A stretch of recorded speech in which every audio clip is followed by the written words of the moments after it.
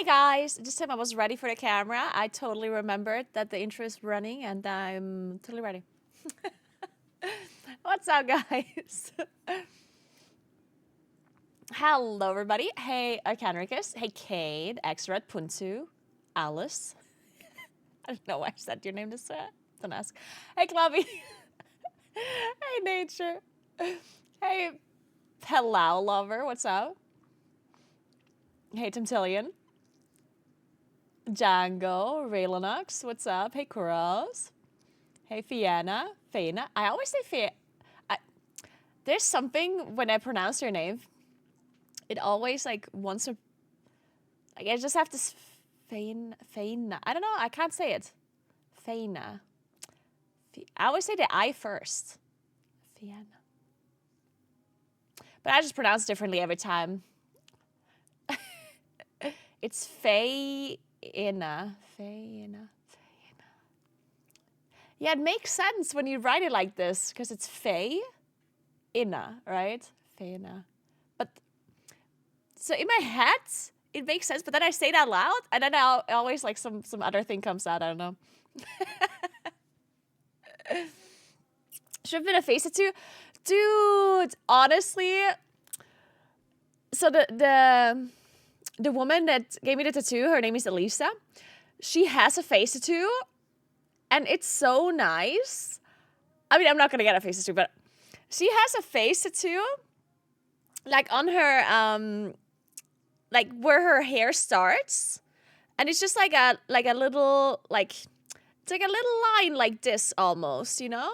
So you don't see it when she has her hair normal, like when it's like this. But if she pulls her hair back, then you can see it like on the, like just like a little bit of a line. Like it's very nice. I saw it and I was like, oh my god, I need a face tattoo. It's actually really nice. Maybe I can show you. I don't know if she has it on her Instagram somewhere visible. But I thought it was such a cool idea to have a tattoo that you can just see like when you have your hair pulled back. And then otherwise, you know, like it's like very coherent with your like hairline. I never thought about a face tattoo but like with your hairline. It's very nice. Hey Toldog, what's up? How are you doing? Max, thank you so much for 39 months. What's up? Thank you very, very much. The password's incorrect. Fuck, I don't know my Instagram password. Oh, it was that one apparently. Security codes. Authentication. I do have that somewhere. I totally do. Somewhere. Instagram here.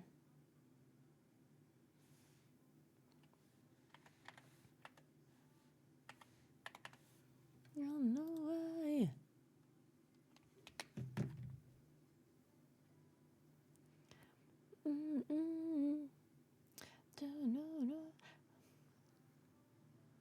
Oh, really? You can't get a face tattoo if you're in the army? Oh, really? I didn't know that. In the German army, at least, I guess.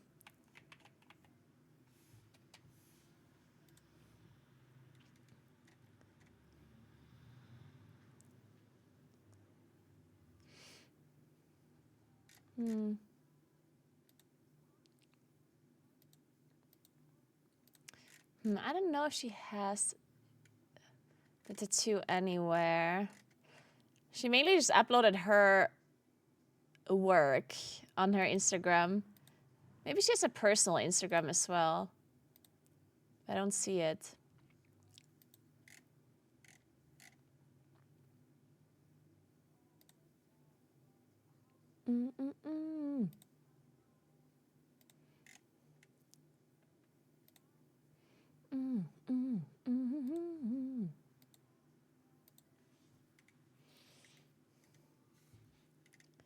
Do they allow other tattoos? Oh yeah, that's actually a good question.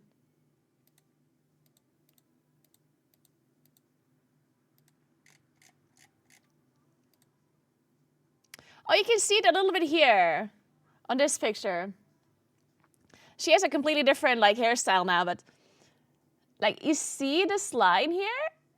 Like you can see it a little bit here. It's like on the side, like it's literally like on the side on her temple here.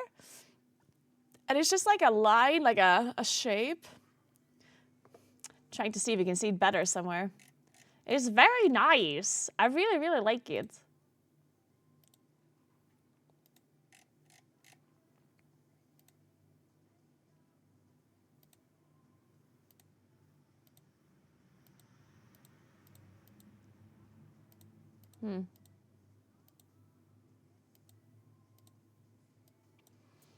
Hey, Declol, thank you so much for 10 months. What's up? How are you doing?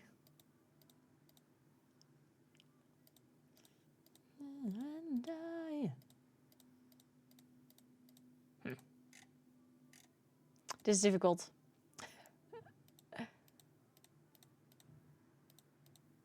Look around.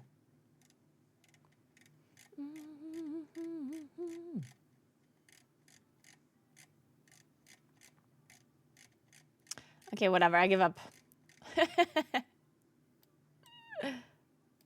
But she's amazing. She does amazing tattoos. If you want to check out her Instagram, I'll post it in chat.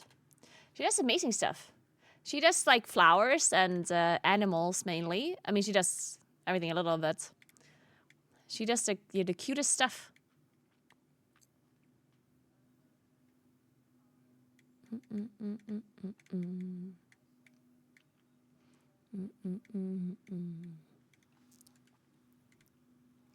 I love these as well. She does these like jars.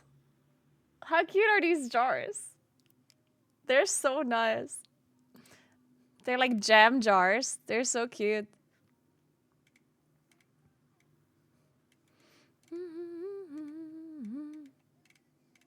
Hey, Bastu. Thank you. Yeah, I can show you, but it's like... It's covered in foil because obviously it's new. And it's also like all red and bloody, so you can't really see that much. But it's very cool. It looked very cool when it was freshly done. It's obviously gonna also be a lot less... it's gonna be a lot less dark, so yeah, it's hard to see it. It's hard to see it. There's also the spider here. Oh my god, I love the spider so much. The spider is so cute. Like the way she integrated the spider, I don't know if it's here. Cause like I messaged her. I also really love I really love the way she did like the flowers and stuff. Like they have such fine lines. It's crazy. And also like the antlers. The moonkin antlers. They're so cute. So, okay, let me explain the tattoo. So it's obviously an owl that has antlers, and there's flowers, and there's a spider. So it's obviously like when you look at it, it doesn't seem like a WoW tattoo, but it is a WoW tattoo that is just made realistic, you know? So basically went to her and said, because I wanted to do, or I needed to do a spider tattoo because of the Race to Well First donation incentives from the last Race to Well First. I said I would get a tattoo if we reach a certain amount of donations, and we ended up reaching it, so I said I will get the spider tattoo. I obviously did not get like the spider of like the logo, but I said I will incorporate a spider into one of the tattoos that I'm doing. And I always wanted to get like a bigger tattoo anyway. And then I was thinking I should get like a Race to Well First tattoo, but then I kind of changed my mind. And I was thinking it would be really cool to have like a druid tattoo, but like not really, like it shouldn't be obvious at all that it's like a WoW tattoo unless I actually explain it. Because, like, I don't think anyone looking at this would be like, oh my god, do you play World of Warcraft? Like, so it's basically just the owl for it being, like, the moonkin, basically. But, obviously, moonkins have antlers, right? So it's an owl that has antlers. And I sent her the ones, like, the different antlers and stuff that they have. And she designed it off of that. And then I also mentioned to her that... like druids are shape-shifting, right? That it can be different kinds of forms and that there's different kind of specs. But the main specs that I personally play or have played is Moonkin and Resto Druid. I've never been like a Guardian Druid or a Feral, right? But Resto Druid I played for a while as well. So I was thinking it would be cool to incorporate the Resto Druid as well a little bit. And that's why there's a tree and there's flowers from Resto Druid stuff, you know? From Afflo and whatever. So there's like roots. You see? Wait, I don't know where to point. So there's roots. There's 3 roots here. And then there's the tree that goes a little bit here. So there's a tree here in the back. Which is supposed to be the Resto Druid thing, right? With the flowers. And then I also incorporated the spider because of the racial first thing. And then I tell her that I'm not necessarily like a fan of spiders. So the spider shouldn't be like the main thing.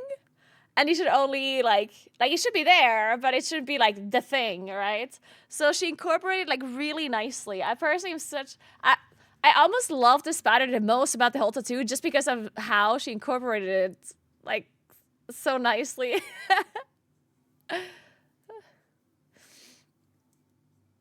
But yeah, so if you don't look at the spider directly, like if you don't look at that tattoo then you won't even see the spider, I think. It's really just if you really like look at the tattoo closely, then you'll see it. He's cute. Alright, anyway. So I'm very happy with it. She did a very, very good job. I was sitting there for a long time. I think it took us like 7 hours or something. So.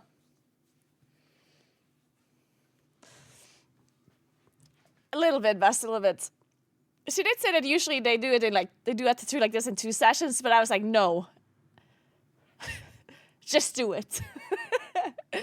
After like 4 hours, I was like, dude, like at some point, I was just like it hurts, right? Like at some point, it's not that it was like insane pain, right? But like after 4 hours, it hurts in like an exhausting way where the way I can explain it is, you know, when you fall and you like scrape your skin across like the pavement a little, but not like severely. Just so that your top layer is like gone a little, you know, when you like, you know, it kind of hurts like that, but she's also like tattooing over it, you know, so like it hurts in a way where it's just like really, like it's uncomfortable, but it's not like screaming pain or anything. So at that point, I just like ignored the pain, which works really well. Like you just have to think about the fact that, yeah, it's there, but it's kind of not, you know? It's like when you're really cold, but you just pretend it's in your head. It's the same with tattoo pain. in case you need advice for like yeah, it's like when you're like in cold water, when you're going to a sauna, and after the sauna you like take a really cold shower. You know how it's like super cold, but if it like some of it is in your mind, so you're just like, okay, this isn't actually as cold. I can do this. You know, like if you actually just like try to convince yourself that it's not that bad.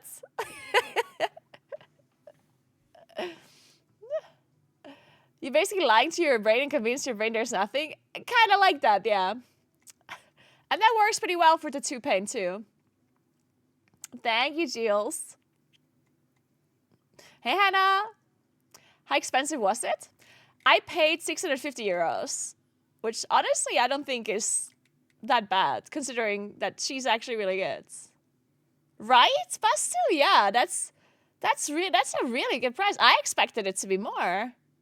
Because it took her 7 hours, and it's also not like something that's, like, it's not that somebody else drew it and she just, like, did it. She also, like, drew the whole thing, right? I gave her the idea, obviously, on what I wanted, but she came up with the whole thing, and she drew it, so Like, she basically created it. So the fact that she didn't ask her more is...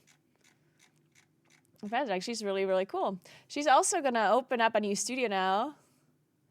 Her own, like, with a friend. And that's really cool. So if you guys want any kind of floral or animal prints, then definitely shoot her a message. She's really, really cool. She does really cool stuff. I love her flowers as well so much. My friend, her name is Lisa. She got a bunch of tattoos done from her. I think they're even on her page here. And they're so nicely done. Like, she just has a really nice... Oh, this one here. So this is my friend, Lisa. And she got these flowers done from her. Like, the details on her...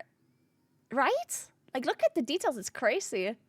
Like, the fine lines and the details on these flowers is really sick. Also, this one. Like, the tiny little... Oh, it's crazy. I don't know how she does it. It's insane. It's really cool. And yet, like, the tattoo that I have now, I mean, I can't wait for it to be, like, healed a little bit more. Because, like, you can look at the tattoo and, like, you keep seeing, like, more and more detail. You know, it's kind of crazy. Like, the longer you look at it, the more details you find. It's like, wow, oh, there's that, you know? Like, it's kind of nice. Anyway.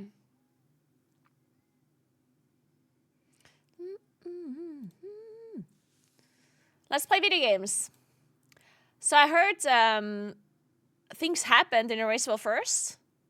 I heard there's so many news. There's Racewell First news. There's MDI news. And there's one more. Oh, there's housing news. We're going to have to catch up on all of that. And I have to open my vaults. Oh my god. What is going on? Good morning, Sirkin. What's up? Hey, Mika. So it does take quite a while to heal properly.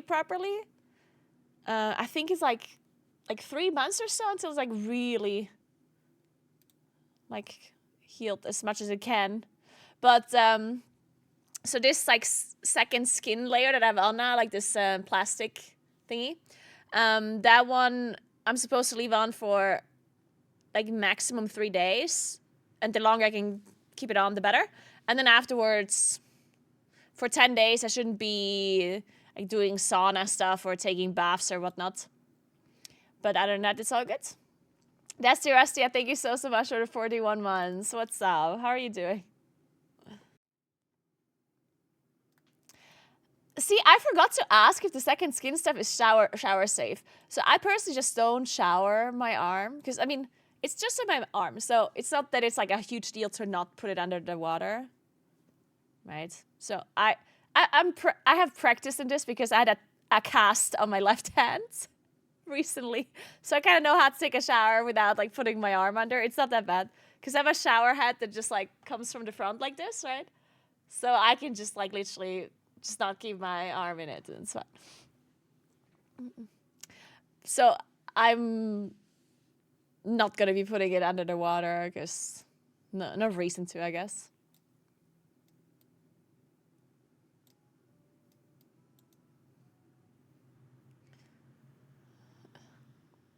A bit sore from the gym yesterday, Bill. How are you? I'm good as well.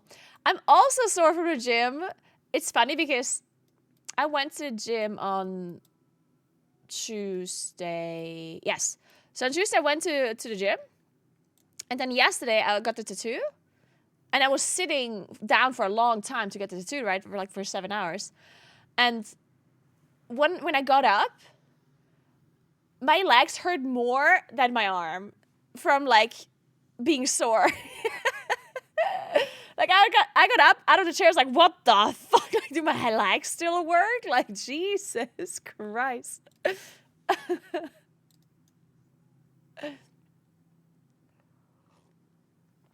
Yeah, the second skin is new. These are new kind of band-aids, actually. They used them in the hospital for burns. And the way they work, as far as I understood, is that they let air through, but they don't let liquid out. At least not properly. So basically the way it works, like if you're bleeding underneath, like air is allowed to like go out, which means that the blood, I mean, there's not much blood that is forming because it's like literally stuck on it, right? So there's not much blood coming out, but the blood that is coming out has a way to like, I don't want to say evaporate, but you know what I mean. Like the air can come out basically, and air also comes in, but the liquid doesn't go through. So that's basically like these like special kind of band-aids that they use for burn wounds and these type of things. Thank you, Hockey. Thank you. I'm trying to get back into strength training after finishing half marathon training. Oh, very cool. Prepping for half marathon took a lot of time away from strength training. Oh yeah, I can totally see that. Yeah, that makes a lot of sense. Leg day was Tuesday for me. Did a push day yesterday, so now I'm super sore. Bottom and top. Oh no. So make sure you take enough rest days to make sure that it's all properly recovering, because otherwise you're doing it all for no reason. I have to do it as well, but sometimes I'm stubborn. But yeah, congrats on your half marathon. That is really cool, Desirustia. That's super, super cool. Oh, wait, do you have another 5K race on Saturdays the next couple days or rest days? Oh, okay, well, yeah, then you definitely should have some rest days, yeah. That's good, that's good. Very nice, very nice. Good day, Haki, good day. Finished just 9 minutes over my goal time?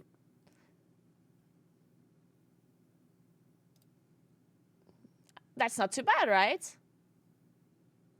I'm currently, like, I was in my head, I was thinking half marathon. How many kilometers is that? Like, that's like so 9 minutes is not bad, actually. That's really good. Yeah, that's awesome. Nice. Yeah, that's sick. Congrats.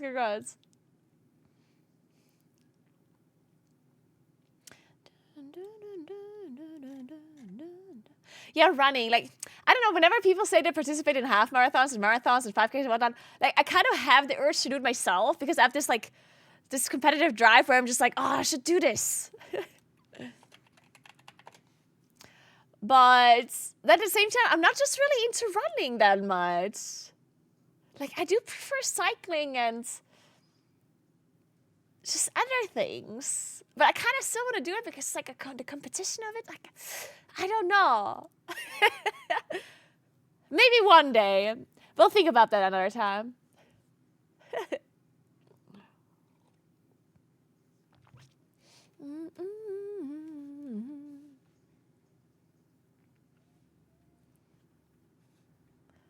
Yeah, running does take some time to get into. I was trying to get into running, or at least I tried out running last year, because I was thinking, I don't know, maybe I love it. And then I tried to just get zone 2 running down first before I did anything else. And that's actually so hard. Like, it took me so long to be able to run, but stay in zone 2 heart rates. Because initially when, like, any kind of running, even if you run super slow, is still, like, difficult. So it took me quite a while to be able to just run and not have, like, the most insane heart rate. And then I had to run really slowly. Oh,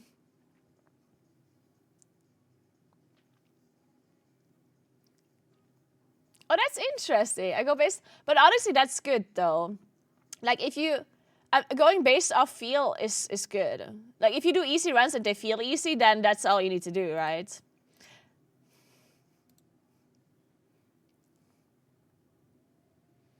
Geller. Good point. Thank you, System. Thank you so much. I appreciate that. All right, guys. So I have a vault to open. Let's fucking go. All right. So I heard some news about the race of first. I heard that Liquid has killed one armed bandit in only 56 pulls or something. Did they kill it off stream, or did they stream it in the end?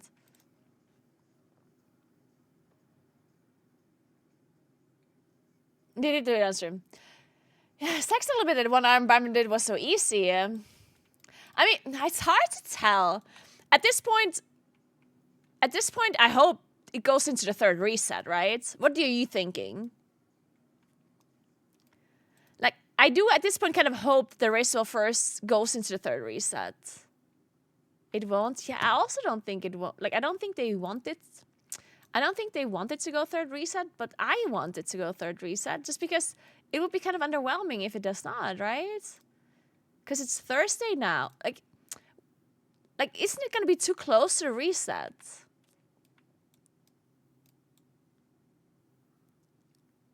Is a buff with renown next reset? Yeah, so what? What if they just tune it so it is required to kill Gallywix?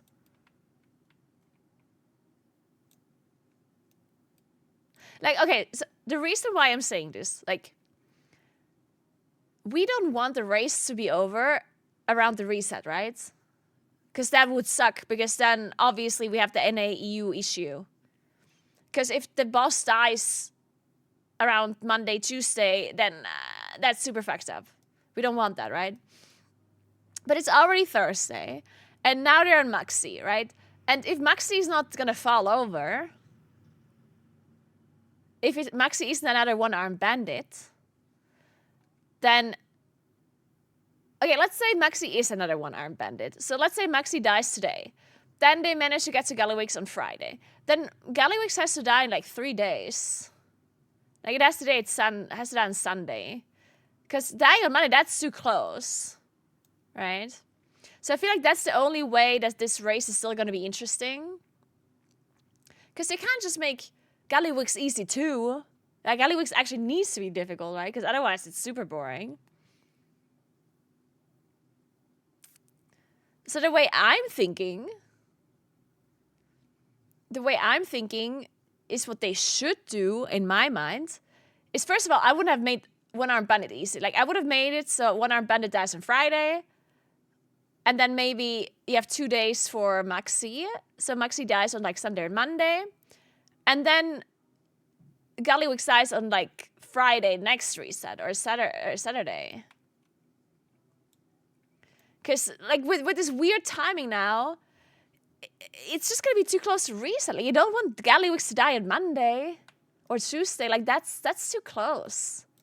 Because what if they're both on Gallywix and then NA gets a reset and then NA kills the boss? Like, that's obviously bad, right? So either they make it so it actually for sure dies on Sunday or Monday, or they actually make it hard enough so it survives until next Friday. Hey, Viveka, what's up? How are you doing?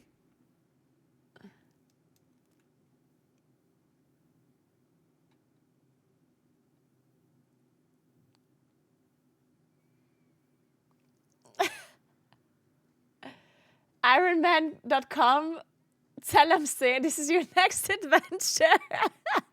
Clavy. Clavy, if she stops streaming in lieu of being a fitness freak, I'm blaming you at this moment right here. Guys, you're doing an Ironman. It's settled. I'm doing great, Viveka. I'm doing great. We are doomed. They're nerfing so that's for a reason. Yeah, but that would be really bad. We don't want that. We don't want the boss to die with a nerf, because then that also really sucks. Like, then obviously one guild will have an advantage over another, depending on when the nerf timing is. Like, we don't want a nerf kill.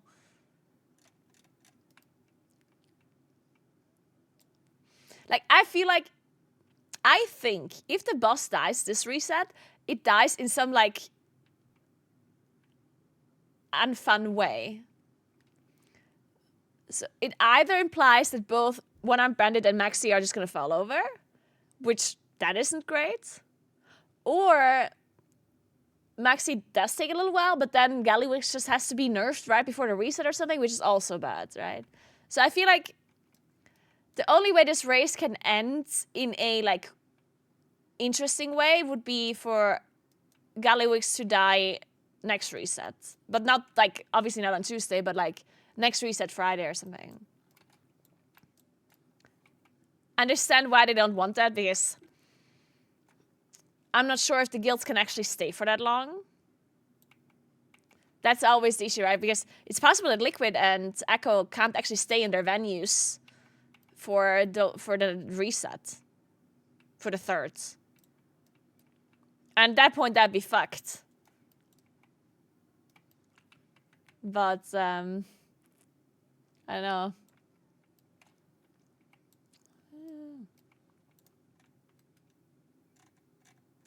Well, anyway, let's open the vaults. I want a good item.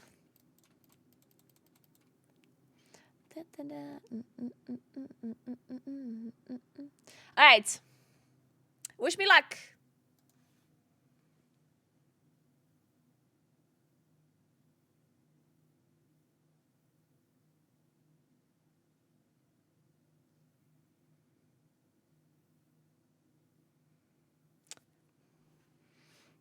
Oh. Oh. Wait, this is hero. This is only champion. Fuck. Fuck. Wrong trinket. Eh.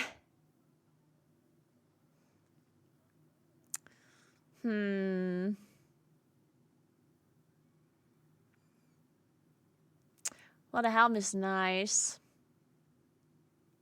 But I really want that trinket.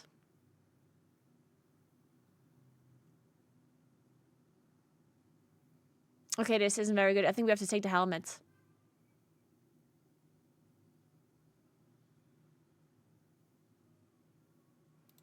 Yeah, I think it's the helmet.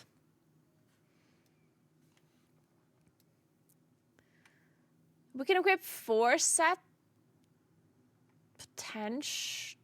Do we somehow manage to get 4 set? I don't have a catalyst charge.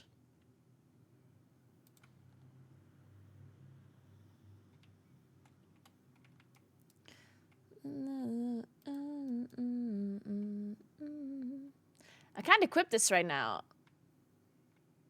Wait, I can. I can equip this.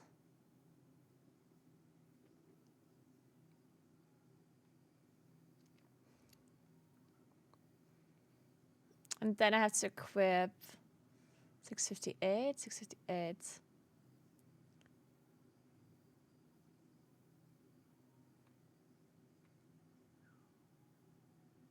I guess I equipped this one here. That's gonna fix me.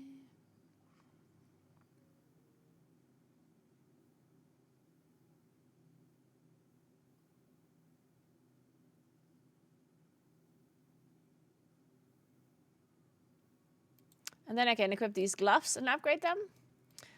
Hey, Dreamster, thank you so much for the 7 months. What's up? How are you doing? Oh, wait. So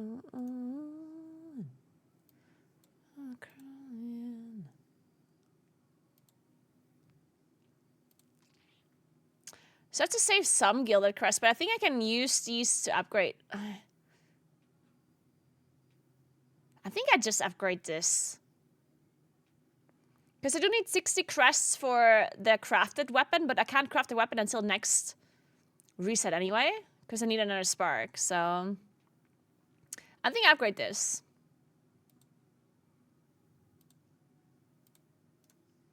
So, now I have a big helmet.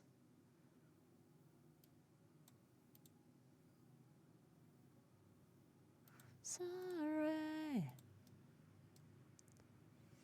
Yeah, I'm sending it, I'm sending it.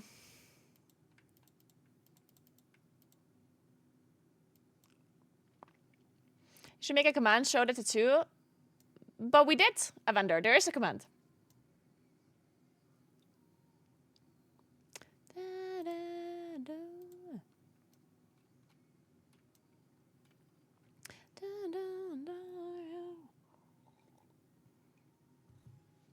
So, I can't believe I don't have any boots still.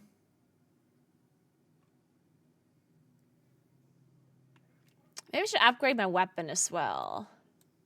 Actually, no, it doesn't really make sense to upgrade my weapon considering That I'll craft a weapon later. Okay, what's next? What else do I do? I need a necklace really badly as well. So if I do...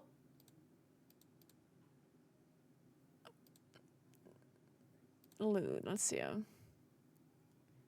Oh, there's this necklace, nice. So there's this necklace that I need. The back is not great. The wrists are really good. What about boots? Oh, it also has really good boots. Dude, I really need to do metery. I need so many items from this.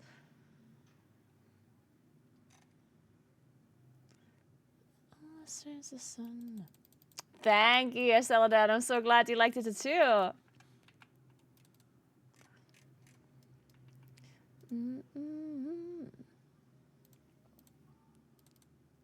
So.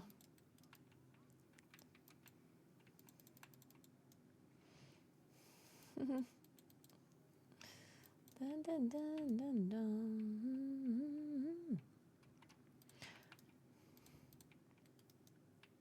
Yeah, okay, let's check the catalyst, because I don't think...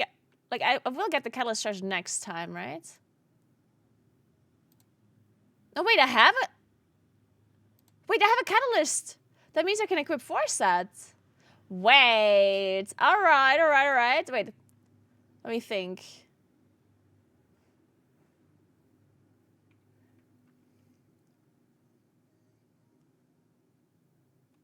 What is the off piece that I use?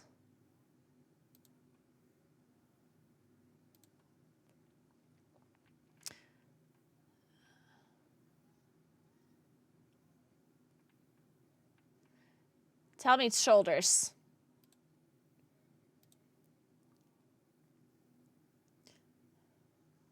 Oh, it's probably gloves. Crit mastery, haste mastery, crit mastery, crit mastery. Ah, shit. I guess I'm taking gloves off piece, huh? Oh, it doesn't matter. I can change it later. So I definitely want shoulders and I want chest.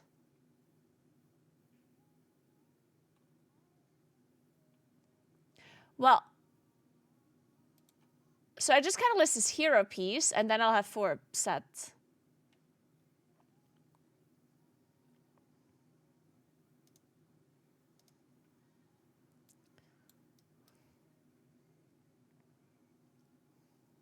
Yeah, let's do it.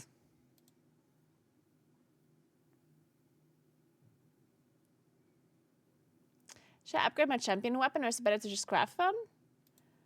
I personally will craft a weapon, but I will craft a 2-hand weapon. If you have a good offhand, you can craft a 1-hand weapon. But yeah, it really just depends on your gear and stuff that you have. It's kind of hard or impossible for me to tell what you should be doing with your gear because I just don't know what gear you have, and it's really complex. I recommend simming different kinds of like combinations and see what it tells you.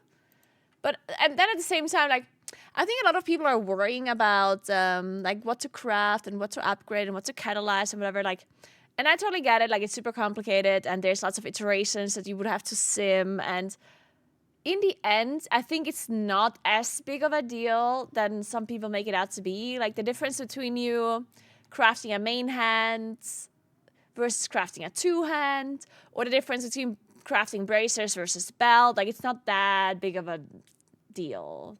Like, it depends on what items you have. Just whatever you should not do is don't just copy whatever another person does just because you think they're knowledgeable. Because the problem is, yeah, they might be knowledgeable, but they're applying their, like, the way they choose what they're doing is according to what they have on their character. And it's very likely that you don't have the same. Like, each player that is super knowledgeable about Moonkin or about other classes, they look at what they have. What did they get in the vault? What items did they drop in the raid? What trinkets do they have? What kind of set pieces do they have available? How many charges do they have in their catalyst? How many like crests do they want to use? Like blah blah blah, right? And then they will take all of this knowledge and apply it on their character to see what the best course of action is for them. So if you're just gonna copy whatever another person does, it might not actually be the best for you because it might be a very specific scenario that this person is in. So just look at what you have and try to logically think about what you should be doing. And understand, logic only goes so far. At some point, you just have to do the math.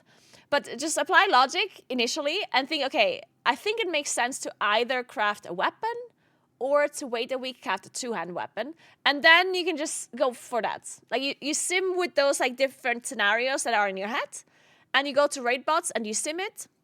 And then you see whatever it tells you. And then you just go with that. And if even that feels like too complicated, then just do whatever your gut tells you and just be done with it. Because in the end, it's not going to be that big of a deal. And eventually you'll be able to fix it in case you made a mistake or in case it wasn't the best decision, you know. Like at the start, it might feel like, you know, you don't have any sparks, anything, which is true. We don't have a lot of sparks and we don't have a lot of crust. But eventually you'll have so many crusts and so many sparks and then you can just, you know, recraft something that you maybe crafted wrong or whatnot. Today my neck hurts a little bit because I was just sitting in a certain position for so long yesterday. Ah, shit, Sim, that sucks. Oh, no, Sim, fuck. That's annoying. Oh, man.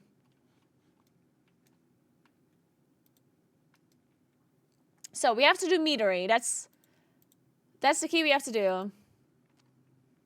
I mean, we can also do a 13, I guess.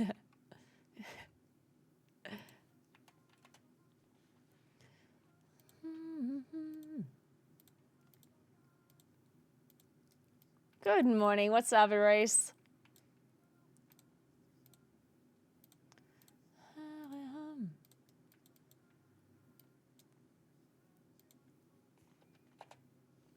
Because I need a bunch of items in this dungeon, that's why. I need lots and lots of items in here.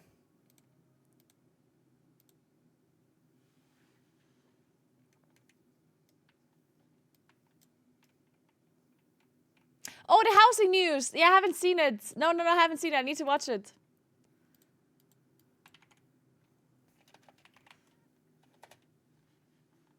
Guys, I got so many good news lately. Like, I'm so excited. I can't share some of it with you because it's a top secret. But I'm super excited. Everything's just kind of going really well right now, which is great. I mean, the only thing that isn't going great is that I'm not at the raceable first, unfortunately, which I would love to be at. But other than that... So... Also had a cool tattoo, which is also amazing. Oh, we got invited.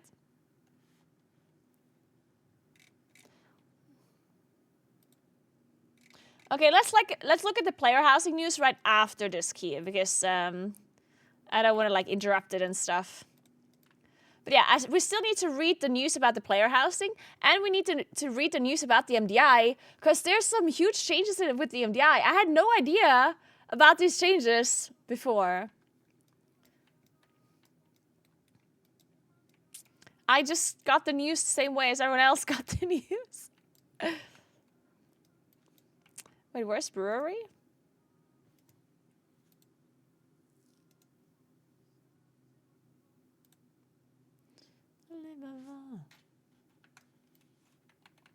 But if you had done the racial first, maybe you wouldn't have these opportunities. It all happens for a reason. You know what, Hannah? I believe you're right. I think you're right. Oh, nice. I don't really play Feral, no. I'm an owl.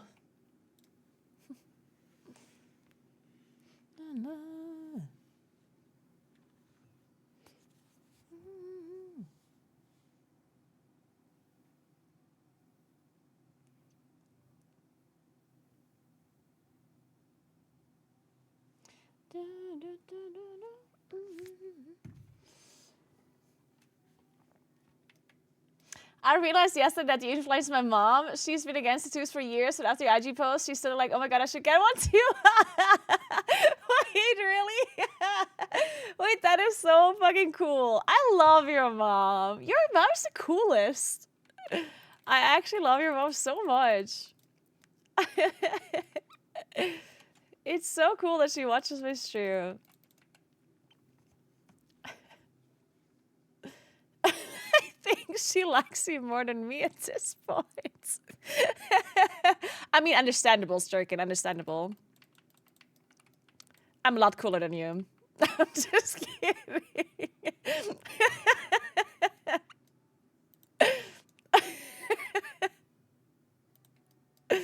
So.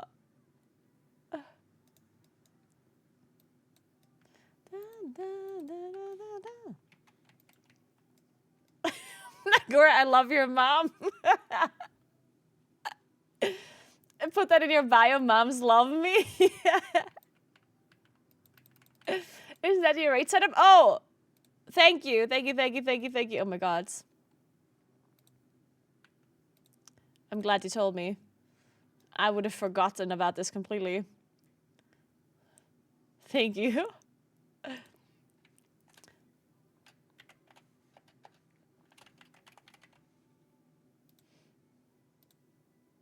So, also just to make this clear, you're very cool, Circuit, and I'm sure your mom likes you a lot more than she likes me, okay?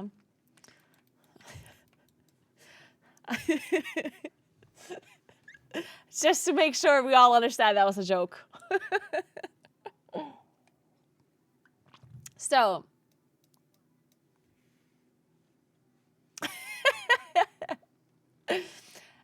On higher keys, Alloons is probably better, and on lower keys, it's probably Keeper. But kind of just depends on your playstyle a little and stuff. And whatever you like more, and the way you're pulling and stuff, all that.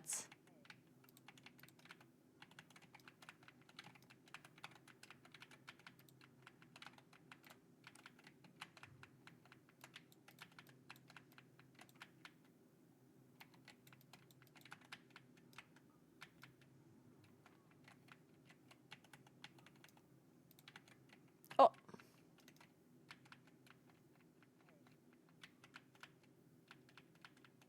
The BM Hunter's blasting.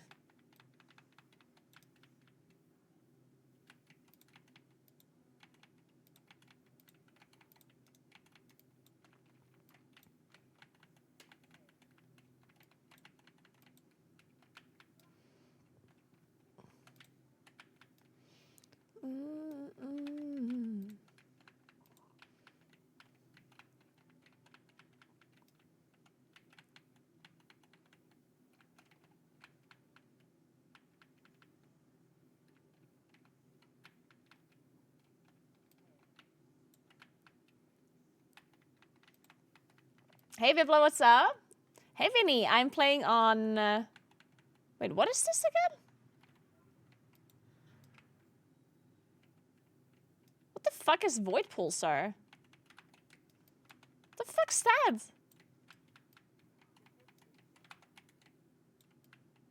What is going on?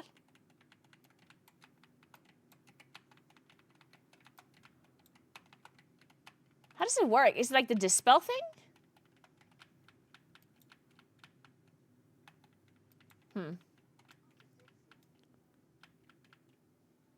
Ah, it's instead of the orbs. Oh, good, because the orbs were bad. But what does it do? How does it work? Like, it's an orb that chases you, and then what? You just have to, like, run into it?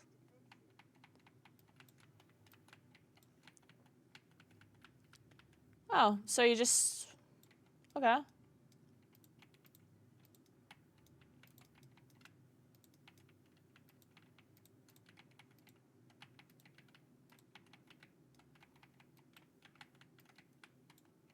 It fucking runs away from me. What?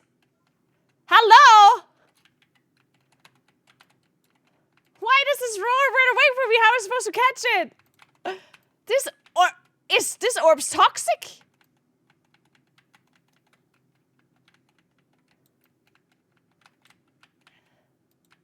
What the actual fuck?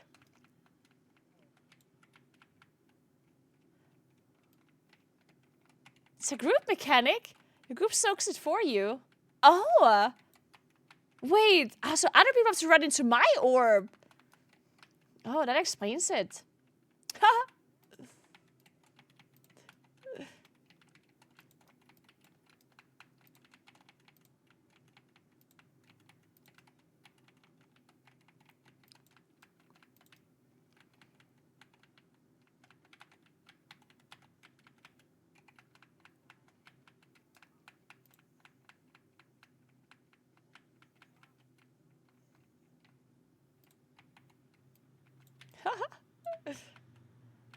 Okay, I got it. That's so strange.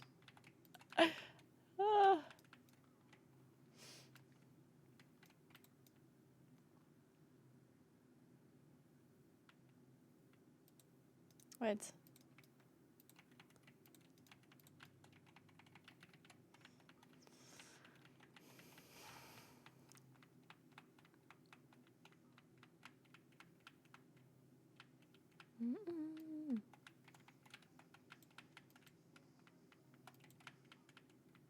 Okay, I got it.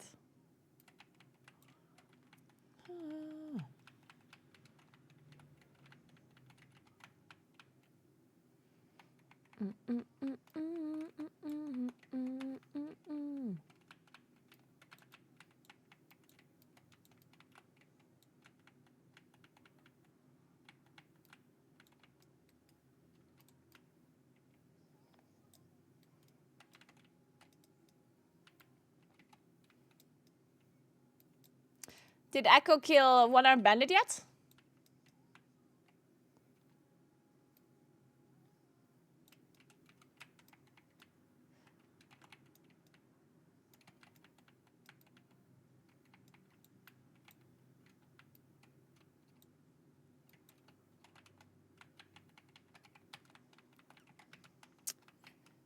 %? Okay, good.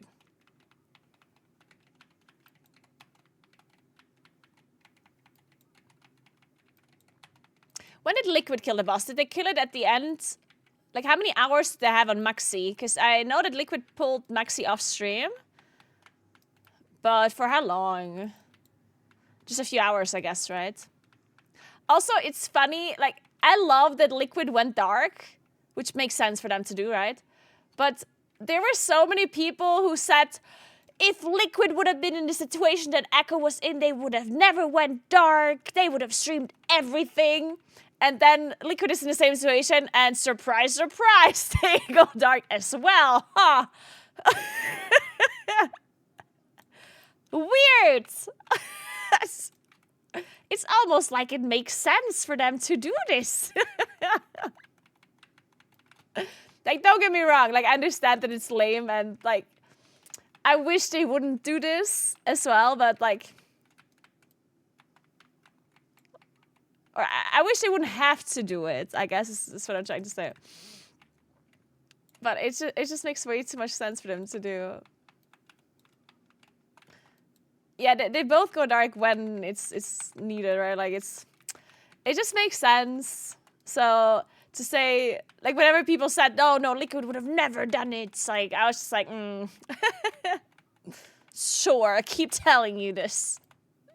Keep telling yourself. It's Twitch, yeah, no.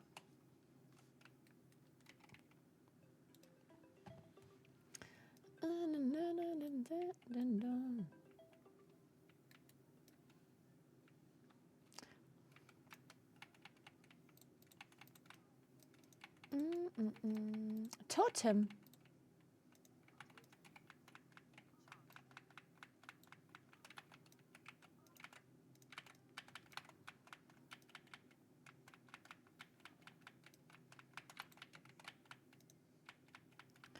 But the good news, I guess, is that Echo won't be going dark when they get to Maxi, because obviously they're the ones reaching it second. So I guess that's the good news. So we will be able to see the boss once to kill one-armed bandit, I would assume.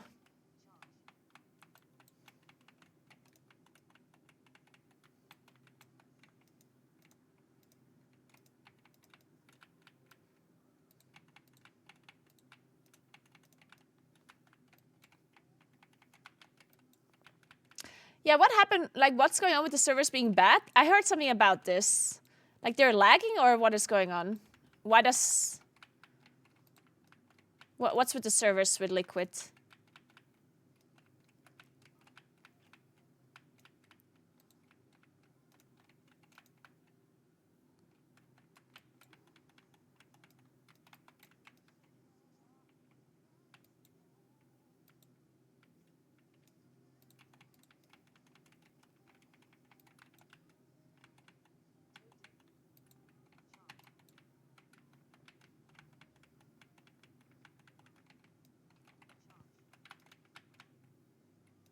Bad dreams.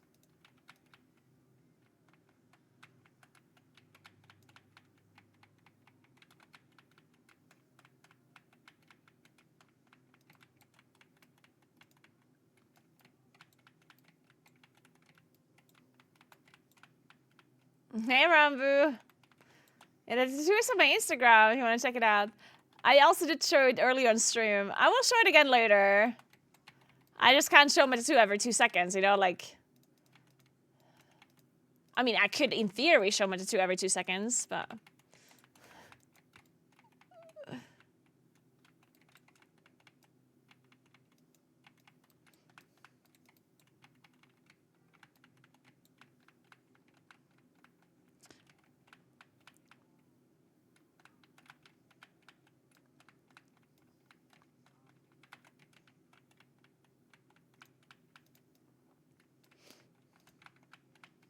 Don't you think going dark is a bit ominous? Ominous in what sense?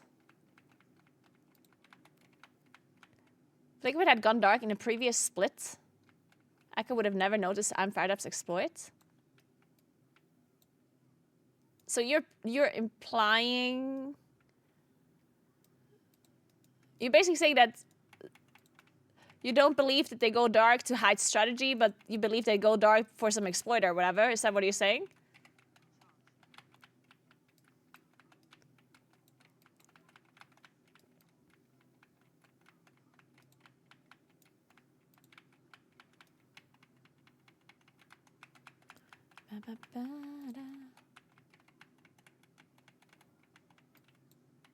The thing that you have to understand, though, is that us viewers or the other guilds are not the ones that are enforcing any kind of bug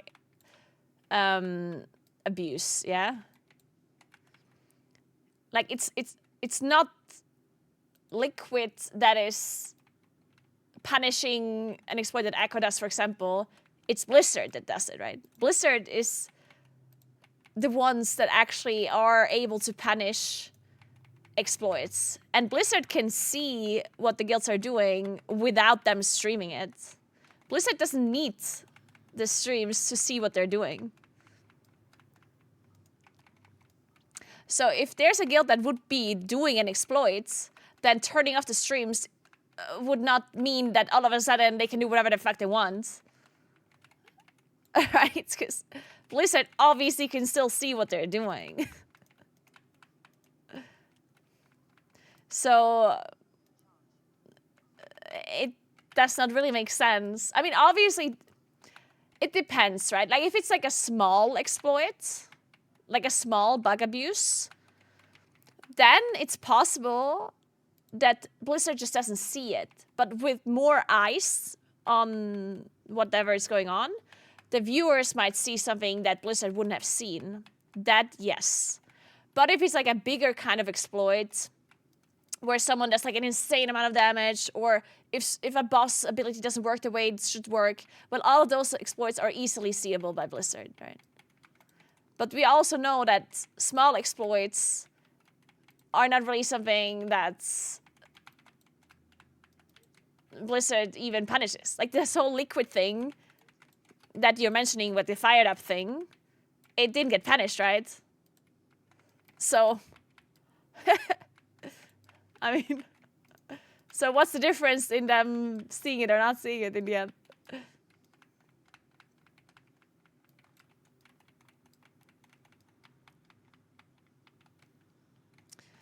But yeah, to assume that they would be hiding an exploit is kind of weird when there's such an obvious other reason to go dark.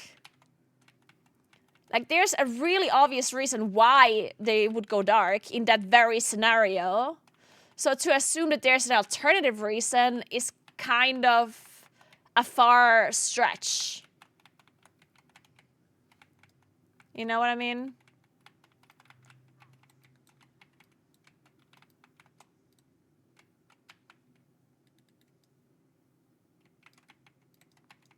So I'm not saying it's impossible that some of the guilds would be using a bug when they off stream. Like, it's for sure possible. But is it likely to assume that they're doing that when there's such a big, strong other reason on why they should be going dark? A strategic reason.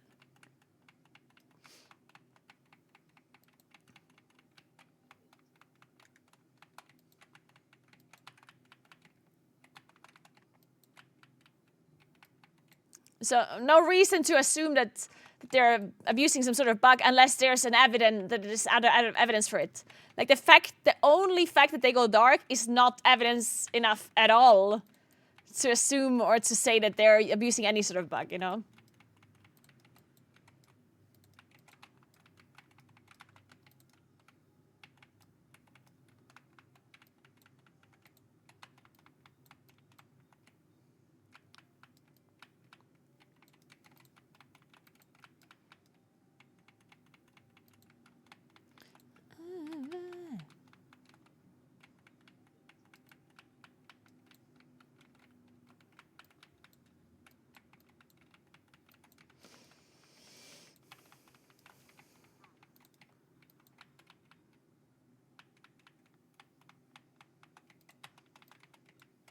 Are people flaming Liquid because they went dark? I mean, people are flaming all the guilds for going dark all of the time. There was just somebody that suggested maybe they're abusing a bug, and that's why they went dark.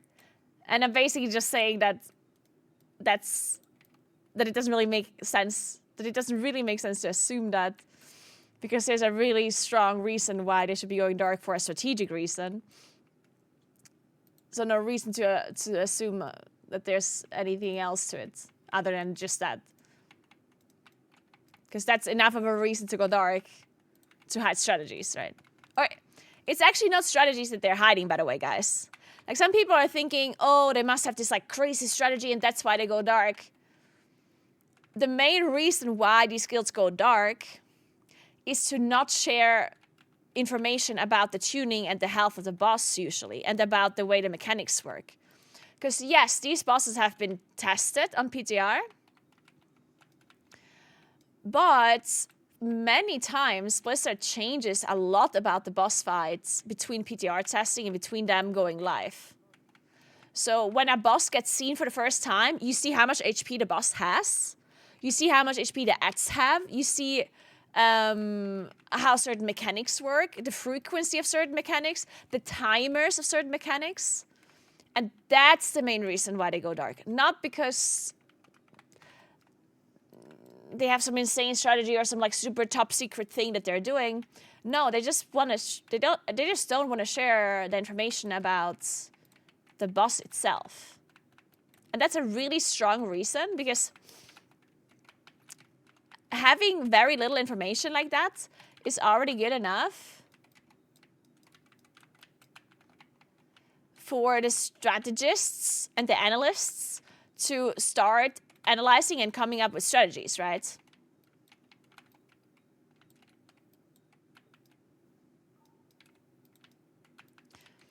So as soon as the analysts know how much HP the boss has, the HP alone is already a big indicator of a lot of stuff, right? As soon as you know how much HP the boss has, you know how much damage you need before the end rage. You know how many healers you can run. You know how many,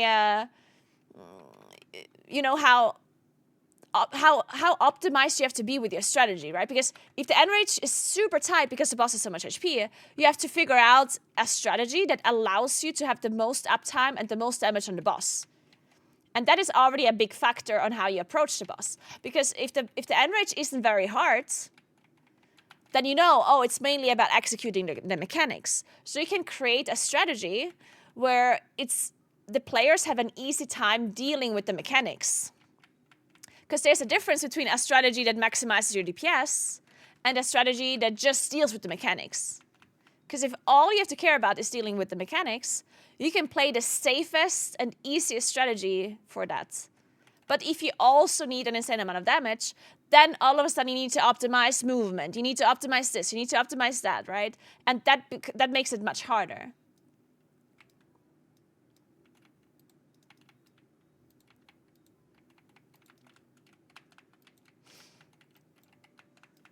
So even like the HP that the boss has and the HP that any kind of ads have, like all of this is very important information that helps the analysts come up with a good strategy to kill a boss. And all that time that it takes the analysts to come up with that stuff is basically a heads up that you get, right?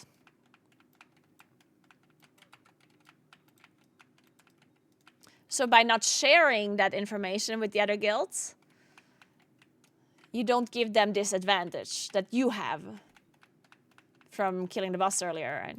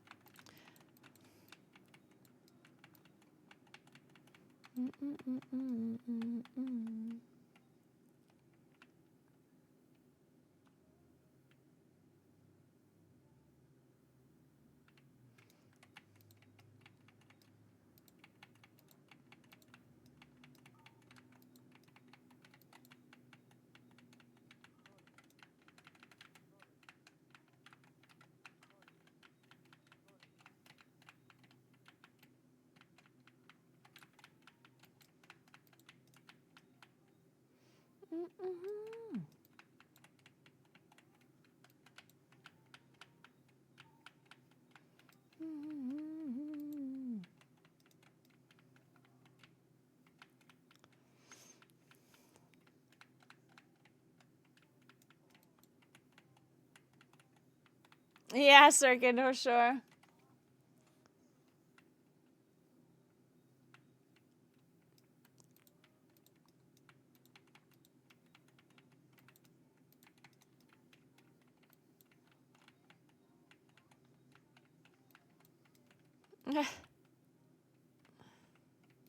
Hey, Pete, what's up? How are you doing?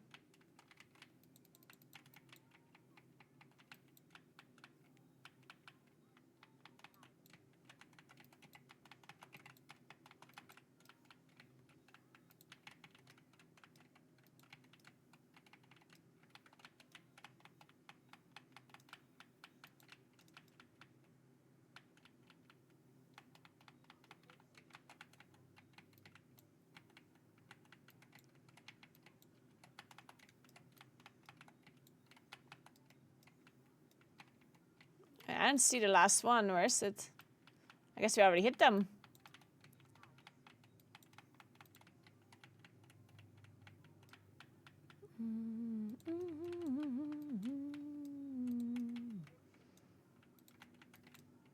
Oh, ah!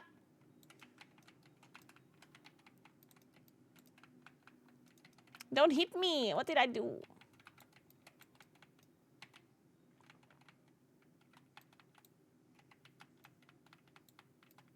Why are you not soaking the orb? I guess I'm gonna walk into you then.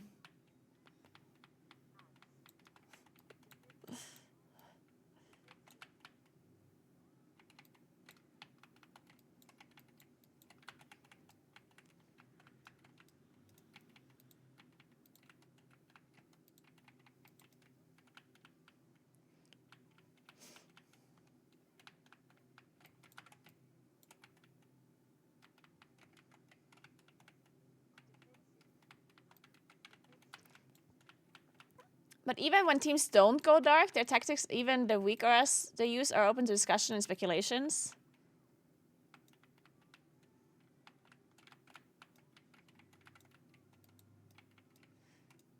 Yeah, but like I feel like you need... Like, I understand what you're saying, but... like you do need to have some sort of like reason why you're assuming that there might or might not be like some bug abuse going on or some clever use of game mechanics, because to say that them going dark is enough for you to assume that, like, I don't know, I just don't agree with you. Like, I don't think that's not nearly enough to assume. Like, I'm trying to find an analogy here that would make sense. Like, let's say somebody always cycles to work, and one day they take the car, and then you ask, oh, why did they take the car today? And then they say, well, because it's pouring down rain. And then you're like, well, yeah, is it because it's pouring down rain? Or is it because you have something to hide? You know, it's like, I mean, I guess coincidentally there might be another reason why they took the car, and it isn't just the rain. But the fact that they would take the car when it's raining also just makes a lot of sense, right? So to assume that there's another ulterior motive is a bit like far-fetched. Even if this person maybe has done something before that was sketchy. But the fact that it's raining is reason enough for them to take the car, that assuming anything other than that is a little bit of like, I mean, yeah, you might be right. Maybe there was something else, but if the only evidence you have is them taking the car when it's raining, then that's a bit...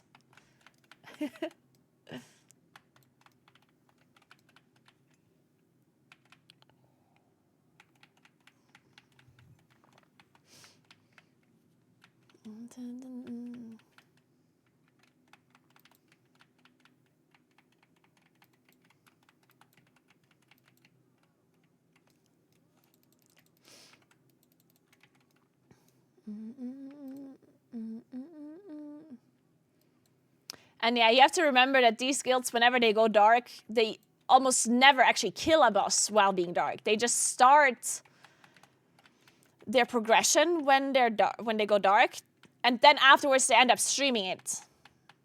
And if there was a bug that they would actually be abusing, then it wouldn't really make sense for them to use the bug while they're dark and then not use it while they're not going dark when they're streaming, because then why should they even use it in the first place? Then that wouldn't really make much sense, right? It would only make sense for them to use a bug while dark if they also kill the boss while dark, or if they continue to use the bug when they go back to streaming, which at that point then we would also just see it. So...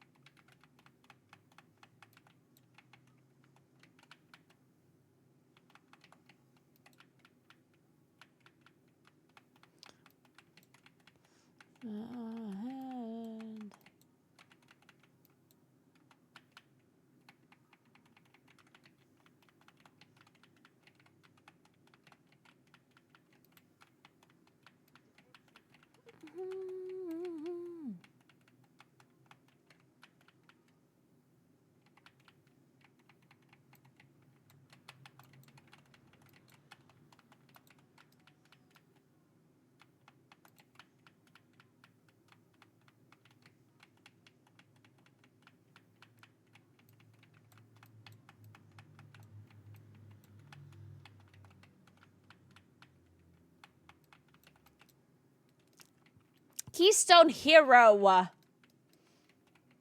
Let's go. All right, I need some loot. Not that.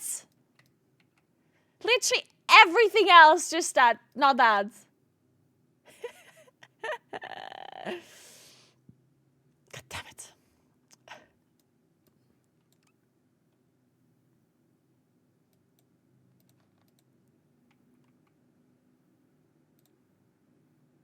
I think it might still be better than the trinkets that I have, but I still don't want it.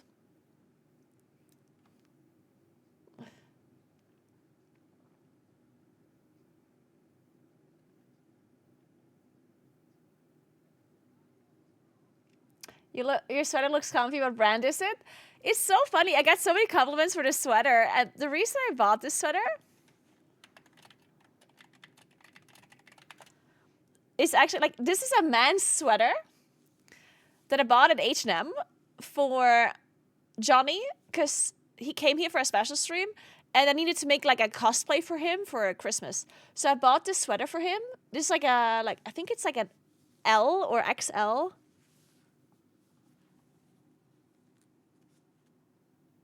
It's XL. It's a man's XL sweater. And I just bought it because I wanted to turn him into a Christmas tree. But I put it on once because I didn't know what to do with it after the stream was over. I just had it lying around forever. And then I was like, what do I do with this? And then I asked David if he wants it, but it was like way too big for David, and he looked kind of weird with it. So I was like, what do I do with this? I guess I'll just like throw it away. And then I put it on myself before I threw it away, and I was like, wait a second, this is kind of cute. And I really liked the color on me, so that was really cool. And then I ended up just keeping it. Yeah, oversized jumpers are so... The thing is, in the past, I only ever had oversized, like, hoodies, and I have oversized shirts. But I never thought of, like, having oversized, just, like, normal, like, sweaters and jumpers. So maybe I should just stop buying in the women's section. Maybe I should just keep buying stuff from the men's section from now on. Renex, thank you so, so much for the 100 months. What's up? How are you doing? I absolutely don't know why there was no notification in the chat. Is Twitch bugged or something? I don't know, I'm confused. But thank you so, so much for the 100 months. That's crazy. Thanks for the long time, and thanks for the wonderful streams. Thank you so, so, so, so much. That is amazing. You see it in the chat? I don't see it in the chat. Do you guys see the 100-month resub from Renex?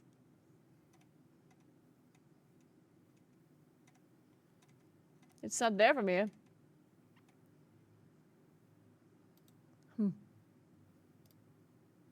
You see it? 80 subscribers. I know, right? 8 years is literally forever.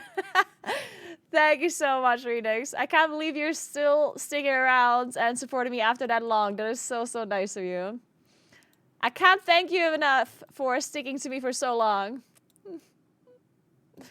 Thank you, Renix. Thank you, thank you, thank you. So, should we try this trinket?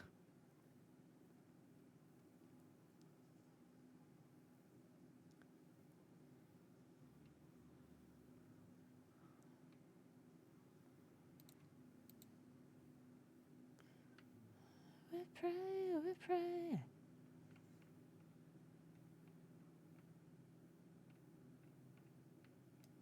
The problem is that you have to target this barrel and it spawns like randomly. I don't know, I'll see about this barrel. It's probably bad.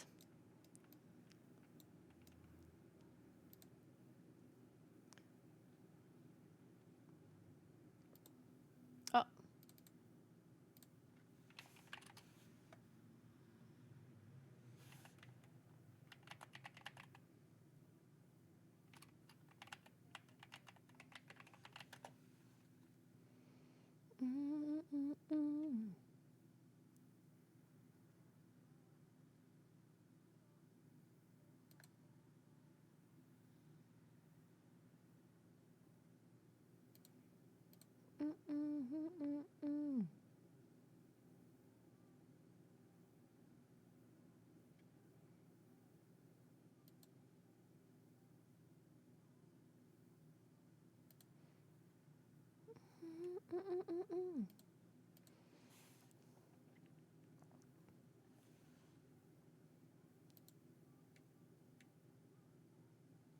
Let's try this.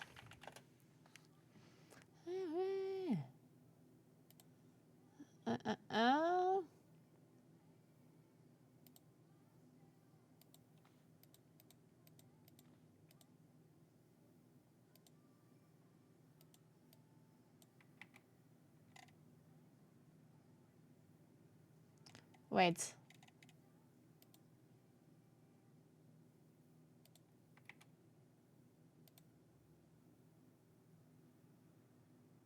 This mod script already exists? Does it?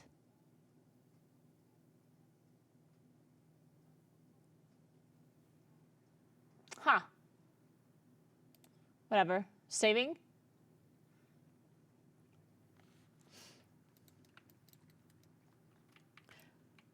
There's no way I had a weaker like this already.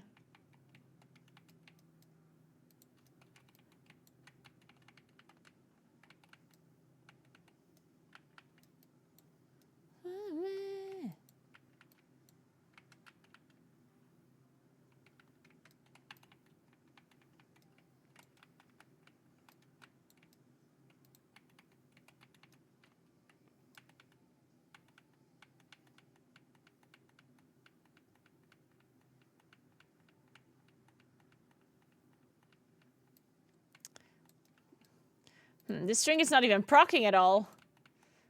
Is this ever gonna proc?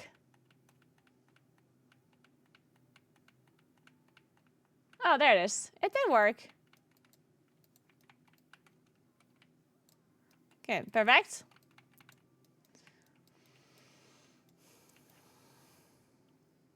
The step string is really bad, Covered Mustache. It does like less than 1% of my damage. It's really bad. I just don't have any better trinkets, unfortunately. So, let's read the news about the housing. Alright, have you guys heard? Alright, so, welcome home, adventurers. In our previous housing article, we shared a high-level overview of our plans and philosophies. This time around, we are getting concrete and discussing specifics for decoration systems. It allows us to not only show off some of what's possible, but also to answer some of the common questions and concerns we've seen come up from the community. A couple disclaimers. This article only focuses on interior decoration systems and only in a single room. There's still plenty to cover beyond the basics of decoration, but that's for another time. We're going to show you a lot of work-in-progress assets and UIs, as well as using some terms that are not finalized, so please focus more on the functionality and less on the details of just how specific things look or sound just yet. Alright. Decoration has two primary modes, basic and advanced. You can freely toggle between them at any time while decorating with a key press. Basic mode allows you to quickly place or remove objects and move them around while keeping their movement somewhat constrained to make putting something together quick and easy. It has a number of rules in place to help with this. Decor can be moved around on the ground and will move on top of things as it bumps into them or down to the ground as they reach the edge. This lets you move around and have them interact in an expected way.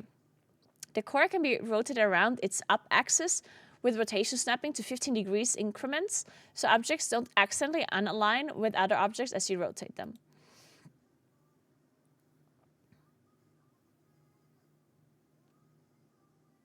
Very cool. Okay. Decor has collision with other pieces of decor as well, as the floor, wall, and ceilings and players are unable to move decor through other things, no losing things in the walls. Decor will align to the floor, wall, or ceiling depending on what sort of decor it is. E.g. a rug will align with the floor, while a painting will align with the wall. If you move it around the corner, it will continue to align properly. This also means decor will snap to the ground if you move it off something. Okay, yeah, that makes sense, okay? Cool. Very cool, very cool.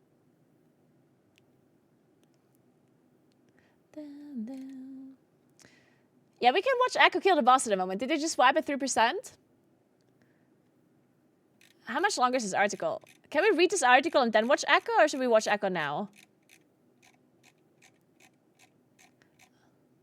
You know what? Let me just open Echo on the other... And then I can see how close they are, and then we can watch them.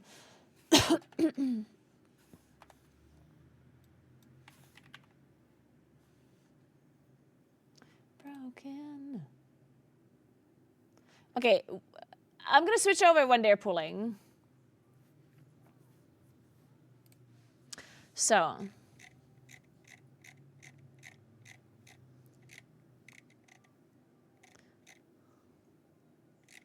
Then, certain types of smaller decor will parent to certain types of larger decor when placed on top of them. This means when you move the larger decor, the smaller ones move along with it. This allows you to, for example, place books on a bookshelf and then move the whole shelf instead of having to move everything individually. Okay, that makes a lot of sense. That's good. Players can share a grid and enable snapping, which will snap decorations to the points on the grids, helping you keep everything neat and tidy. It will even shrink down when you're placing something on a smaller surface like a table. Cool. But that's so restrictive, we hear you saying. Don't worry, just switch to advanced mode and feel the true power at your fingertips. Advanced mode effectively turns off a lot of the rules of basic modes, but also offers up additional tools of its own as well. The course no collision advanced mode, want to push a chair onto the wall, enjoy. Okay, very interesting. Okay.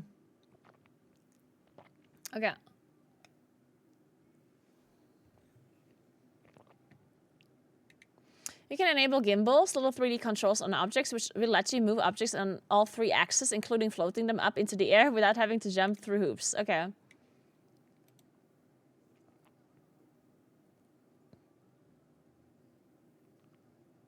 Ah, okay, very cool. This is so nice, okay. A different gimbal can be used to rotate an object freely on any axis as well. Okay, finally a third gimbal can scale an object's size and up and down within some generous limits, making something smaller or giant. Cool, okay. Wow, okay, that's sick. Yeah, this is crazy, actually. Advanced mode lets you interact and design things with very specific controls to make whatever your heart may desire. Internally using this, employees have taken bushes and made them into garland for their fireplaces, constructed a boat's prow from a bed, or made paint buckets into small spice racks for their kitchens.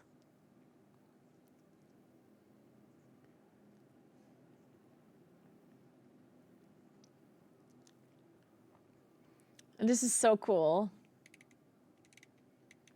Okay, let's watch Echo real quick. As they're pulling the boss here. Oh, we've broken Jordan! Oh, I love Jordan.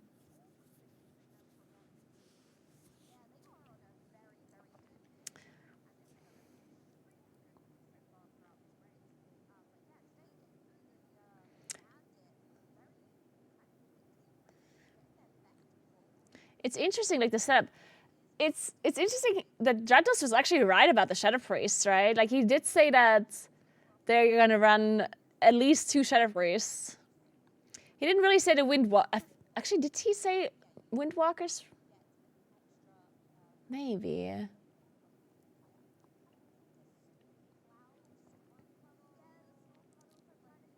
Yeah, the amount of controls that are available for the housing is sick, actually. Like, I wasn't expecting us to be able to do so much stuff within the housing. Like, that is so, so cool. That's actually crazy.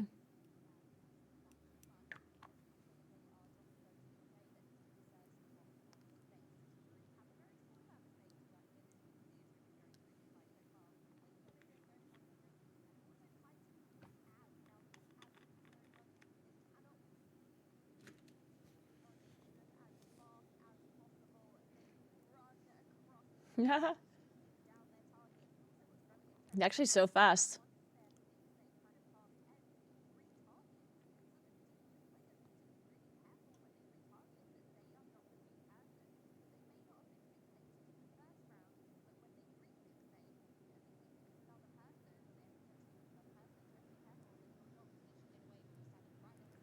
Why they're running summon priests? Because they're just good. They're just good. They do a lot of damage and they have PI, which makes other classes do more damage. So the true power of Shadow Priest is not shown on the damage meter because you have to consider the fact that they also give somebody else PI. Like the damage that PI gives technically is the Shadow Priest damage. Or it's part of their value.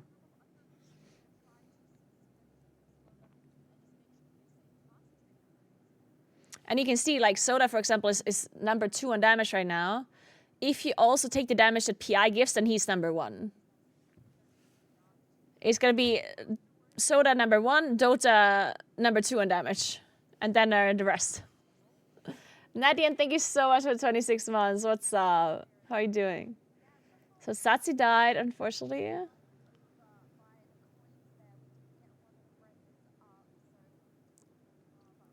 Why is this boss so easy? I feel like it doesn't have a lot of HP. That's it, right? Like this boss just does not have enough HP, is the issue? Because they're in combat for how long now? 3 minutes and the boss is on 50%? Well, actually, what's the end range on this fight?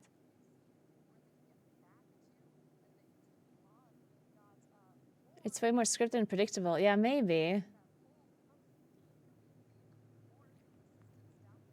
It's more scripted and more predictable, I guess. While also just not having enough HP potentially. Like it's not as close as like the other 2 previous bosses, I guess. When it comes to optimization.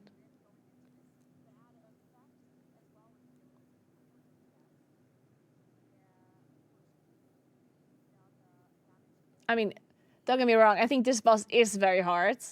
Just when I say not, like, it's just not as hard for the rest of 4 skills as the other bosses. Okay, so they wiped, so let's go back to the housing news. Okay, so they're saying, we've been dying for housing. In addition to the decoration modes, we wanted to call out some other functionalities and choices we've made. Some because they're cool and worth sharing, and others because they directly answer some of the questions we've seen.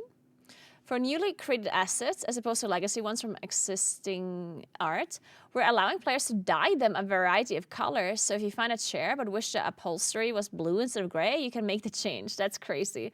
But what if the blue doesn't match the stains of the wood or color of the metal now? Well, you can fix that as well.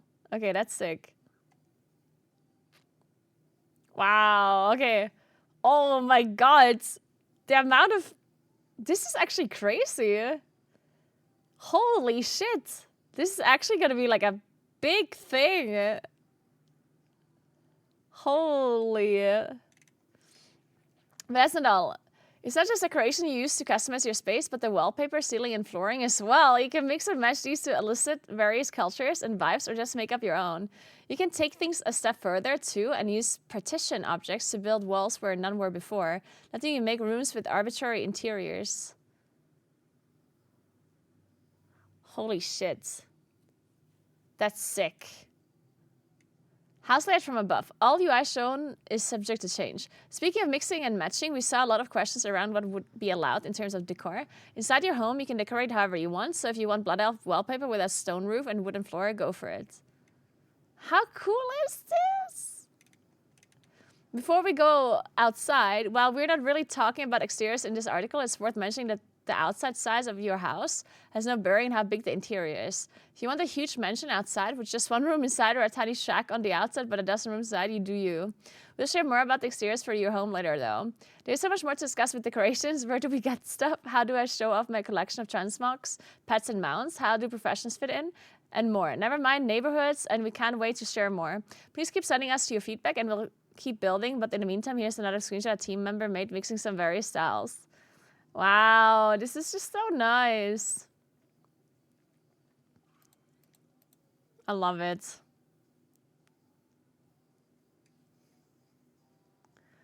Hey May, thank you so much for 28 months. Welcome back. How are you doing?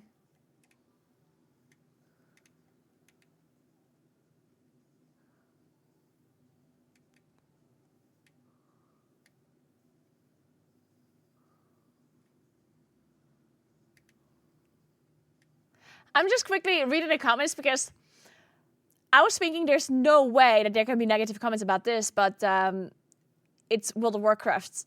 So I was thinking maybe there's some negative stuff even about this.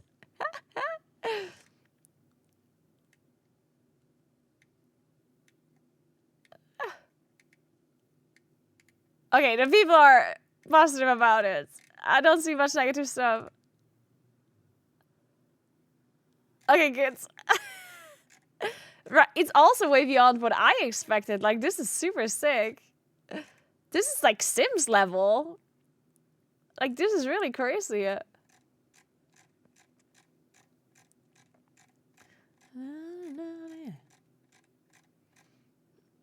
Yeah, Sirkin, this is very true. All right.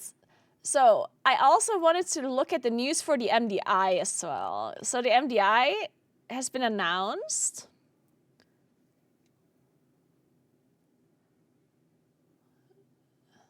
I'm just trying to find the article for it. But is it in an article or is it like only in the private Discord there that it was shared?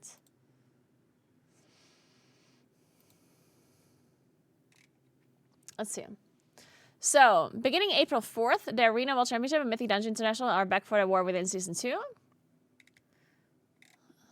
This is AWC. Then, in Season 2 of the War Within, we're returning to a full season model with MDI, the large capstone global finals to determine the season's ultimate champion. Group A, Group B, Group C, China, global finals. Okay, 300,000 prize pool. Okay, cool. We're excited to return to this full season model to ensure teams can pull everything into one focused season with epic global finals and a further season of MDI planned later in Season 3. Further season of MDI planned later in Season 3. Okay, so they're already saying that there's this big MDI and then there's the next one in Season 3, but no double season in Season 2. We're also planning other events later in the year, which we're excited to share in the future. Interesting. The format for Season 2 of the War Within will be focused on Mythic Dungeon key pushing, which will be primary focus of Mythic Dungeon international competitions going forward. Starting today, players can register. So basically they're saying, as far as I understand, they're saying that that the MDI is going to turn into TGP and the MDI is gone. So basically, TGP is a new thing now.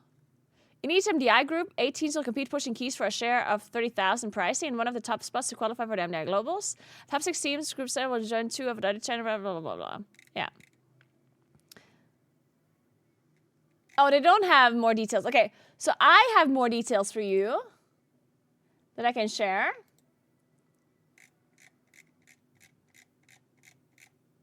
So. Alright guys, I have some information.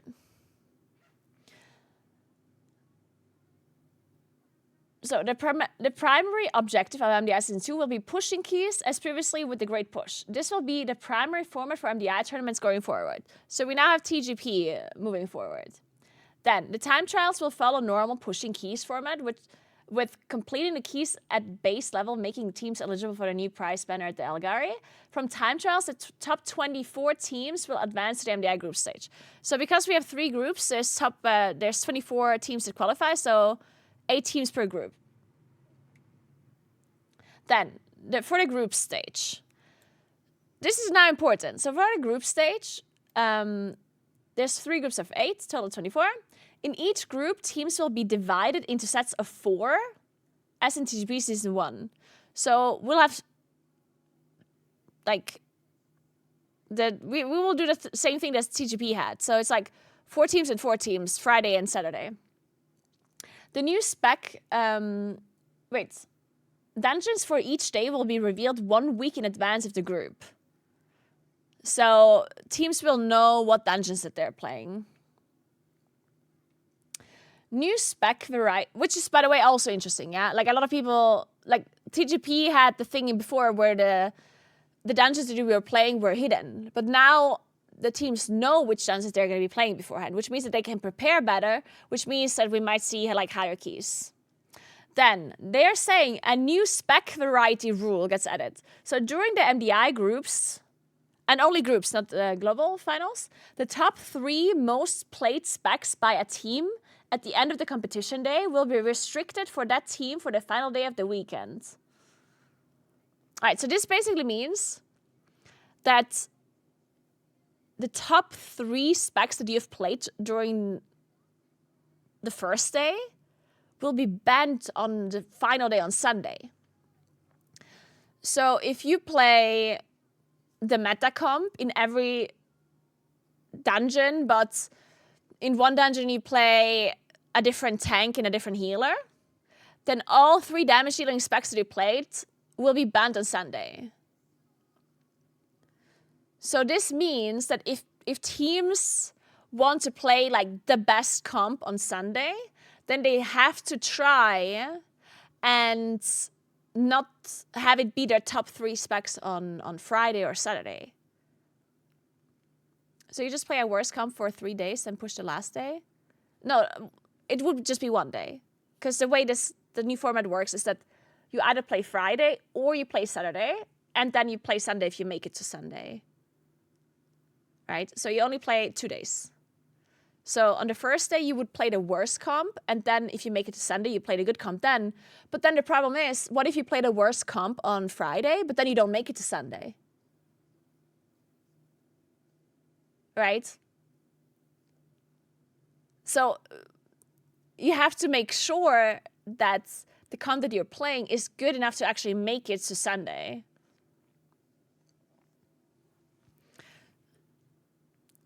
So this is going to be really interesting. It's going to be a super interesting strategic decision, because one thing that is probably going to happen, at least in my mind, it's probably going to happen that the lower seeded teams are going to play the best comp on Friday, Saturday, and then they will have their best comp be banned for Sunday.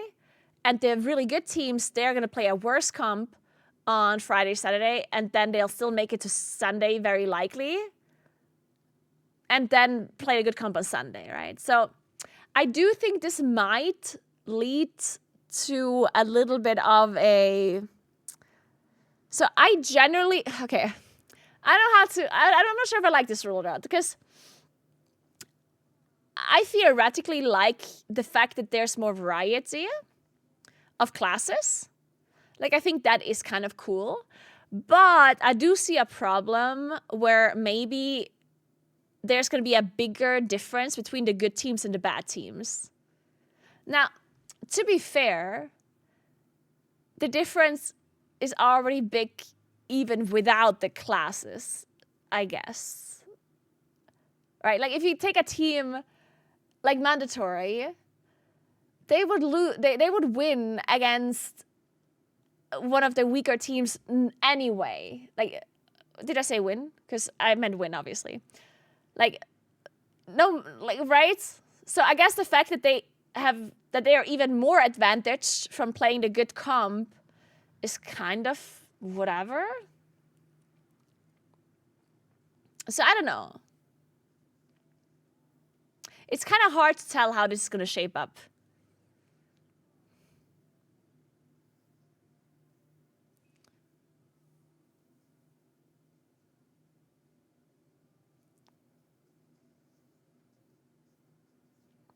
I think this ends up making Sunday competition being a worse product. Yeah, see, I'm not sure, Venzo. I'm not sure. It's possible, but then maybe also just not. Like, it's possible that it makes the group stage more interesting. Well, not the group stage, but like the first day.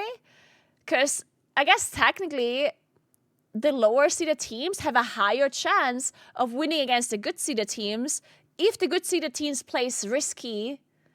And you know what I mean? Like, let's say there's a team that is a good team that probably makes it to Sunday, but they're being like really cocky and they play like a much worse comp, and then they potentially lose to a mid-seeded team because the mid-seeded team plays a really good comp, right?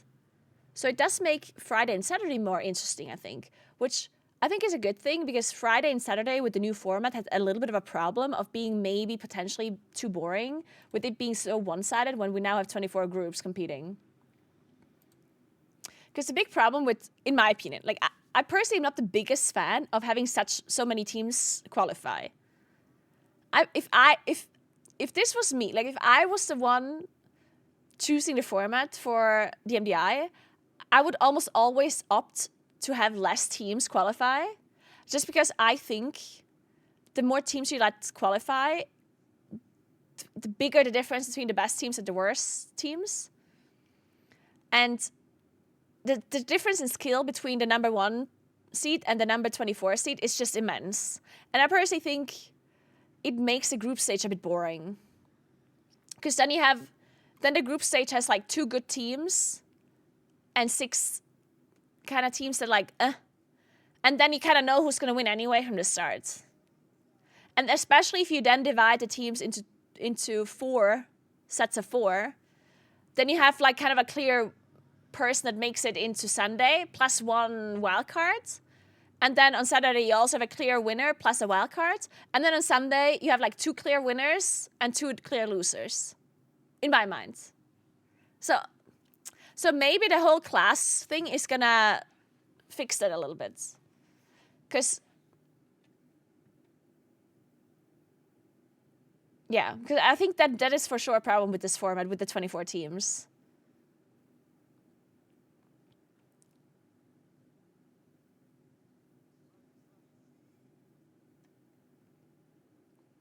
More people need to have a seat at a table.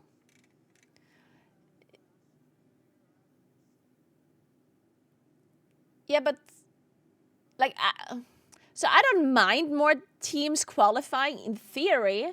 The problem is just that the difference between skill level is so big that it just becomes so boring for the broadcast, you know? Like, if it's such a big difference that the lower team doesn't even have a chance, then that's their problem. No, that's not their problem. That's our problem, us as viewers. Like, for us viewers, that's more boring to watch.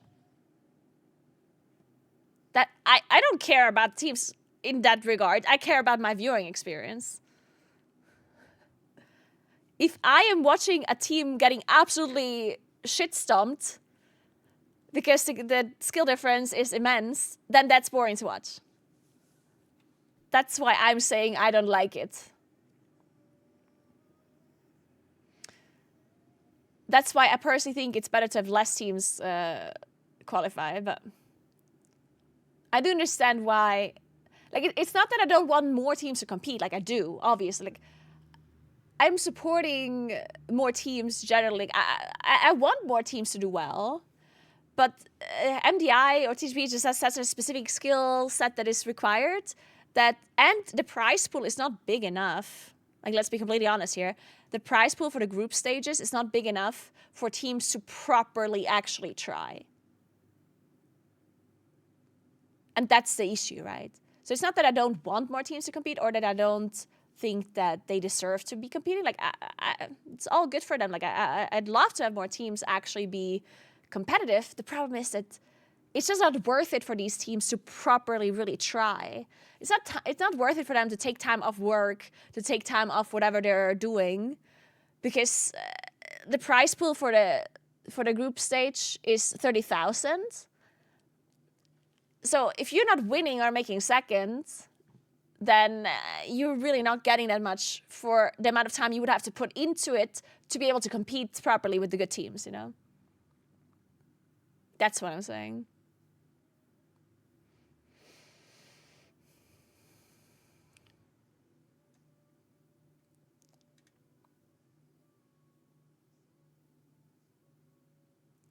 Dun, dun, dun, dun, dun.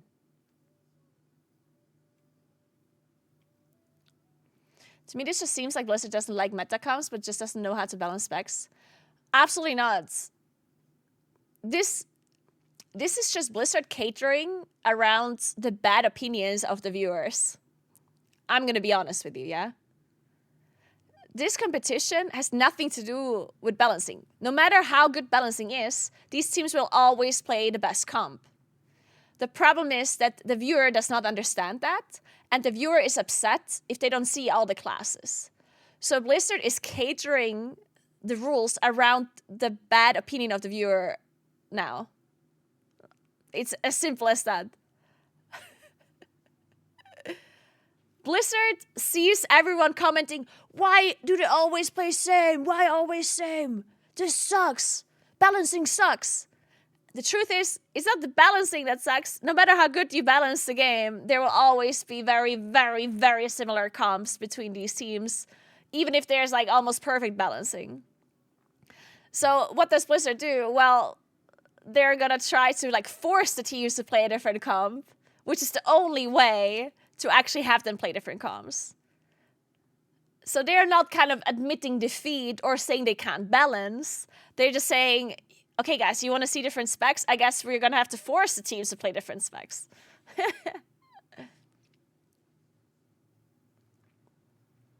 It's a bad opinion to want to see variety as a viewer.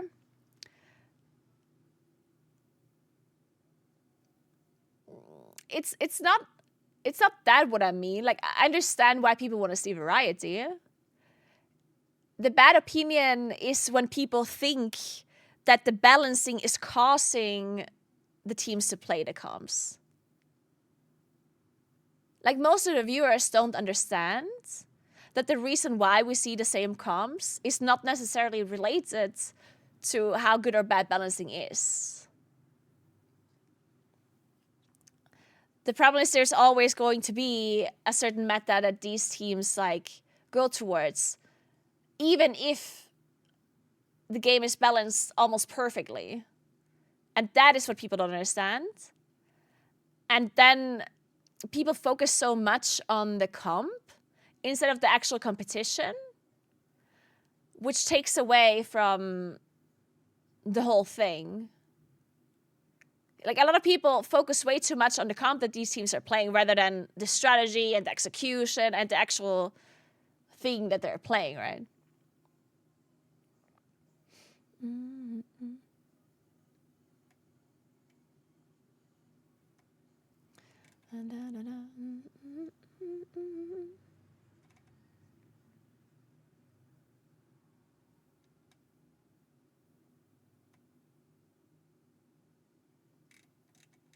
The one thing that this is also gonna, like, I actually think a lot of players are gonna be really unhappy about this rule, by the way. Like, a lot of competitors. Because this means you now have to learn 2 different comps. Potentially even more than 2 different comps. And that's a big deal for these teams. Because, again, the time that it takes these teams to practice for a tournament like this is a lot. Right? So you have to remember that the teams that are playing, they have to practice a lot. And you always have to remember that that's time that they're investing where maybe they could be doing other things instead, you know? So this is like a time investment that these players have to put in for what in return? For the prize pool, right? And the prize pool, as I said, especially in the group stage, is not very high. So previously, when we did not have a class ban rule, then these teams would pick a certain comp and then mainly practice this comp. But now with this additional class ban rule, these teams actually have to practice multiple different comps. The good thing is that Blizzard acknowledged that, and Blizzard is telling them which dungeons that they're going to play. So this means that each team, yes, they have to play different comps, but they know which comp they're going to be playing in what dungeon, because they know which dungeons they have to play beforehand. That means that they can play or they can practice comp X in this dungeon and comp Y in the other dungeon. So they don't need to practice one dungeon with different compositions. They just have to practice one dungeon with this comp and the other dungeon with the other comp, which makes it better for them, right? They're still not going to be happy about this rule, I don't think. Which, like, this is like a very interesting problem that a lot of people don't think about. So if your prize pool is not big enough because you cannot invest much into it, because the tournament is very niche, right? NBA is a very niche tournament, and it will never have like millions of viewers, right? MDI is something that it's kind of hard for anyone to understand unless you're a dungeon player yourself. So the target audience for this tournament is not insanely big, right? It's a very specific kind of tournament. So the prize pool that they can provide for a tournament like this is somewhat limited, right? They cannot have like millions of prize pool for a tournament that is not going to get as much interest, or at least the growing potential of this tournament is not as high as like something like the Race to World First that everyone understands, or something like a League of Legends tournament or a Counter-Strike tournament or whatever, right? This is a very kind of niche tournament. So the prize pool that they can provide is limited.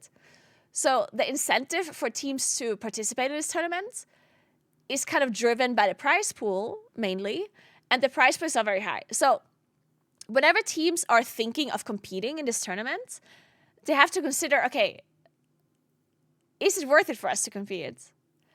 And how much time do we have to put into this tournament, and how high are our chances of winning or even like doing well?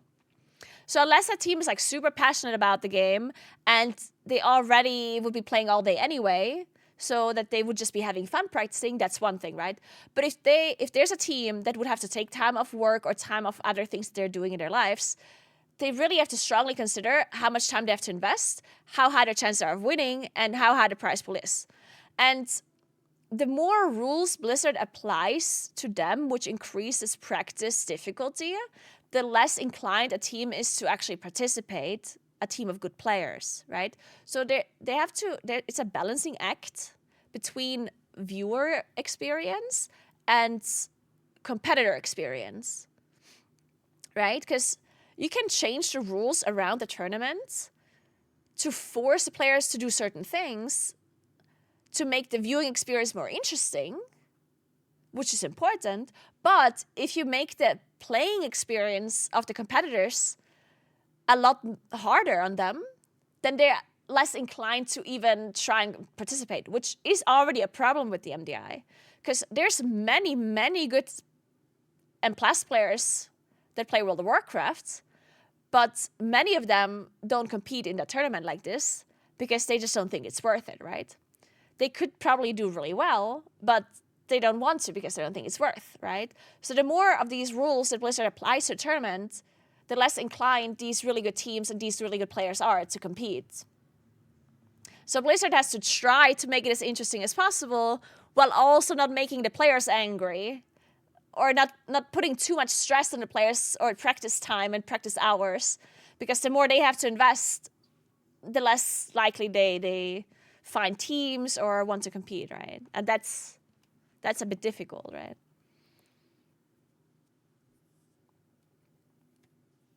Yeah, I haven't really heard any feedback from the players about the change. Have people said anything about it?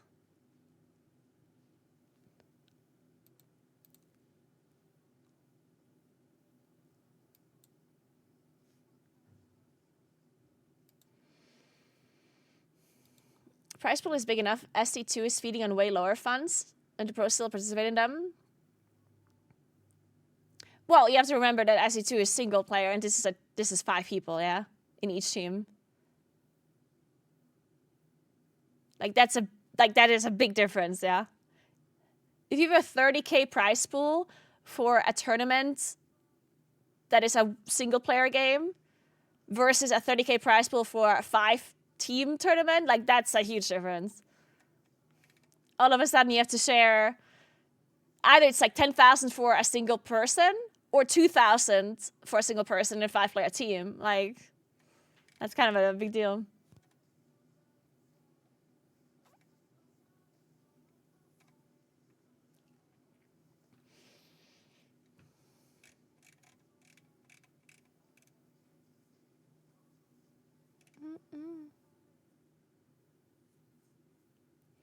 SC2 has 10K total prize pool. Well, that's still more than what the group stage has, right? In comparison, in relation. It's always times 5.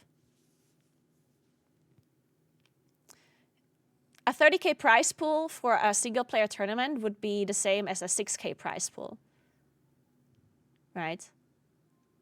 Because you literally just have to divide the prize pool by 5. And then that will be the...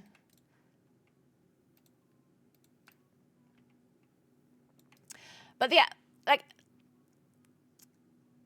it's still a like, not only is the prize pool smaller than the StarCraft one, but you also have to remember that StarCraft, the way you play StarCraft in a normal game is the same as you play StarCraft in a tournament, in a sense, you know? Like, it's the same with League of Legends and Counter-Strike and AWC. Like, any kind of, like, these PvP tournaments, the thing that you play in a non-tournament setting is the exact same as you play in a tournament setting, which makes it, quote-unquote, easier to compete because whatever you do on live servers is the same as you do in a tournament. The big difference with MDI is that it's not true. In MDI, you don't actually do the same thing as you do on live servers. It's actually pretty different because on live servers, you play a key, you don't do it in time, it depletes. And you have to do one level lower. When you time a key, you get a different key, a different dungeon, on one key level higher. In the MDI or the TGP, if you deplete the key, it stays the same level, so you just go again. So the approach on how you do dungeons on the MDI is completely different on how you approach live server keys, right? So live server key pushing is actually really different to MDI key pushing, which means that if you're competing in the MDI, then you will have to like learn the way the MDI works. Like your group will have to practice on Tournament Realm for the format. That's why MDI is so difficult to get into, because MDI requires, to be good at MDI requires you to participate in the MDI. While many other tournaments just require you to be good at the game that you're playing, right? But for the MDI, you actually have to compete in a tournament to get better at it. Because doing keys on live servers is not the same thing. You cannot actually practice for the MDI on live servers, at least not properly. And that's a big problem for competitors.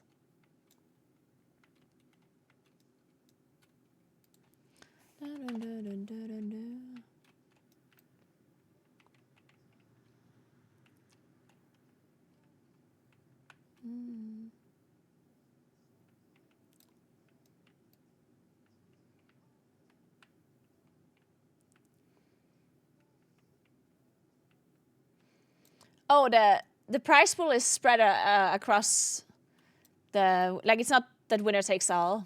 I think it's spread across the first 4, or maybe even first 6. Hey, Betsy, what's up? How are you doing?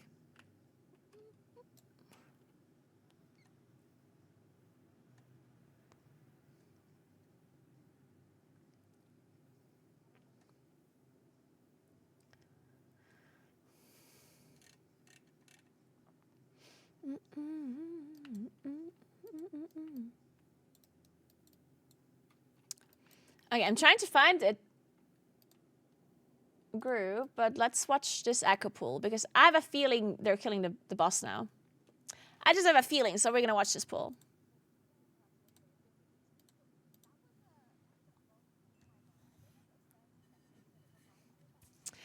I do think that WoW esports is mainly for bragging rights.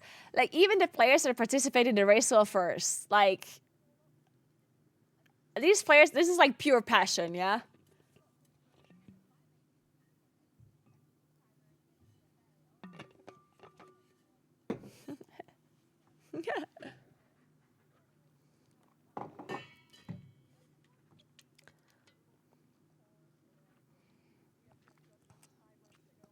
If people want more tournaments and more competition, Blizzard needs to be pressured into a bigger prize pool. Like, I do partially agree, but then at the same time, like, understand that, like, I think the bigger prize pool will help by making the teams better. Like, the teams that are competing will be better if there's a bigger prize pool. But will it translate in a lot more viewers? I don't really think so.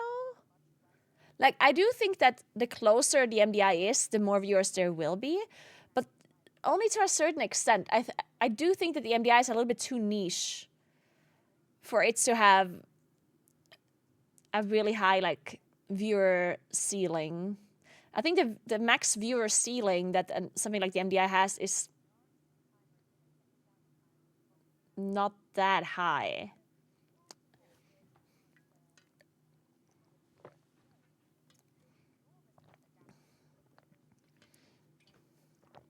Most esports orgs operate at a loss anyway. Well, not at... Oh, you mean the esports orgs, yeah. I don't feel like working today, Naguura. Can you write a note for my boss? I will, Kalandra. No problem. There's many people will go, Blizzard just doesn't care.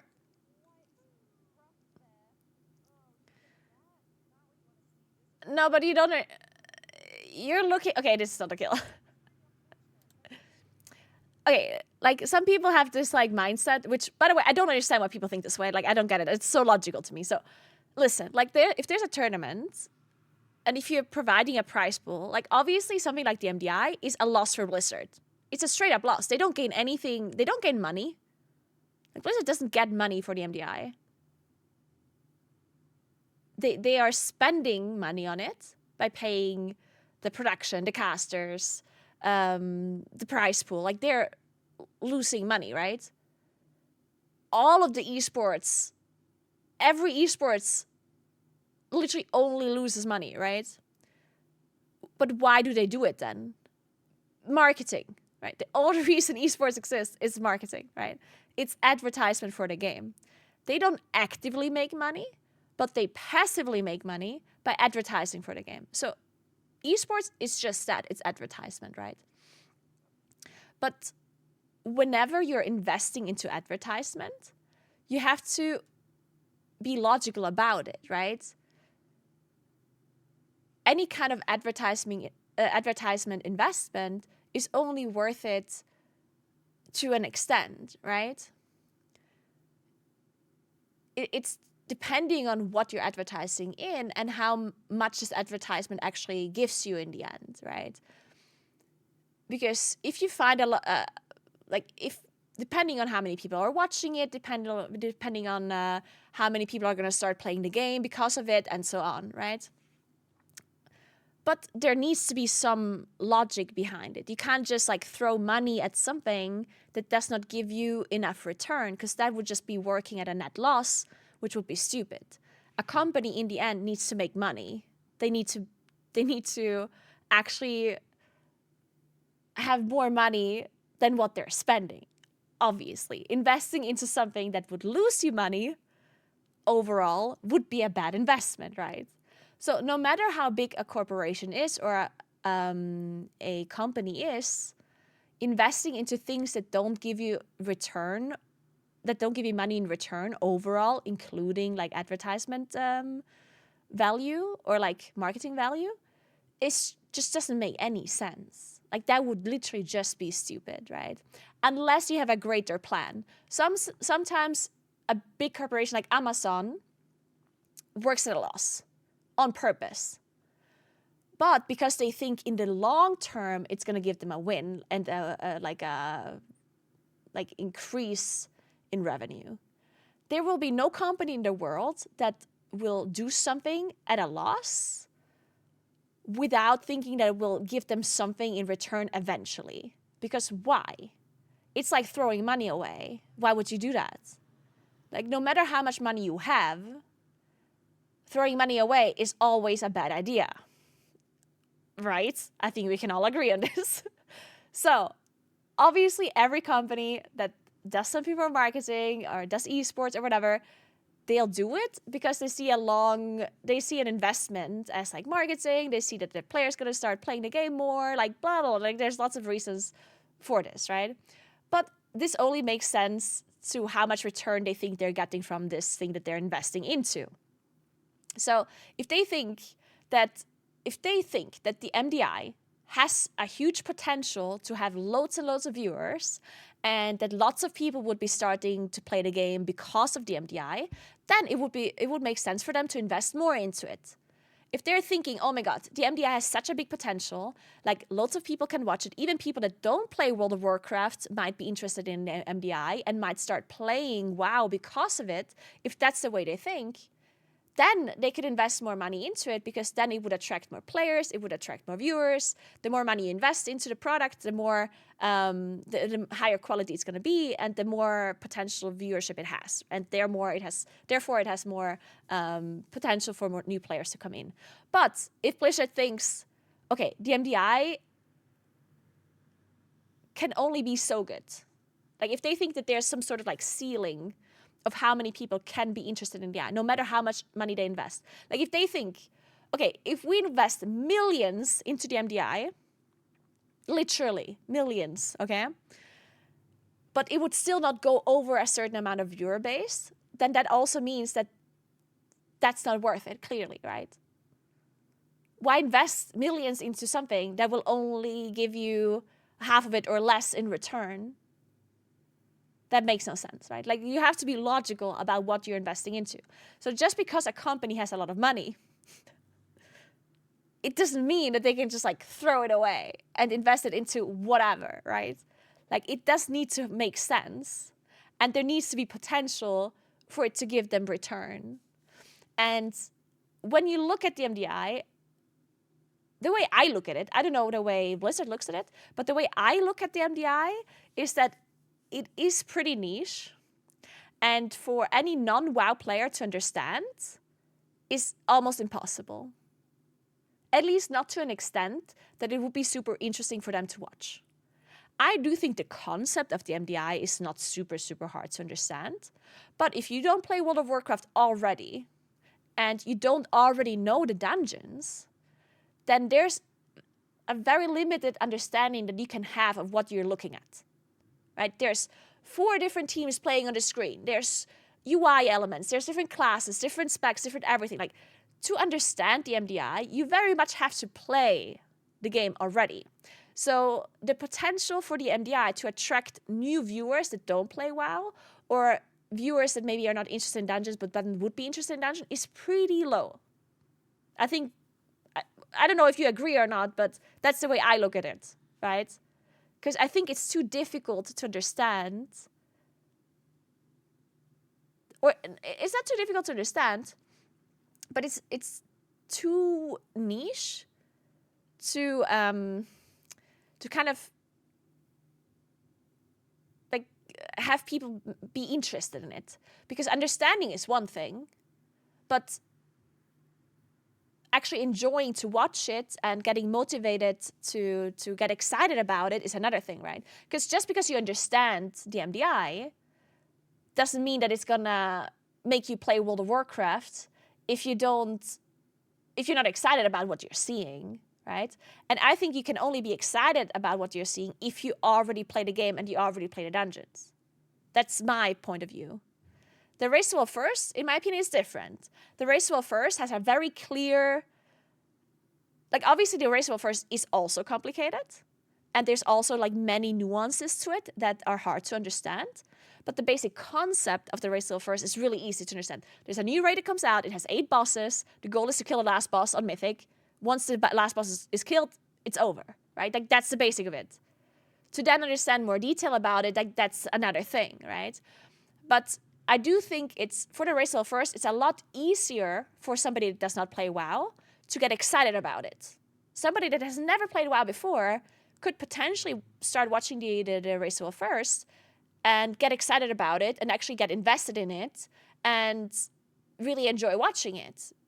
Right? They might be like, they might not understand how the classes work or how anything works, but the excitement around the Race to World First and the pretty clear goal of the Race to World First might be enough for people to really get invested into it and then actually want to play the game, right? Which that's like the thing about the Race to World First, that it's kind of easy to understand for anyone, and that it has such a big draw in and such a big incentive for people to get excited about it, right? And if you draw that, like if you try to think about that when it comes to the MDI, then MDI just does not have that. And no matter how high the prize pool is for the MDI, and no matter how you change the rules around the MDI will never have that same thing. Is kind of what I'm saying, you know? I don't know if you agree with me or not, but that's the way I look at it. So the amount of money that Blizzard should invest into the MDI that makes sense is not going to be like super, super high, right? At least I think so. Like if I was Blizzard, I would not be investing like a shit ton of money into MDI either.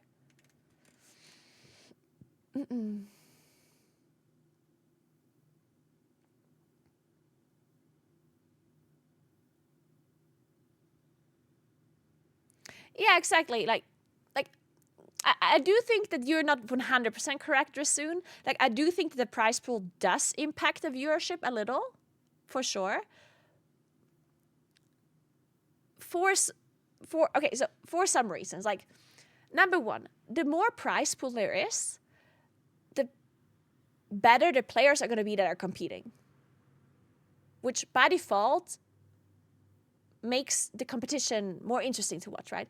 If the Race to World First technically would have a prize pool, it is possible that there would be more guilds that would be competing, that would be close to each other, which also would mean that it would be more interesting to watch, right? Because it's already interesting to watch right now, even though we only really have like 2/3 guilds that are actually like contenders to win. But if there were more guilds, that would make it even more exciting, right? In theory, right? But I do agree that what you're saying, like, basically, like, the prize pool can only do so much, right? The prize pool can impact the viewership, but it's not gonna make the viewership. Like, a big prize pool is not gonna make an absolutely, like, horrible tournament into, like, a really good one. So the prize pool can impact the viewership, but only to a certain percentage, only to a certain extent. And yeah, so for the MDI, it's not going to all of a sudden give it like hundreds of thousands of viewers. It might just increase the viewership a little, but not by a lot.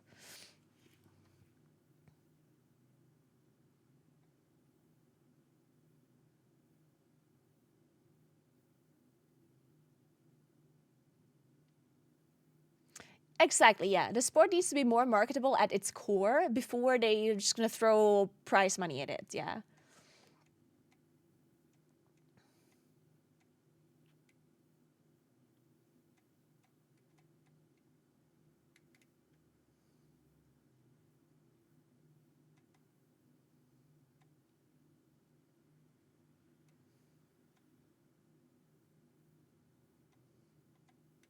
I'm saying more people will play the game, they don't need to watch.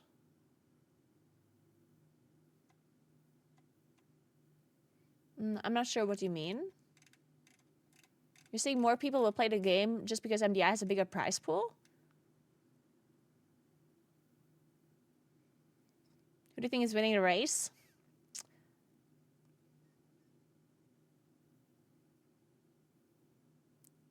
I don't know. I think right now I would say Echo. But it's really close.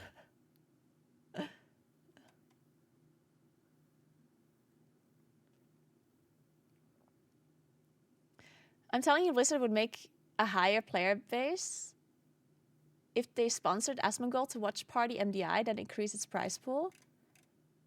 Oh, yeah. Yeah, 100%. Yeah, of course. They would, for sure. Yeah. I agree. Like, having a big content creator, but that's also an investment. Like, that's also money, right? Like, that would still be throwing money at the tournament that only has so much potential, right? Because to get a big content creator to watch the MDI, you would have to pay them. And not a little amount. So the difference between throwing more money at the prize pool versus throwing more money at other like promotional like revenues or marketing things. Like, what I am saying is that generally throwing more money at the MDI is not necessarily, in my opinion, gonna work that well. No matter what they use the money for, no matter if they use it for a prize pool or for content creators to watch party it or whatever they think would make the most sense to do with the money. At least that's my opinion. As I said, I like the MDI, but I like it because I play a lot of M+ myself and I'm really interested in it. Do I think the MDI is like a super big tournament that has the potential to be insane? No. I'm being realistic. I don't think that that's true.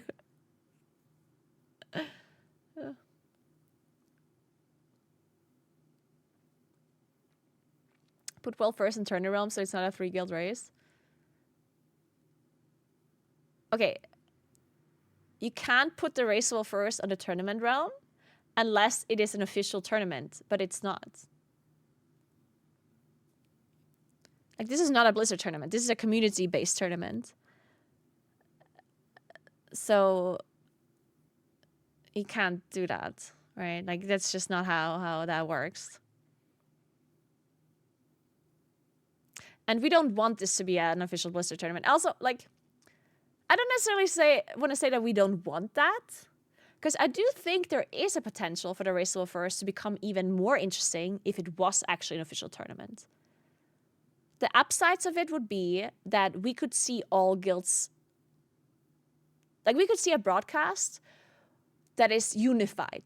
Like we could see one broadcast where the casters actually talk about all the guilds and actually show all of the guilds, rather than what we have right now where you either watch Echo or you watch Liquid or you watch Method, right? Like that would be the upside of having a Blizzard tournament, that you have all of them compete at the same time and you also have the casters talk about them all. But it would be inevitable for Blizzard to apply certain rules to the Race Level First that potentially would make it less interesting to watch. And that is something that does not make sense for Blizzard to risk. And also, it might not actually be a good thing for us, right? So I personally am against the Race Level First to be an official tournament for that very reason. Because it might literally just get worse. It's not guaranteed that Blizzard takes the Race Level First and makes it a better product to watch. It might not be. It might be worse, right? So that's why I'm personally against it. But then you also have to understand that it would actually just make zero sense for Blizzard to make this an official tournament. When you think about their POV.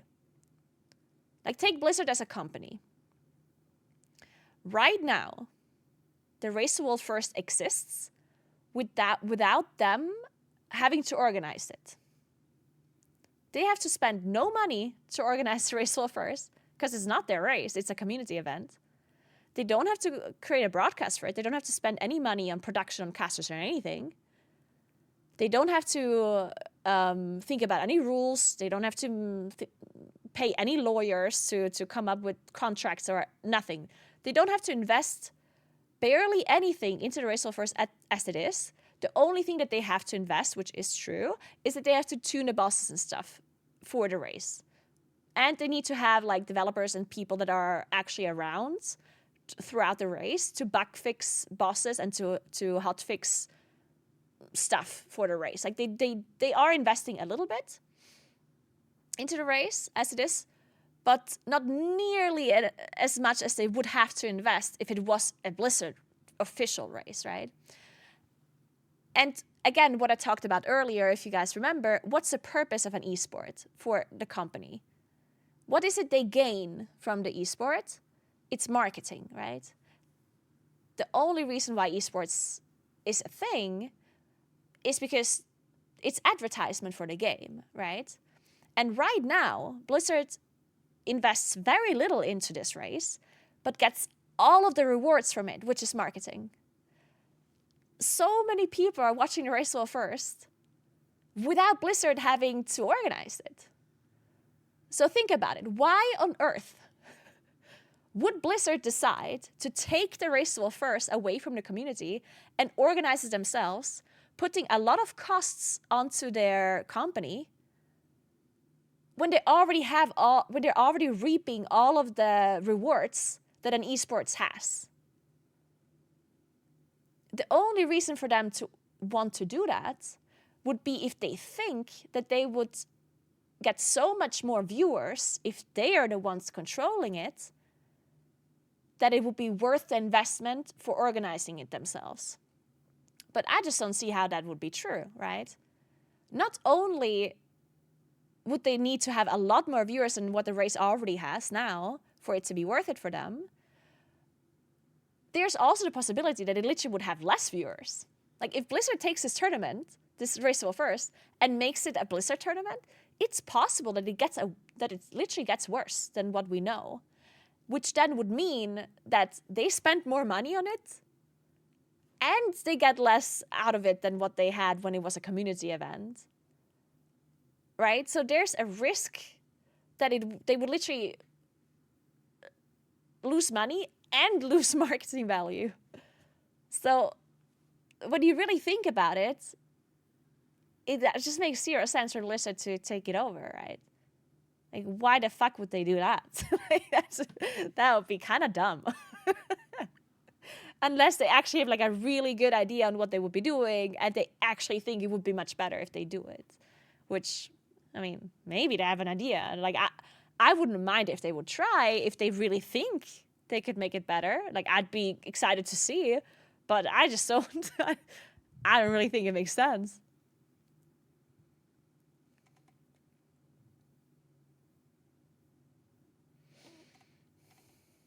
Hey Bishu, what's up? Hey gamer.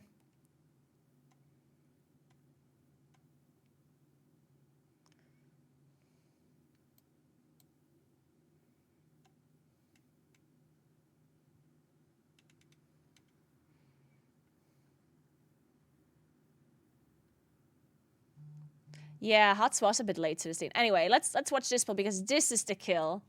Man, Echo has been wiping this boss for a while now, huh? How many tries did I have? 60 pulls. Okay. I guess Liquid had how many pulls? 57-ish or so? So I guess it's still within, like...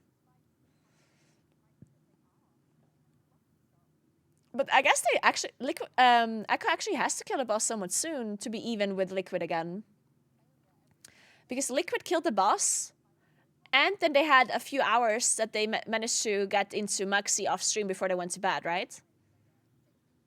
Like maybe like 2 or 3 hours?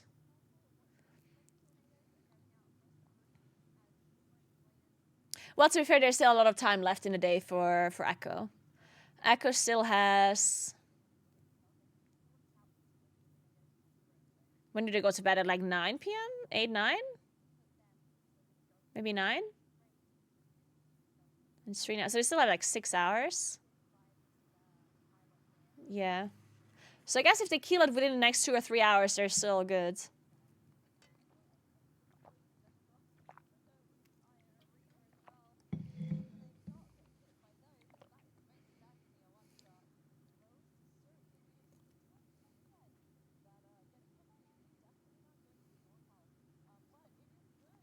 Not many people can make it to the NBA, NFL. Everyone can play video games. Wait, you're drawing the wrong comparison here.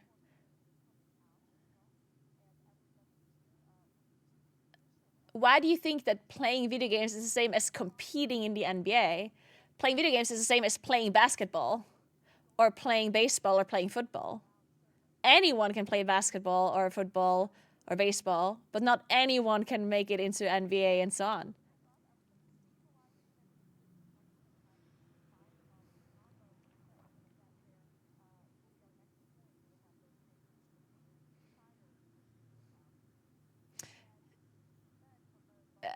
So WoW was actually made as a competitive game, but the PvP portion of it, that's the thing, right? It's like, the interesting thing about World of Warcraft is that the most famous part of World of Warcraft is the PvE part, but the PvP is actually the thing that theoretically was made to be competitive, right? because PvP is competitive. PvP is actually a really good tournament style. The problem is that there aren't enough people that are actually interested in PvP in comparison to PvE. But Arena is made for esports. Like, Arena is a great format for esports.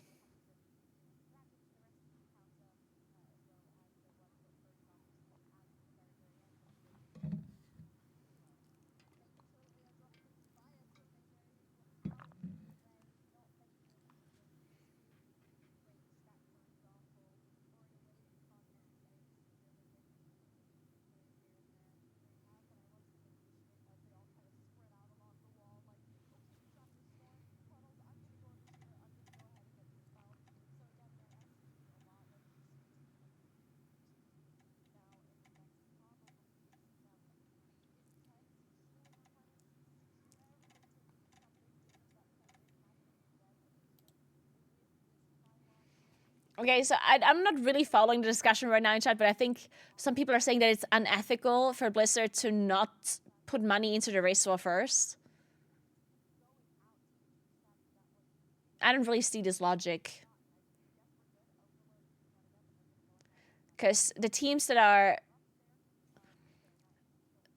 Like, it's not just Blizzard that is benefiting off of the race war first, yeah? It's also the viewers, because we like watching it. And it's the teams, because they are able to make the broadcasts and they're able to make money off of this. Like, we're currently watching Echo, who is sponsored by Corsair, Secret Lab, G2A, Maxtroll, Starforce System. Like, they're getting money off of this broadcast, right? So they are making money from this race. So it's not that Echo or Liquid or whatever, that they are not gaining anything. Like, they are getting stuff out of this, right? So it's not unethical for Blizzard to not throw money at this tournament when the people that are participating are also gaining something out of it. Like, this is kind of like a win-win situation for everyone involved, yeah?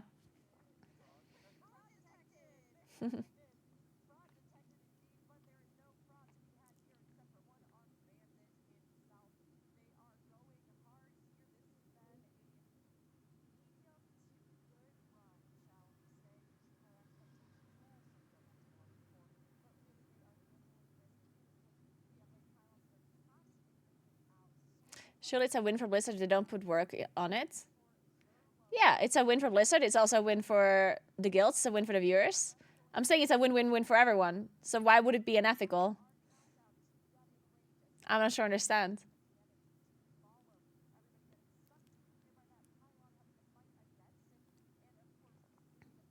Like, you're basically saying that if a company gets something out of it, then they should pay for it? Or what is your logic? Like, so basically, I'm streaming World of Warcraft, which is advertisement for Blizzard, right? Are you saying they should pay everyone that plays World of Warcraft and that streams World of Warcraft because they benefit off of it? Like, I would like to get money from Blizzard for playing their game, but... like... I mean, I'm not sure if that really would make sense.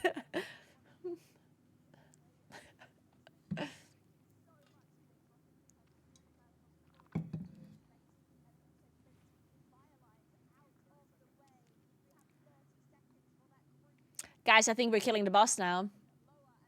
I think this is happening.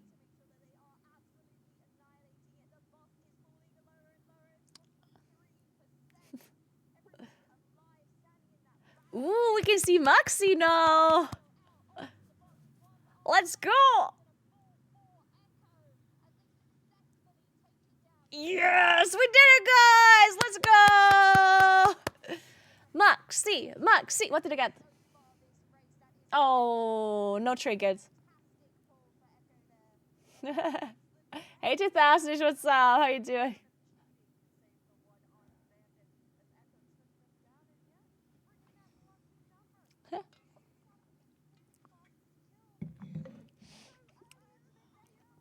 They're not gonna go dark. They will stream Mythic Maxi.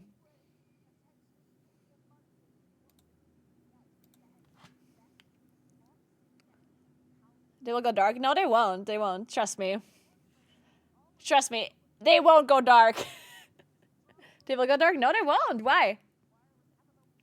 Guys, you have to think about this logically. Why would they go dark now? First of all, Liquid already saw the boss. Like, there's nothing for them to hide that Liquid hasn't already seen. And secondly, they still have quite a lot of hours left in the day, so that wouldn't really make so much sense for them. They won't go dark, guys. They'll stream it. They will, they will. If you ever want to know if somebody goes dark or not, just ask me. I'll tell you. There's no logical reason for them to go dark now, guys. They will stream this.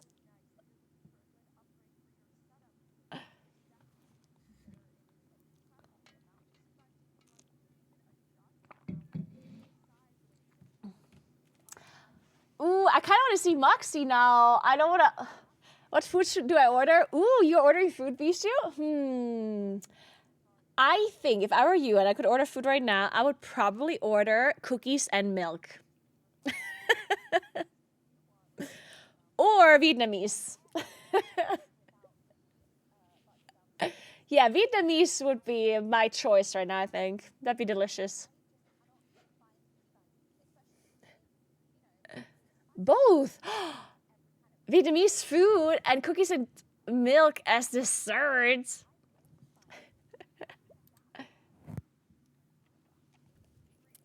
All right, guys, let's see some Muxie.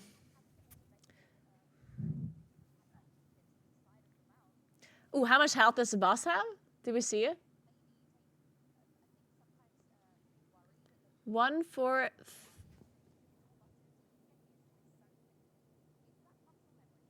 I didn't see exactly. 14.3 billion? All right. Is that... How much did One Armed Bandit have?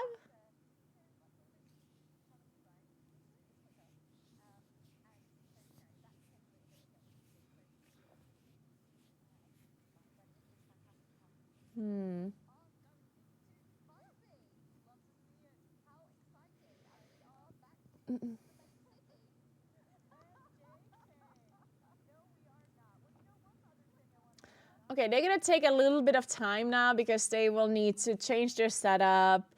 They will need to fix their weakers, blah, blah, blah. So it'll take them some time to actually pull properly. Thank you, Legionnaire. Thank you so much. I do love it as well. It's so cool.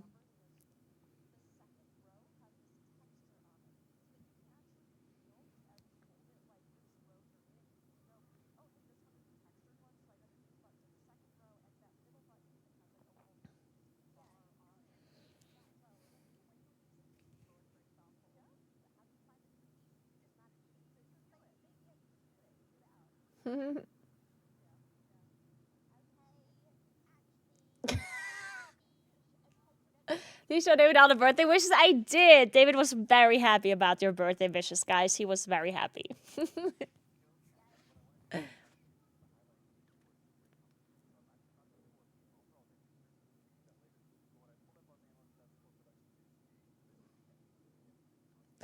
Yeah, Yuli didn't get birthday wishes. Oh, man.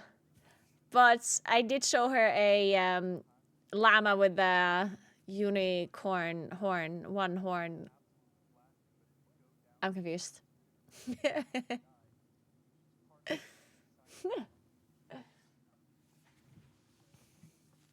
When do we get our slice of David cake? I'm actually... Okay, so I'm actually not doing a cooking stream anymore this week because things happened. So I will make cake, but I will make the cake on Saturday.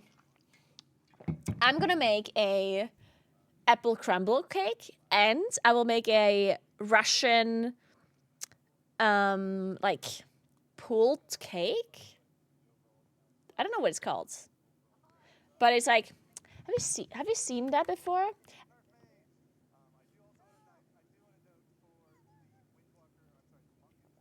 I'll show you a picture.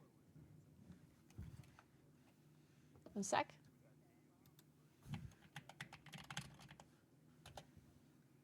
This one here.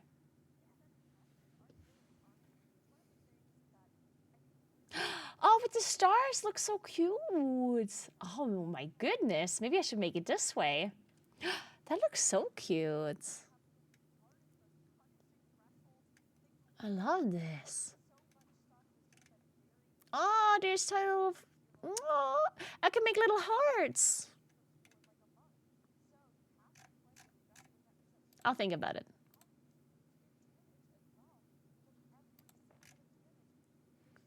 Ah! That looks very cute. Huh.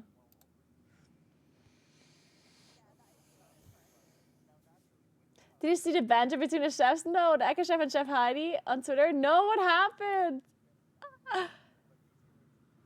Julia? Julia and Heidi? What happened?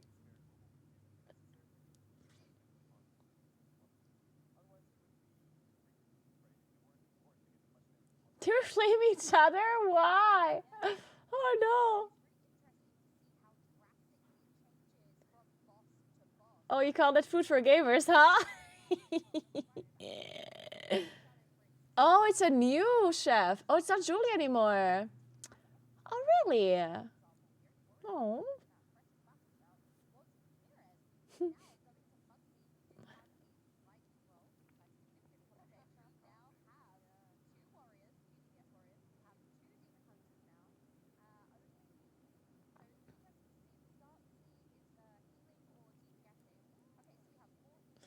All right, let's see. We're pulling, guys. We're pulling. See, I told you they won't go dark. You just gotta believe me, guys. You just gotta believe me.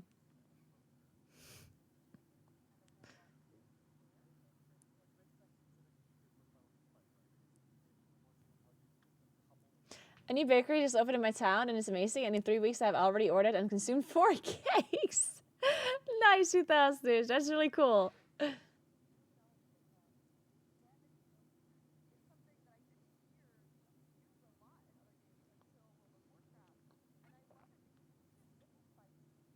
That's how they get you. They will rebrand in a couple months. Oh, we reopen again. It's a new bakery. Ooh, I went to my local bakery yesterday and got a Bailey's Irish cream cupcake and it was divine. That sounds so good. All right, let's take a look. Let's take a look. Let's take a look.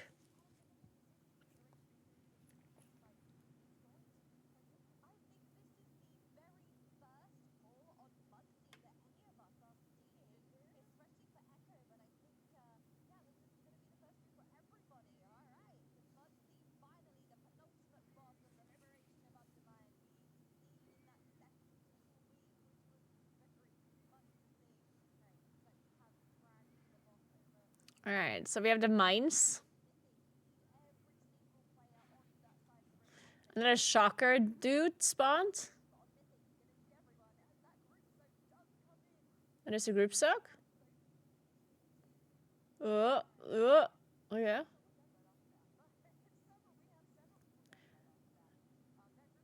Ah, you kill the mines by aiming the thing at it.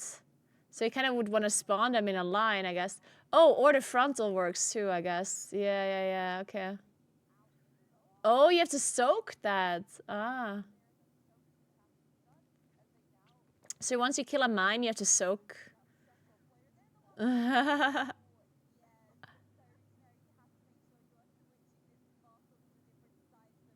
very cool.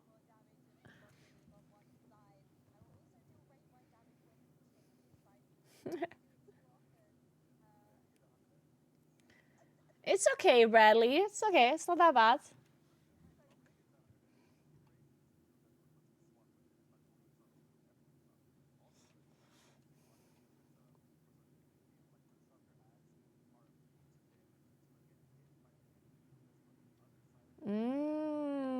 Interesting. Hey, Chalice, what's up? How are you doing?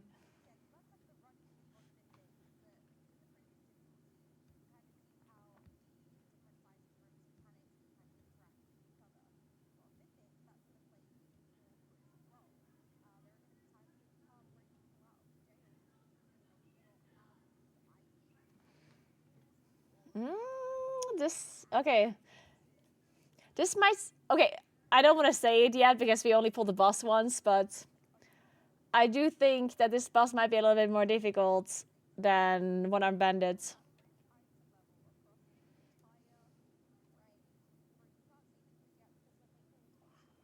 Hey, Burning Bangs! Thank you so much for the 76 months. What's up? Is your tiny boomkin wielding work layers? Unfortunately not, Burning Bangs. That would have been a great tattoo, though. I can show you my new tattoo while these guys are waiting for the next pull to come in. You ready?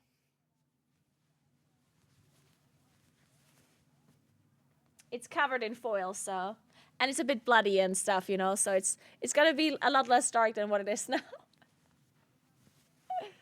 So... Alright, look. So we have an owl here. Well, it's here. So we have the owl. Look how cute the eye is. It's so cute. We have an owl that has antlers, like a moonkin, right? Then we have the little spider over here for the Race to the First incentive that we had to, for the donation for the charity. And then we have some flowers here in the back and a tree. Very nice. Yeah, it's reflecting a little because of the second skin that I'm on. And then we have the moonkin-like jewelry here. And you see that it has these like moonkin kind of,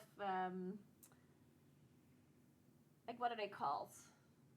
I don't know if you can see it, but like the necklace around the neck is like the moonkin necklace, you know? Like the kind of thing that a moonkin has, you know what I mean?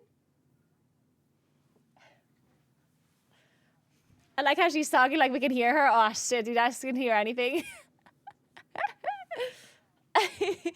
Okay, the tiny things are like the moonkin ornaments, you know, that is around the moonkin neck, around the owls.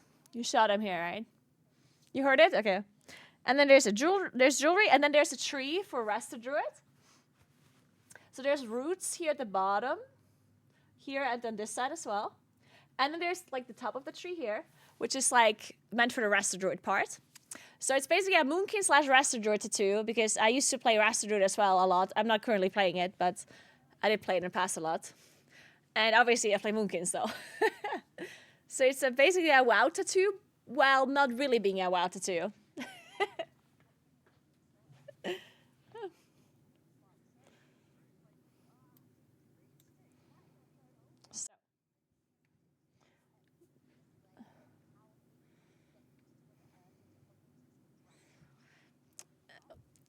I personally don't think that getting tattoos hurts that much. It's mainly when it lasts a long time. Like if you get a small tattoo that only lasts like half an hour, even 1.5 hours, 2 hours, in my opinion, that's like, it's not like really bad. There are certain parts of your body that hurt a bit more than other parts. But the main thing that, in my opinion, is the most stressful or the thing that is the most annoying / hurts the most is when it takes a really long time. Like if you're sitting there for hours upon hours upon hours, at some point your skin gets a bit tired of the pain. And then when you have to keep going over like parts that are already irritated, then it just hurts a bit more, but it's all fine.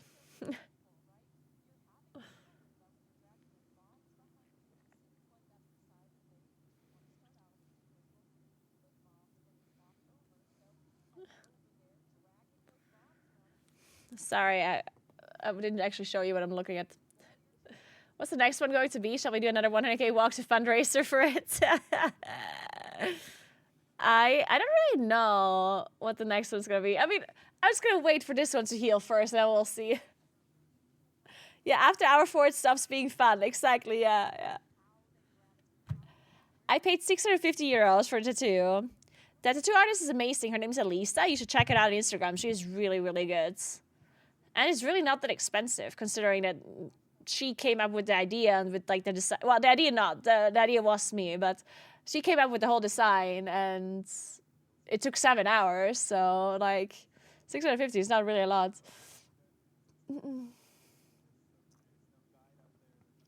Any road trip soon? Yes, actually. I actually currently am planning a really big road trip with my bike, but that's still going to be a long while. I'm going to do shorter IRL streams soon again, though. Like, I know I'm currently doing a lot of gaming streams, and I am kind of slacking on the IRL streams, but yeah, they're kind of tough to organize, and currently the weather is really bad around here. Like, it's raining almost every day, and doing IRL streams when it's raining is just kind of difficult. So I'm hoping for better weather very soon. As soon as we get better weather, I'm gonna be doing more IRL streams for sure. It was just one session. We did all in one go.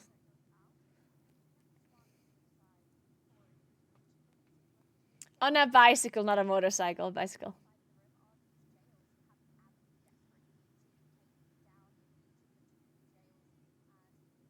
No.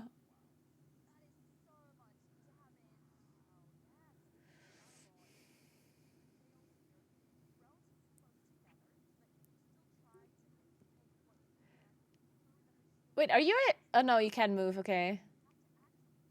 This is very interesting, okay. Oh, Kelson, that's so good.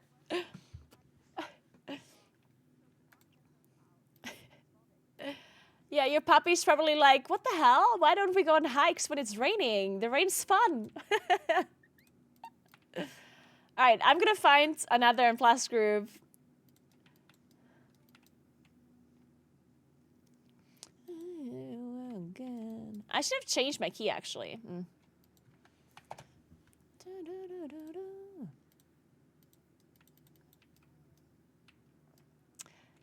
They did kill a boss, yeah. It was a good kill, yeah.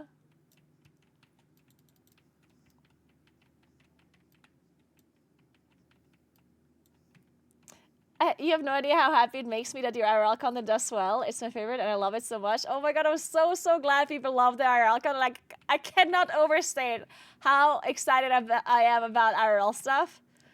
I'm currently doing so much research and stuff behind the scenes for, like, different kinds of IRL, like, streams and projects. Like, when I'm not streaming, I think about the next IRL stream and how to organize it, and I constantly message people to optimize like my setup and get more information about how everything works with the whole IRL setups, and thinking of ideas and what I should be streaming. And yeah, I'm really excited about the whole IRL streams.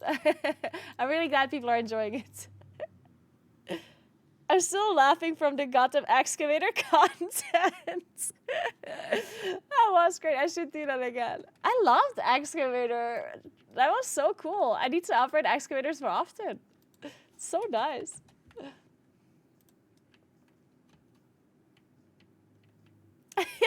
Circuit. The funniest IRL moment was skiing while singing Let It Go. That shit had me in stitches. Well, I'm glad you liked it because I hated it. Oh, man.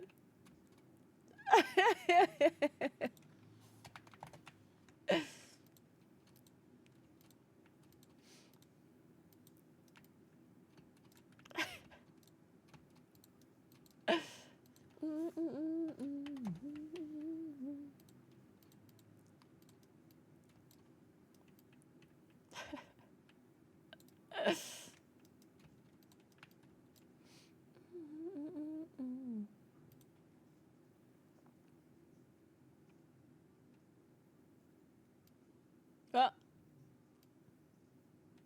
Trip to Boston for the interview was pretty cool. Really? I like the sledding was so much fun. I should do that again.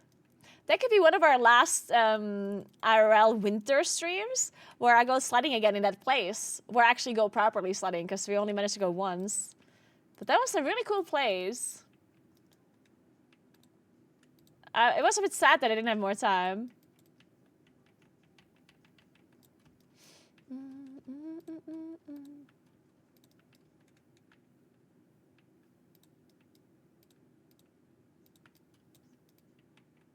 Aw, you're the cutest, 2000ers. You're the best. Thank you, thank you. I'm being too nice to our studio. You really are. You guys should be making fun of me again. This is making me uncomfortable. Stop it.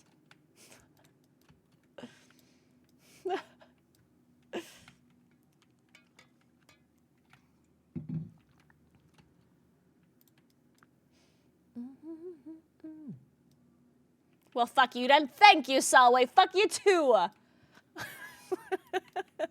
Good.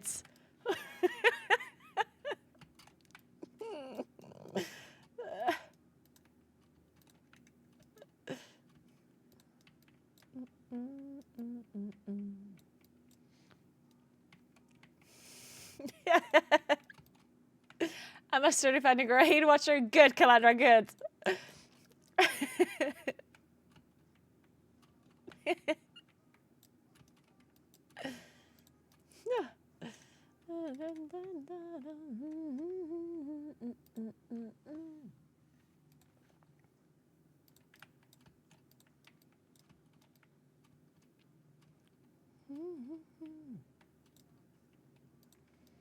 Guys, by the way, tomorrow we'll play Throne and Liberty. Have you guys played the game? I remember when it came out, everyone was like raving about it, and I saw that people were streaming it and stuff, and everyone wanted me to play it. And then, I don't know why I didn't play it, because I actually kind of wanted to try. And then for some reason I didn't play it, but I don't remember why. Was it like something else came out, another game? I don't know. But anyway, I ended up not playing it, but I'll play tomorrow. So I'll check it out, see if I like it. Yeah, cheeky little variety gaming stream gonna be thrown in tomorrow.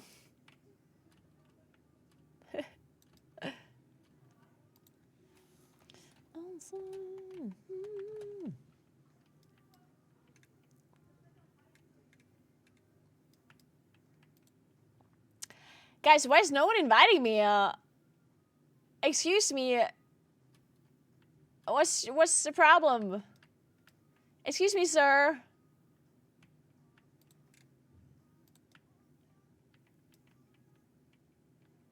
Trying for time, no stress though. Okay, that's a bit too chill for me though. Like, I want to get invited, but not that badly.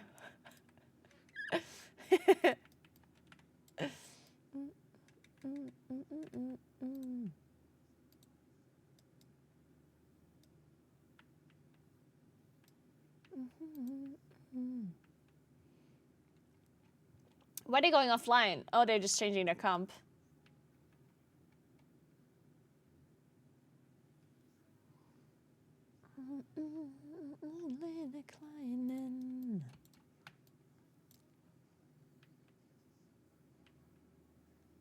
The song does go hard.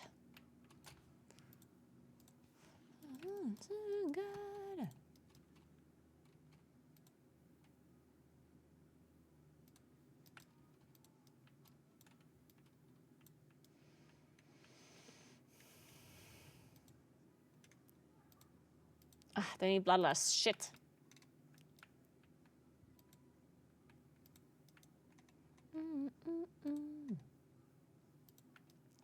Somebody. Please, I swear I press my buttons somewhat well. In mostly the correct order. There's a picture of the two on my Instagram. You can watch it on my Instagram story. There's a video as well.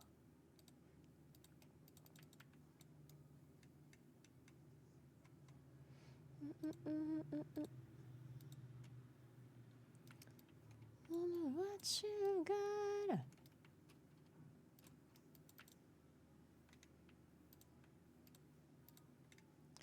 Guys, it's a +8. Oh, there we go. Thank the Lord.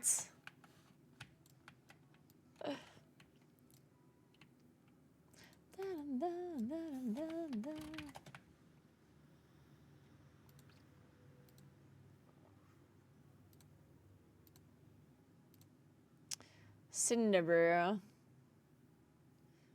I actually kind of like Cinderbrew. What about you? Hey, now's the time. Thanks for the 46 months. Welcome back. Thank you so much. Declining.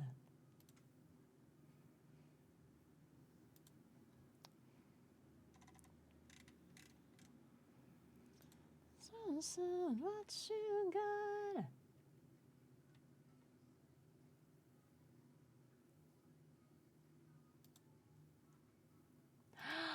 Wait, Calandra, that's so nice. You have a star constellation that is the shape of your gnome. Oh my god, that is so fucking cool. I love that. Also, I love the flowers. Wow, you actually got like a color tattoo. Damn, that looks so nicely done as well. That looks super sick. I love that. Yeah, the colors are amazing. Color tattoos are super... I had no idea how difficult it is. Like, I was talking a little bit to Elisa as she was doing my tattoo about like how to do a tattoo. And basically, she had like different kinds of inks that were just like different shades of gray. So she had black, she had a little bit brighter black, so gray, and you know, just like different kinds of shades. So instead of just like you would do a pencil drawing, basically, where you press a bit harder and then a little bit less hard to create the different shades, to create depth of the tattoo, right? And I thought that was already interesting because I didn't know that, which it kind of makes sense, but I didn't really think of it. So they use different needles and different shapes, different shades of gray. And then I was asking her about color tattoos, and she said color tattoos are actually super difficult because each color will also have the different like shades, which is super hard, right? Because what do you think about yellow? It's not just yellow. It's yellow. It's a little bit brighter yellow with a little bit of white in it. It's like darker yellow. It's yellow between red and yellows, like oranges. There's between yellow and blues, so like greens. Like, it's super difficult to come up with like the perfect color mixture. And on top of that, each color heals differently. And I have never thought about that, but depending on how, like, the way the tattoo looks when you're like actually getting the tattoo is different than when it's healed. Because certain, like if you press harder, it's gonna be darker. If you press less lightly, it's gonna go even lighter afterwards. And depending on which color you use, it will heal differently, right? So you need to get a feeling of how the colors end up healing. Because otherwise a tattoo might look good when it's freshly made, but then it looks off once it's healed, right? So you need to make sure you get a, kind of an understanding of how these colors heal. And especially different kind of colors that are not black, they will heal differently as well. So each color will heal slightly differently, which is super crazy to think about, that it requires so much knowledge to do color tattoos and stuff. It's really crazy.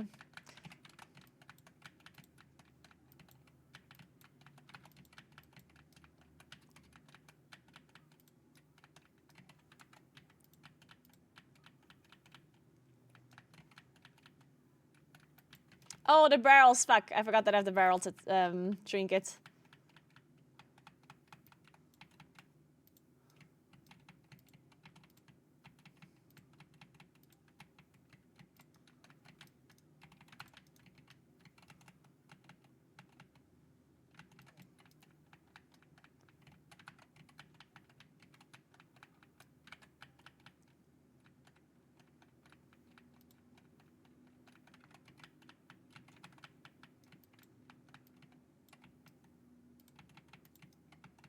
Did that not hit them?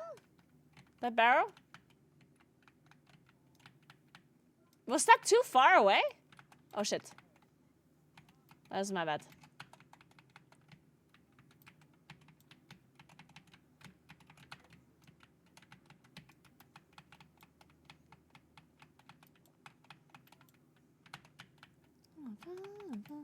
Rush.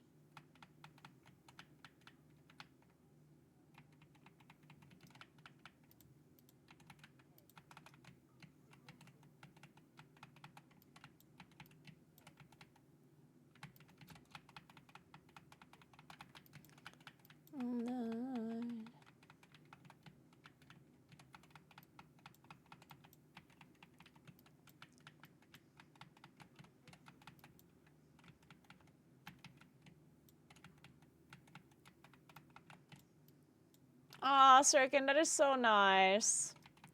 I love that.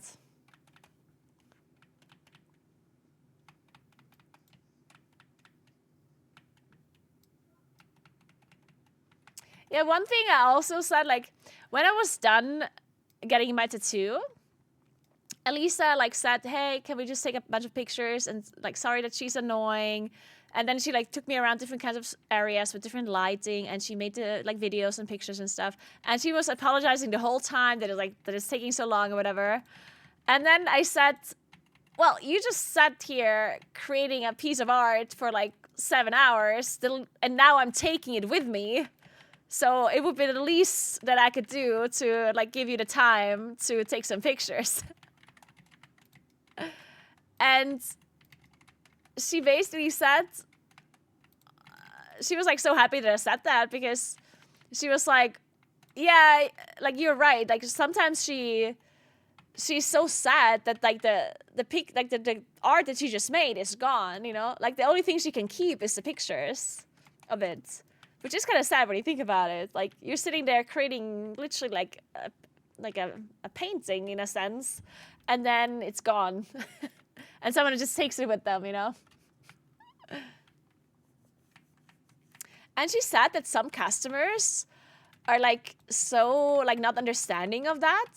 Like, some customers, she said, they're like, oh my god, like, how much longer? Like, can I not just go? It's getting cold, and, like, blah, blah, blah. And I was like, what the fuck? Some people, man.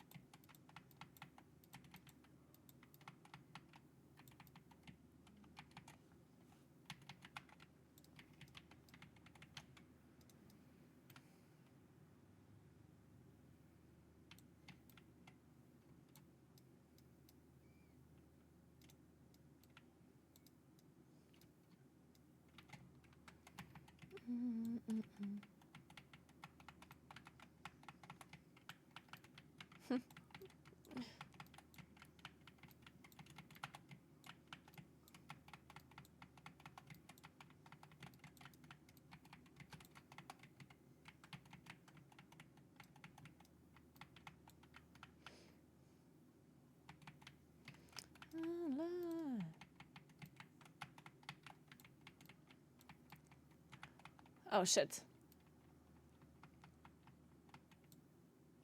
Thank you.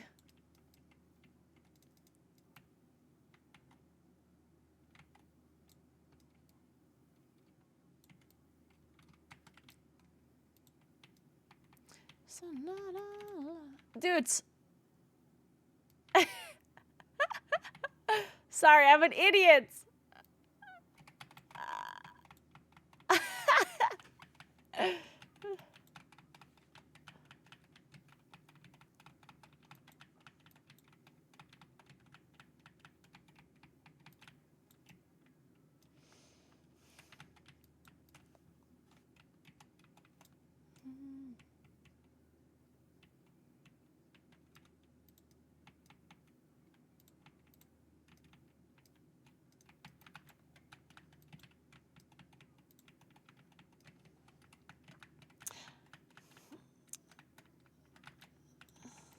Kind of want a warrior theme tattoo now, but I feel like that's too macho on a man. I personally think if you want a tattoo, you really should not think of whatever anyone else thinks, honestly. Like, Because in the end, it's your tattoo, and people will never, ever, like, all like your tattoos, you know? The amount of people that would actually, like your tattoos are... Like, most people would be like, oh my god, I would never get that. So some people don't like tattoos at all, or some people don't like the motif, or some people would like it differently. Like, that's why everyone has different tattoos. If everyone would have the same taste, then everyone would have the same tattoos, right? So clearly, we don't agree on whatever the best motives and whatever are. So if you want to get a tattoo, that I personally think you should not think at all about what other people think about it. If you like it, you like it.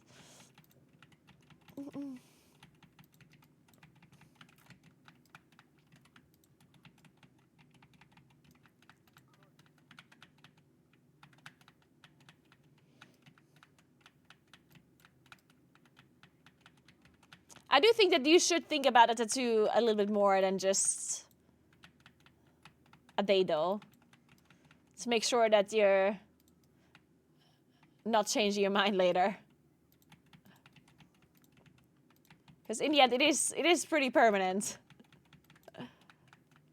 So just because you have an epiphany one day and you want the tattoo, you shouldn't go and get it like immediately. You should for sure think about it for a little while.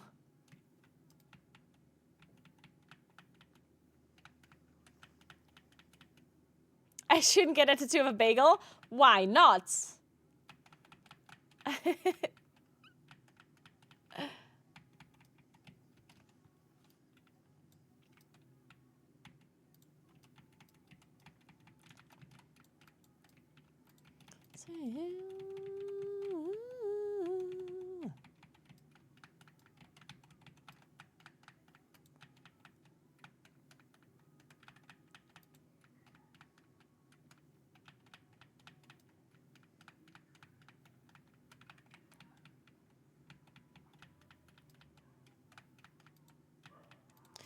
These spells are so bad, aren't they? I don't know.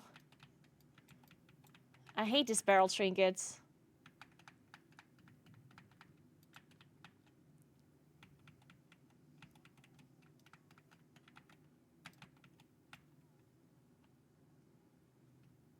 Bishu. Well, at least you really wanted it if you thought about it for 6 years.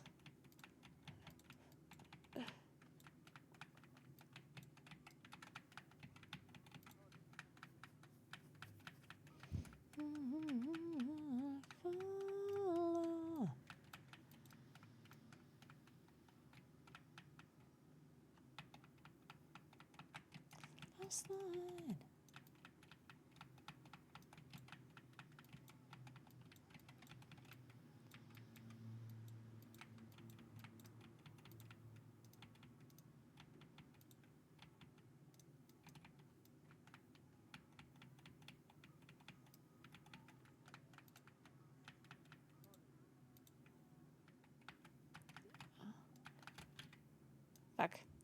I did not have an interrupt for that volley.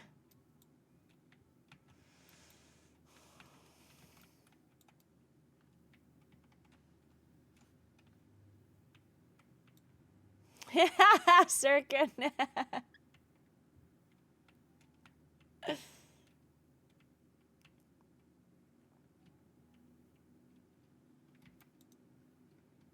So what did they change? They have 2 Mistweavers now, so they're 4 healing.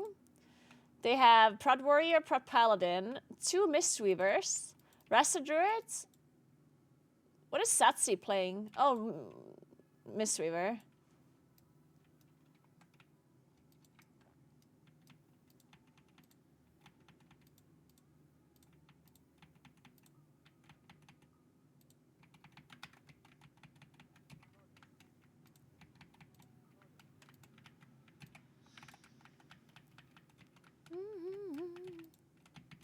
Why don't sparrows like spawning so far away?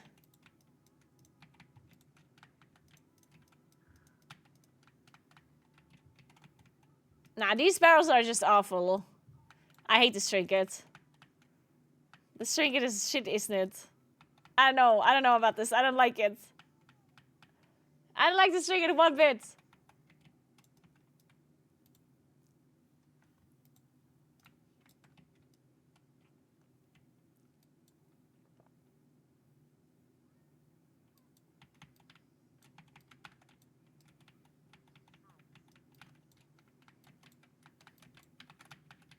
Like, why does a barrel spawn here? Why? It's so weird.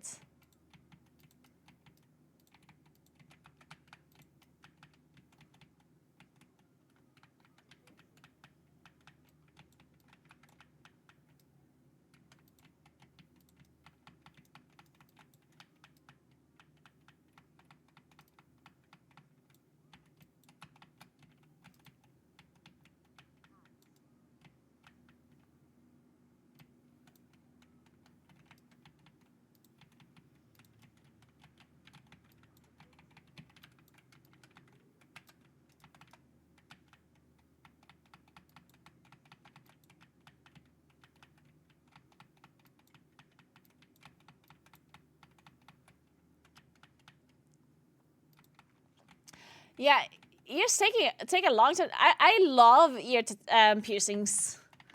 I think they look so pretty.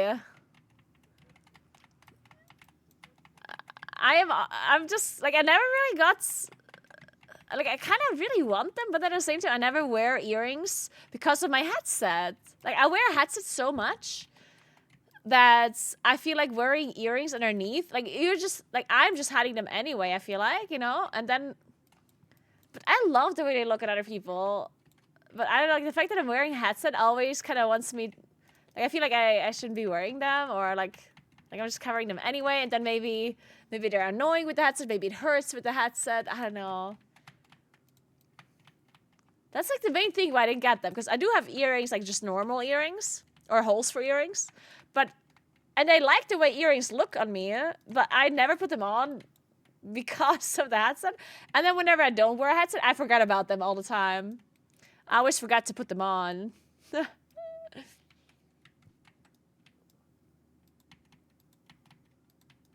Thankfully, my ears don't, like, cover up... Like, they don't heal. What's the word I'm trying to find?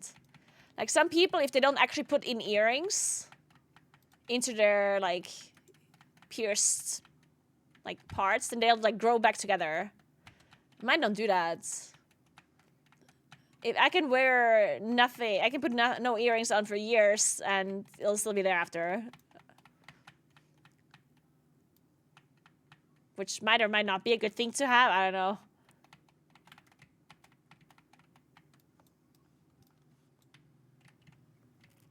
Really? A white gold rocket ship? Wait, that's so fucking cool. I love that.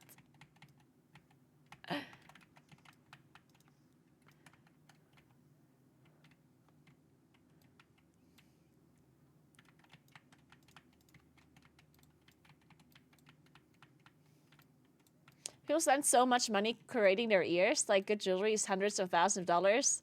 Yeah, I can imagine. Because you also probably need to have high quality... Well, if you don't put high quality stuff into your ears, then that's probably real bad.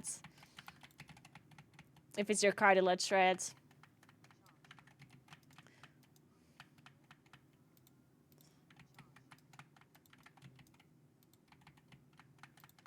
Colin.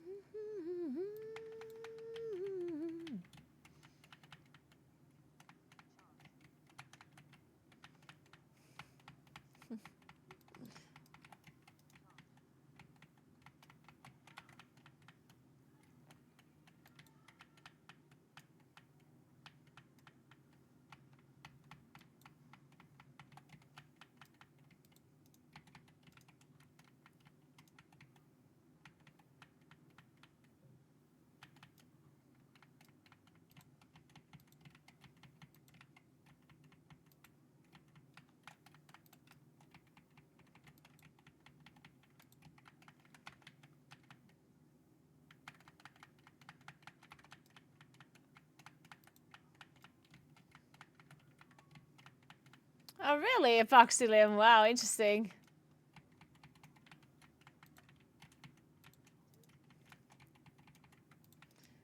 Colin. Colin.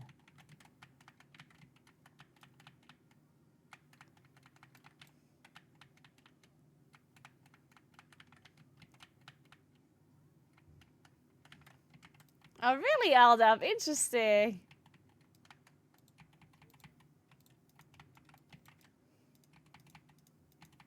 I personally don't mind wearing rings.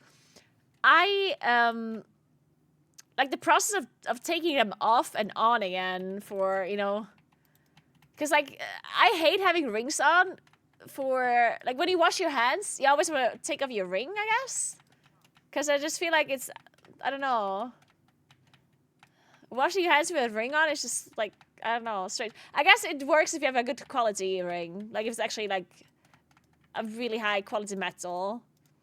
I don't have any like super expensive jewelry or anything. So all of the stuff that I have doesn't really work well underwater and stuff. So I technically would always have to take them off for like if I clean my hands with whatever, and then it's just like, oh, I take it off and put it on again, and I generally like it when you have a lot of rings on. I personally like the look of having like multiple rings on, also having the rings in the front, on the front of your finger rather than the back. Like I personally think it looks so cool. I love it. But then the process of taking them all on and off again is just such a process. Yeah, and in the gym you always have to take them off because otherwise you can't grab the barbells properly or the dumbbells or whatever, and it's like, oof.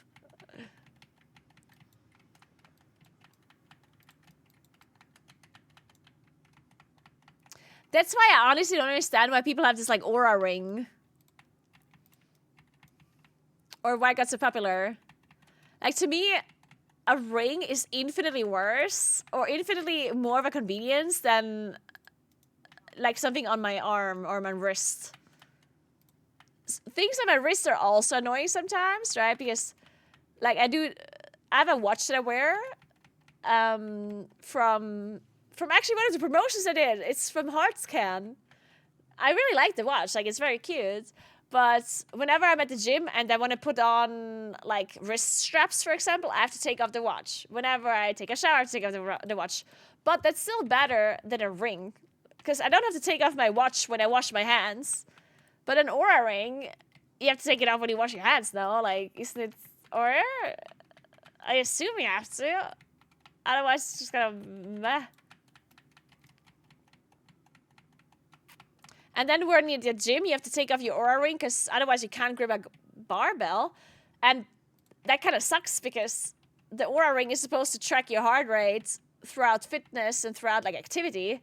So why, like, because how are you supposed to do a workout with a fucking huge ring on your finger like that? Juicy pimple, wait, that's... It's like when people talk about breathing and stuff and your nose. Oh, man.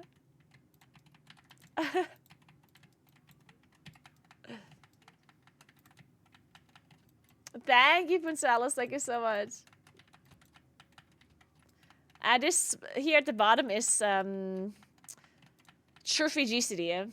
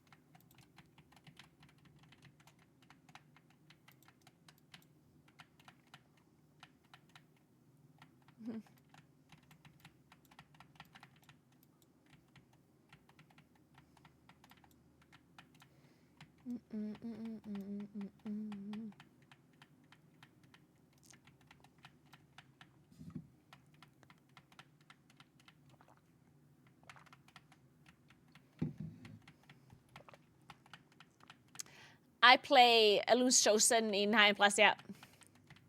Not that 8 would be a high key, but I'm not gonna change it for Just because I'm doing a low key level.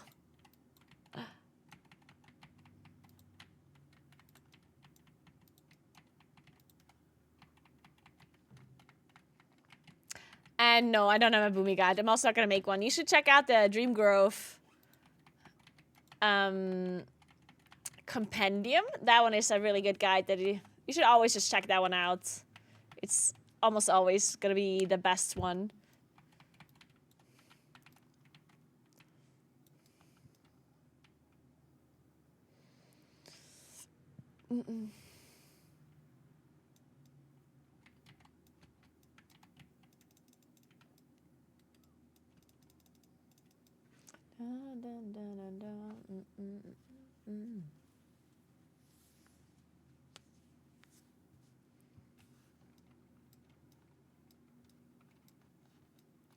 Alright guys, we want loot, just not the trinket.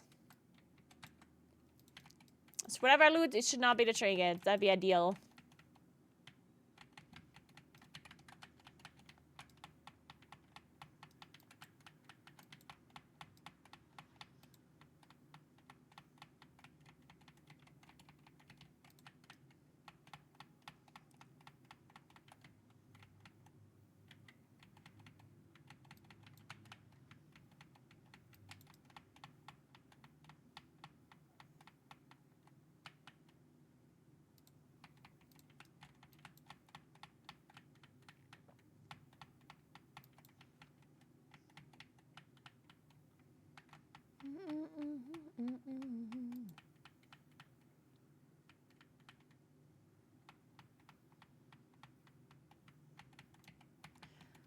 Alright, looks like Echo is still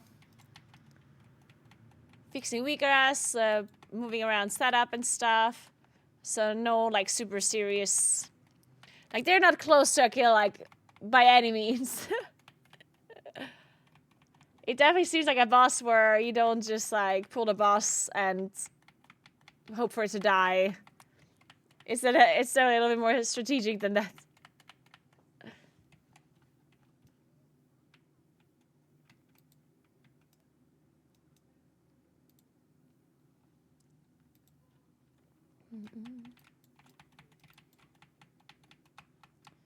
Maybe we check out a try after this.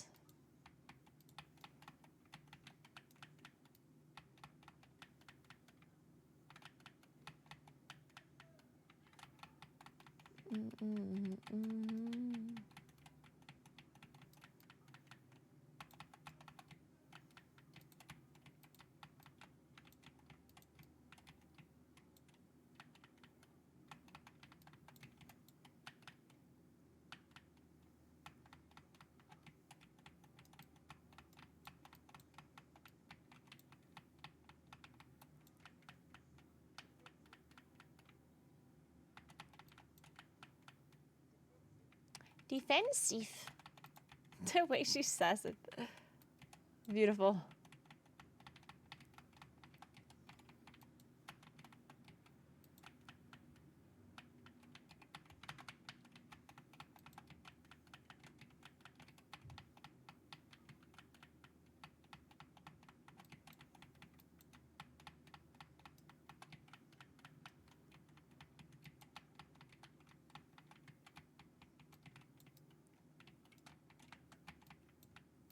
Okay, loot!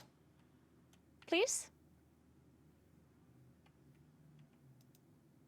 Fuck.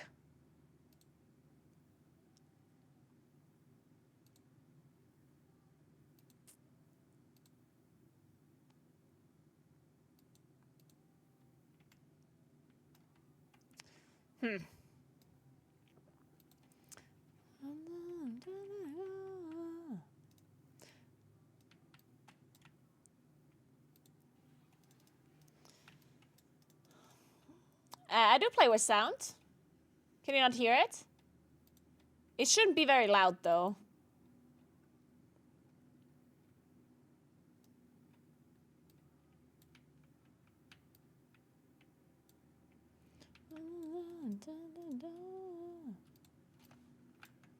I can make it louder for you.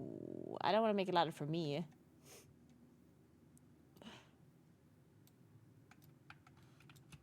Should be louder now, right? They got lock and stock. Nice. Congrats to Method. Congrats, congrats. Very good for Method. Maybe they can still kill one-armed bandit today. Maybe a bit close, but that'd be nice. That'd be super nice. All right, I'm gonna go get a yogurt, and then we'll watch Echo a bit while I'm eating my yogurt, okay? And then we'll continue to play Plus. Are you liking the dungeon rotation this patch? Any setup bangers in your opinion? I do think I like the dungeons mostly. I think so. I do like Priory. I just think it's very difficult in comparison to the other keys, but I generally like Priory. Maybe if they would nerf the difficulty a little in comparison. I'm still not the biggest fan of Dark Flame Cleft. I hate it less than I thought.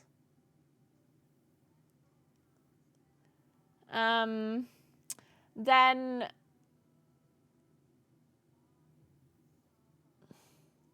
I still don't really like Theater of Pain. I also hate it less than I thought, but I still don't like it very much. Honestly, not the biggest fan of Workshop either. I do like Rookery. I like Priory. I like mainly the new dungeon. I also like Meadery. Like, a lot of people don't like that one, but I do like it. What's the other new dungeon? Floodgate. Floodgate, I also don't hate it as much. Some people say they hate it, but I don't hate it that much. I mainly don't like the older dungeons that much. I don't like Workshop that much. I'm not the biggest fan of Matterlode. I don't like TGP that much. And Dark Flame Cleft is like okay-ish. Okay, let me get a yogurt real quick. Let's watch this.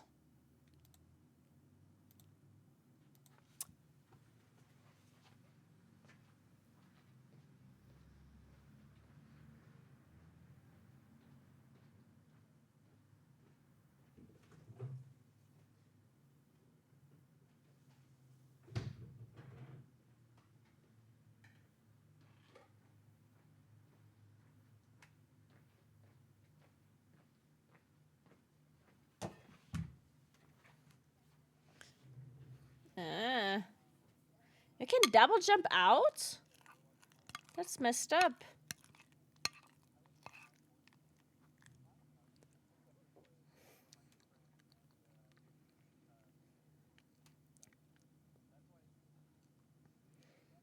I think that does kind of suck that they can get out of it, right?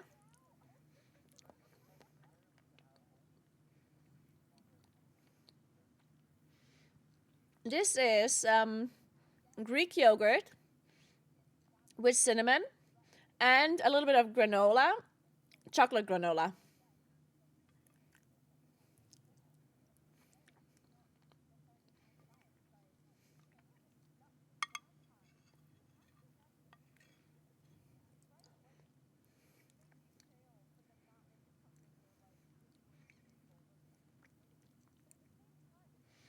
Yeah, I don't like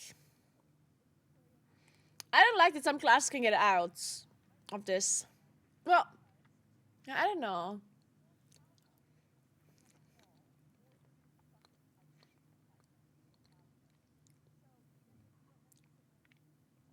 Okay, so maybe I guess my opinion is I think maybe it's better because I guess I was thinking that no one should get out unless they have a teleport. Right? Like a warlock, for example, you can't stop a warlock from getting out because that's how their ability works, right? And Transcendence you can also not stop because that's how the ability works. You can make Blink not work, you can make like double jump not work, and you can make stuff like that not work. But then if you do that, you're allowed to only have 2 classes that can get out, which sucks again. So I guess it's better that more than 2 classes can get out, but not everyone can get out. And there still is a mechanic that requires you to break the walls. So I guess it's okay. I think I prefer it this way compared to even fewer classes having the ability to get out, because that might make them want to stack even more monks than they already do and more warlocks or whatever.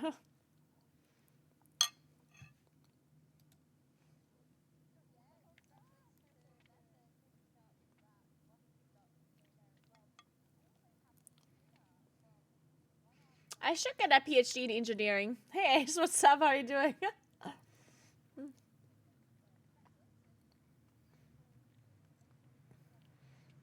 Is it better than ice cream? Of course not. No. Ice cream is a lot better than this.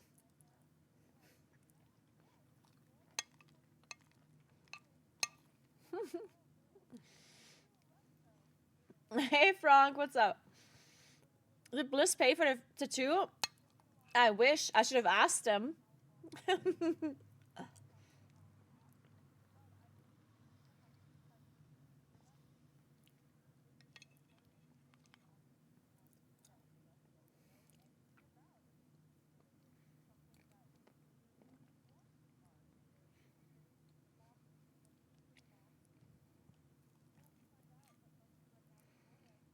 So what is like the biggest problem right now? I guess the strategy. I guess I just need a working strategy.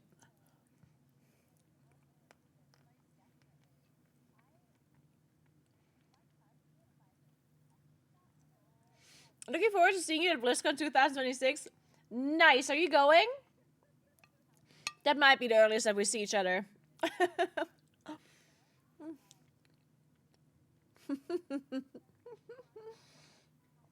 She's got a full back piece of cooldown. That'd be sick.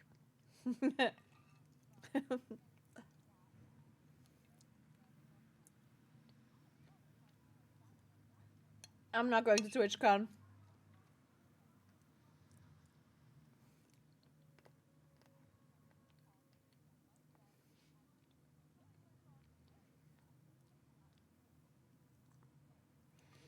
When will you be in a Podyssey? That's such a good question.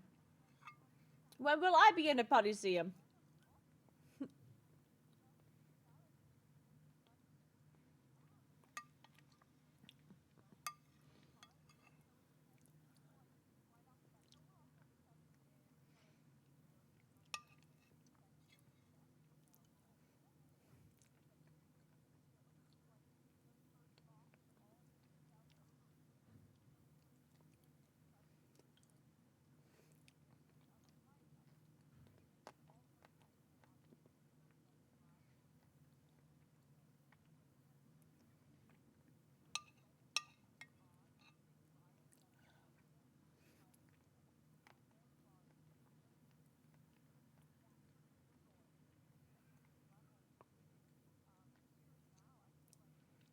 Oh my god.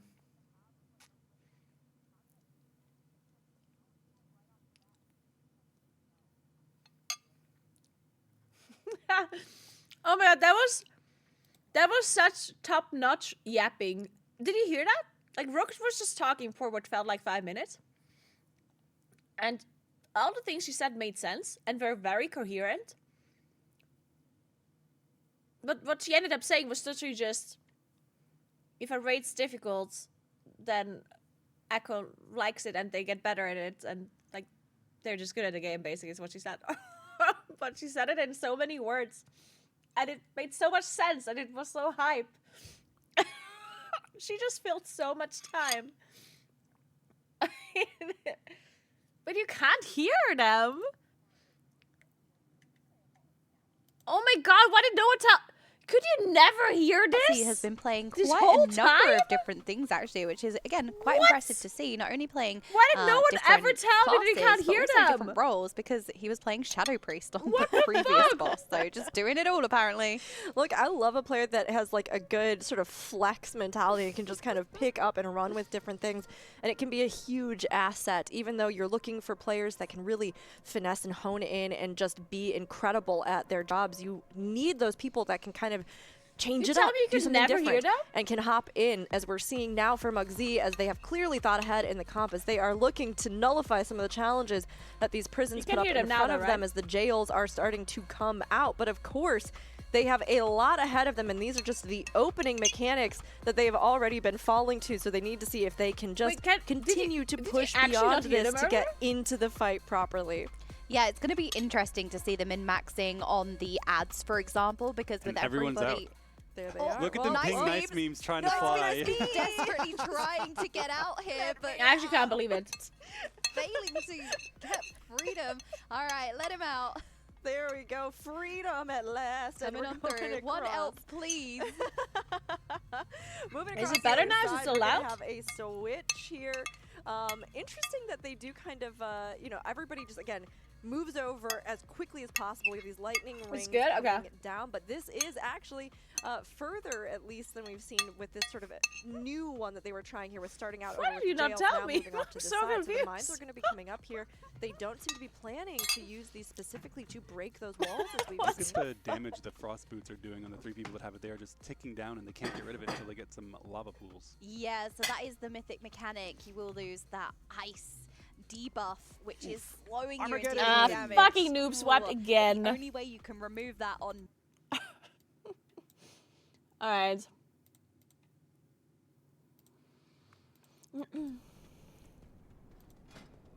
So.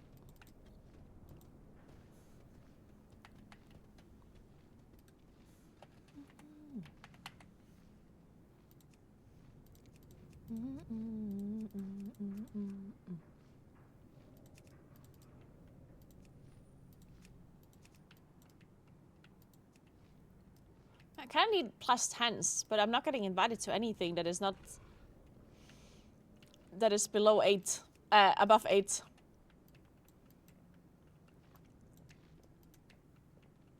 So... I don't know.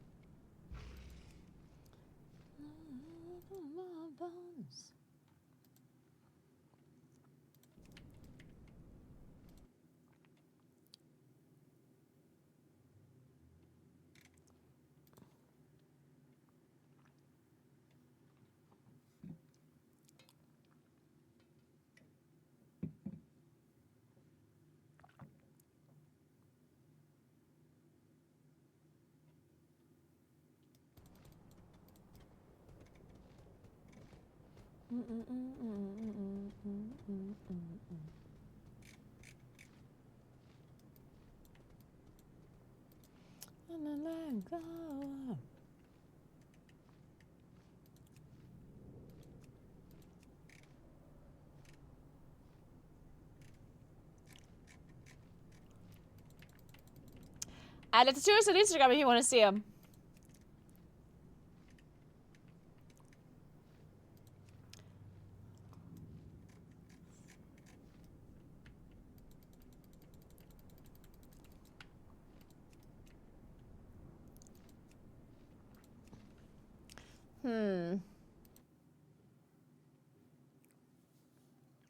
My bones. Anyone?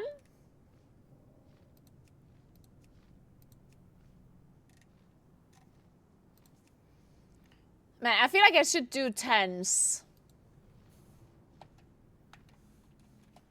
At least 10.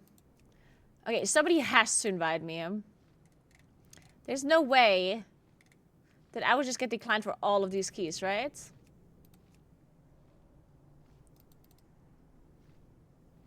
Right?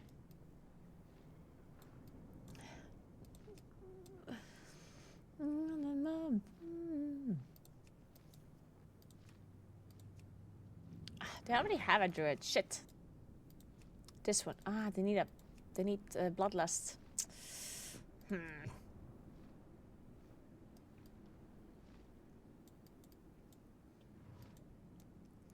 Even Ginger will be declined in a +6. This is true, actually.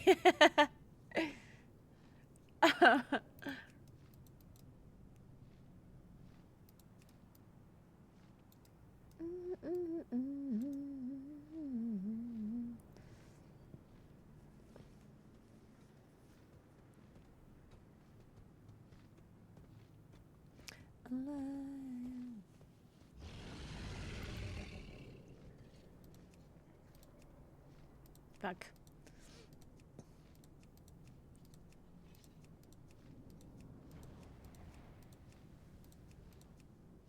I can't sign up for more. Hey, Scalp. I'm so glad you liked the tattoo. It's really cool as well. I like it.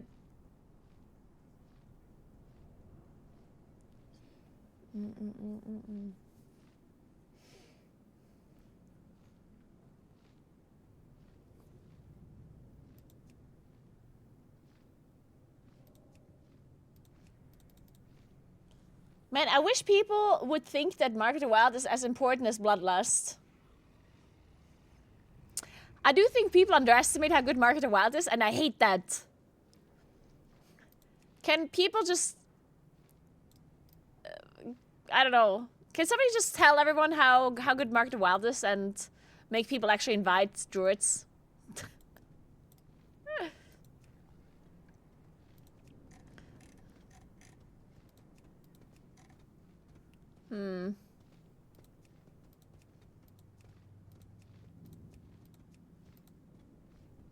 Ooh, this looks like a good group. Oh, I can't sign up.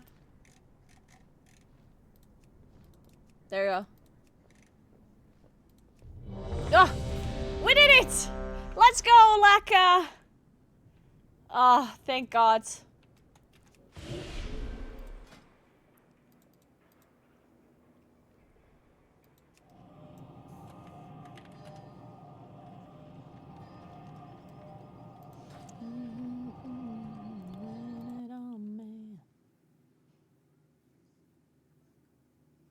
Your muscles very good. Thank you, Neki. I'm glad somebody noticed my upper arm muscles.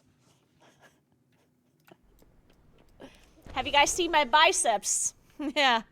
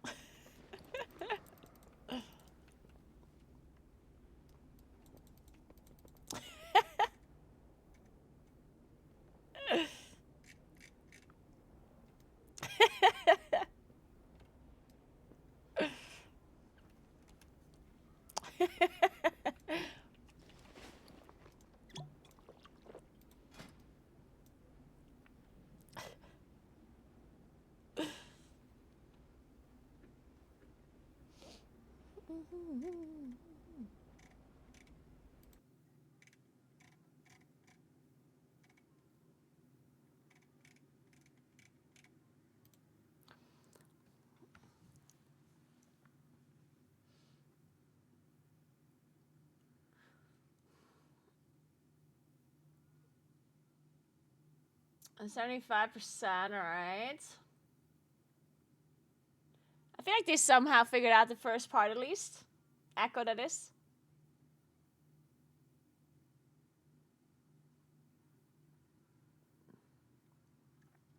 %, nice, nice. Okay, they get a second set of prisons now. Wait, they have 3 prisons. Did they have 3 prisons the first time too? They have increasing prisons!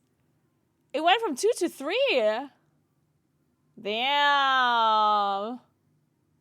Well, that's messed up. It's gonna be 4 after or what?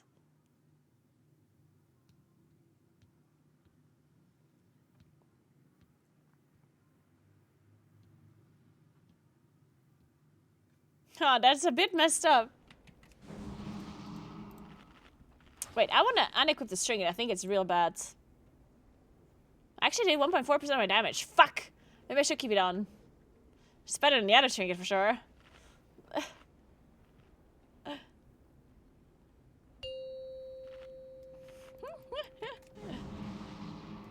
5, 4, 3, 2, 1. Alright, let's do this. This is the time where I'm actually getting an item that I need from this dungeon. This is the run, guys. This is the run.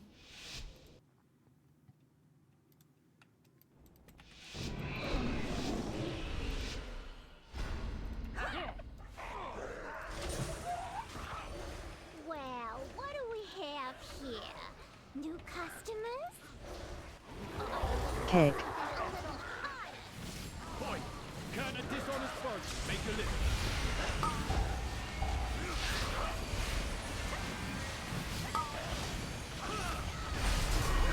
Keg.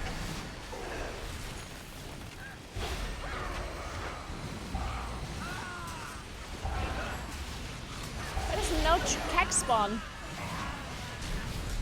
What is this? Is my trinket bugged?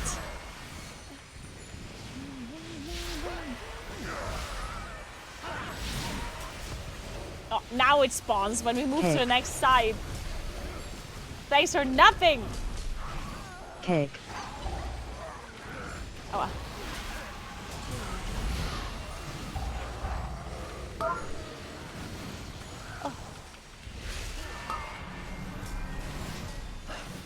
Oh. Fuck!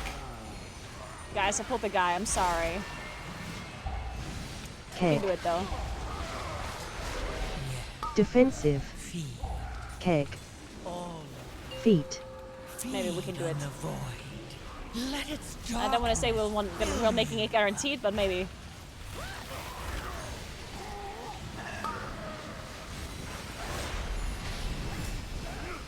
Defensive.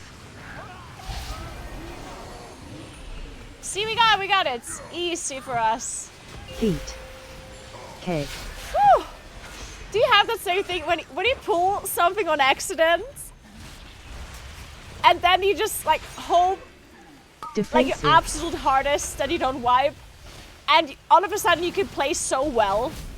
Like all of a sudden you kick here, drop this, to see that, like Feet. off heel, like you find all of your utility buttons all of a sudden. Because you don't want to be the reason why Defensive. you wipe.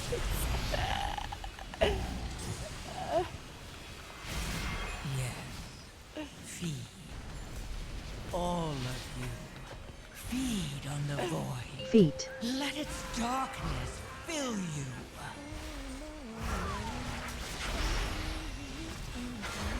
Defensive.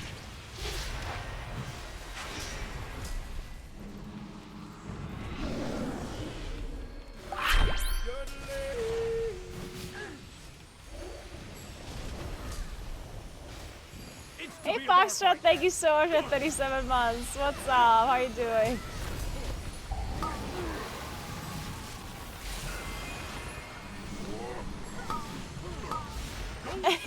Yeah, wristlet. Yeah. It's like when you're close to deadline and all of a sudden you're mega productive, just like that all the time. Yeah. Very true. Goes down smooth.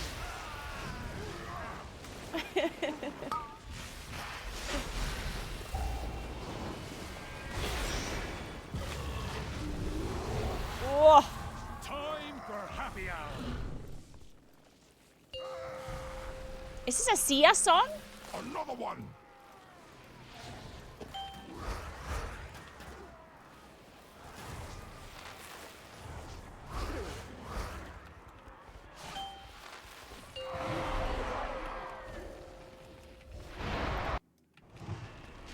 It is Sia. Nice.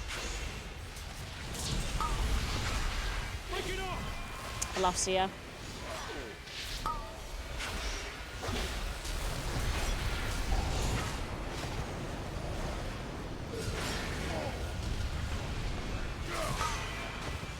Break it off.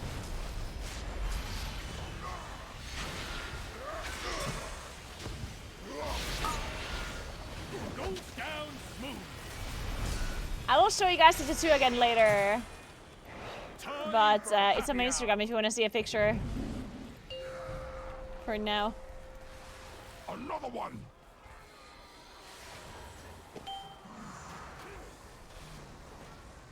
Another one.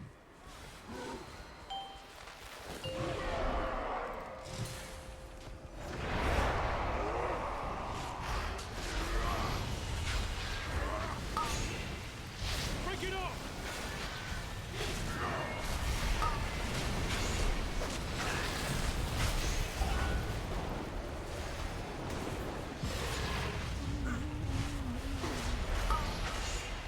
Break it off.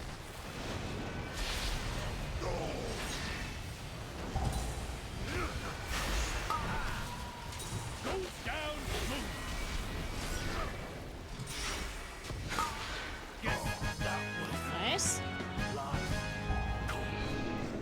quit WoW because the packs take too long to kill. Really?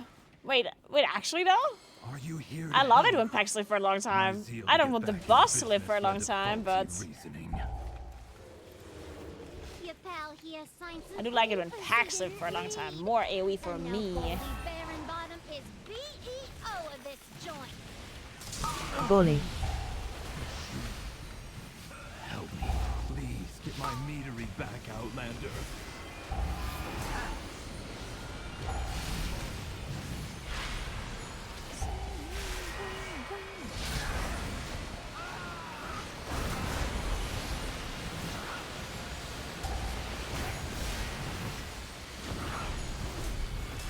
Man, this trinket is weird. Why does it not spawn at the start when I want it to spawn? I feel like this is a really bad RPPM.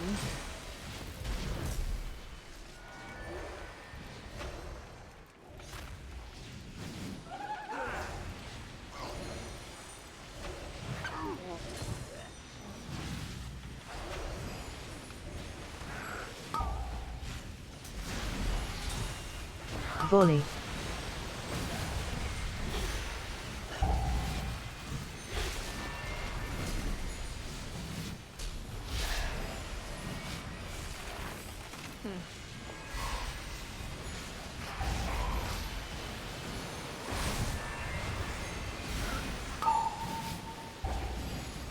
Oh, this song is also from Benson Boone?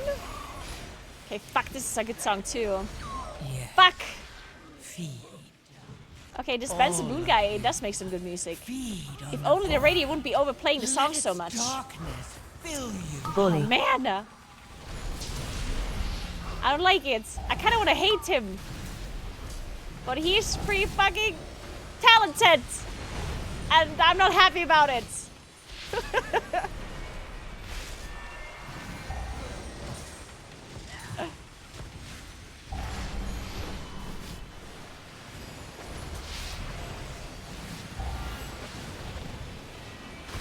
Whoa. Whoa! Fuck. Hey, Danny. Thank you so much for 2 months. Appreciate that. Welcome back. Thank you, thank you, thank you.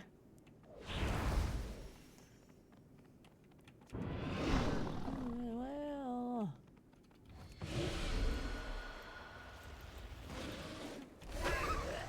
What?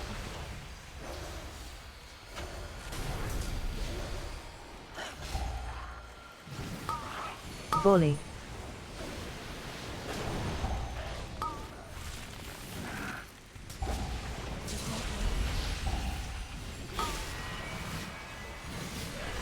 My bees? You put them in cages? They should be free gathering pollen in the forest. You get to lock up your bees. Letting them be free range is too much labor. Don't tell me you can't hear the music either. Just makes their honey. You can't hear the music, right? Right, Bank?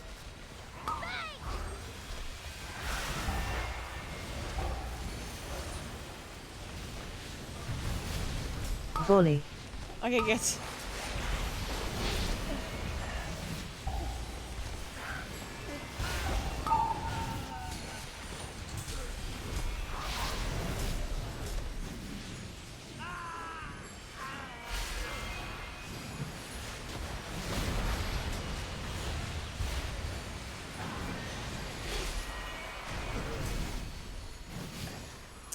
My UI is for subscribers only at the moment, I'm sorry.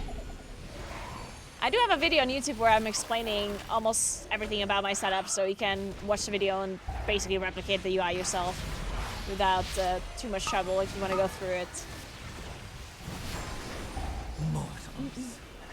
Scrabbling after any shred of control. Bully. For free! Yup, yup.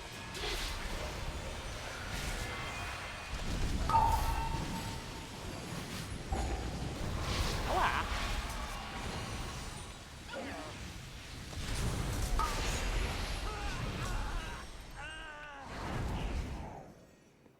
Time to bust out my bees. The best for my bees. Ads.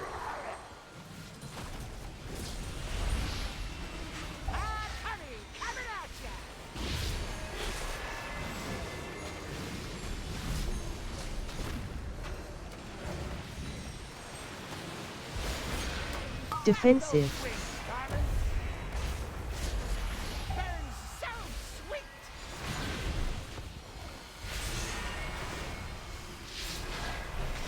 Nice. Ads. Hey, gaming aspect, what's up?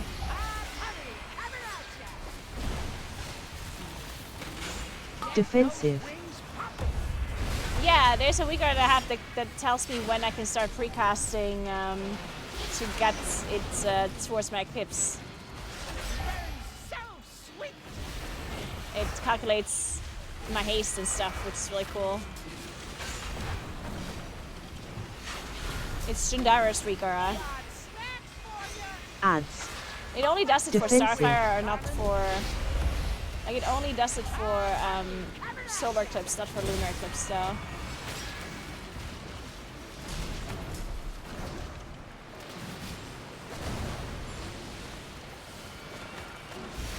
Hey, Melonstar. I started to on Instagram.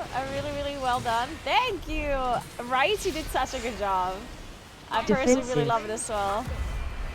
I want the rest to shove into 2. Ads.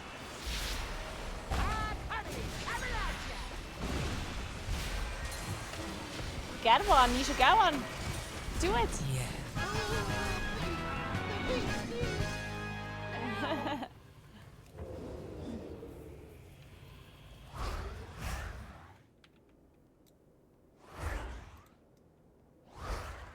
Hey!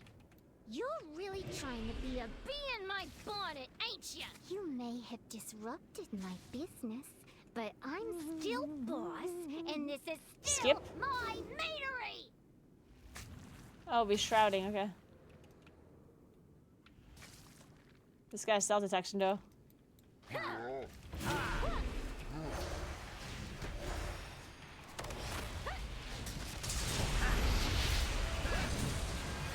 Charge. Totem.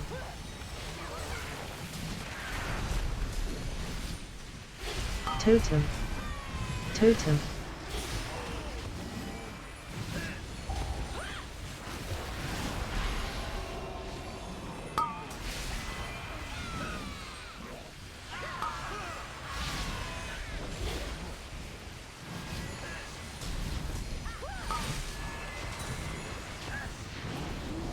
Charge.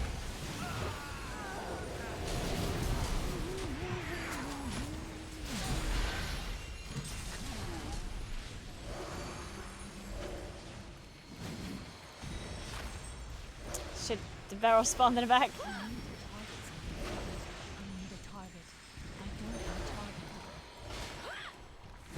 Yes. Totem. Charge. All of you. Feed on the void. Let its darkness Charge. fill you.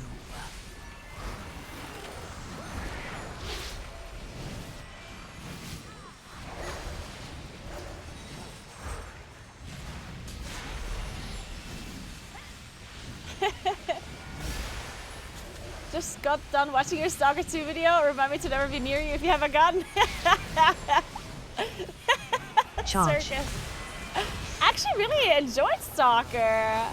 Unfortunately, it looked like no one Charge. enjoyed watching me play it. Like, I actually really, really enjoyed it. I would have liked to play more of it, but I don't know, like... I don't know, I guess people really didn't enjoy it. I felt like my chat was a bit dead. I felt like people are not really having a good time watching me play it. But I actually really did like it.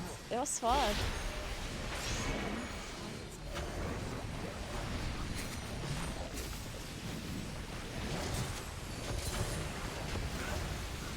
I was incredibly bad at it though. Maybe that's why people didn't enjoy playing it. No, my stills, they bypass the filters. It's running too hot. The meat Totem. will be substandard. Yeah, but there'll be more of it. More meat, more money. good business. Cinderbrew was my personal directive, my passion. She's ruining everything. Wow.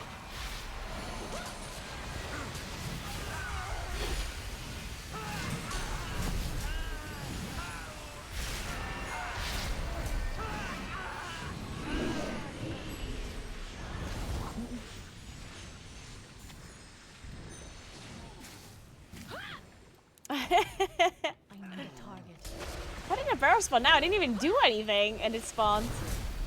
So strange. Totem. Charge. Totem. Totem.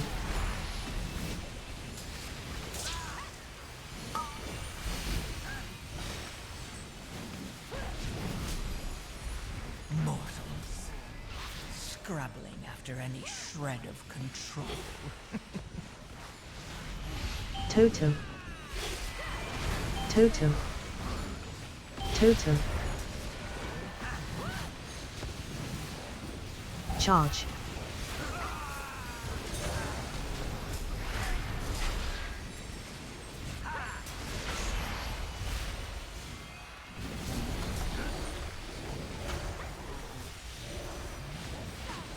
Whoa.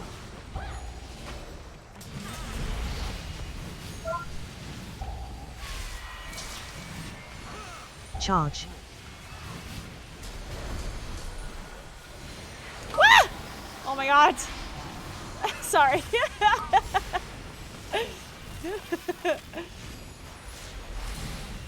I'm fine, I'm fine. Nothing happened.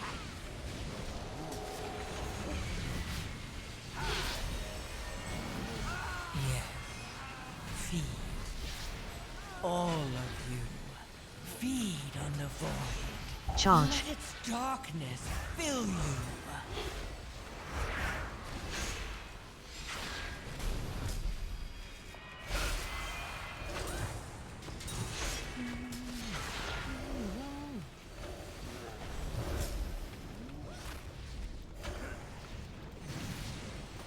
Totem.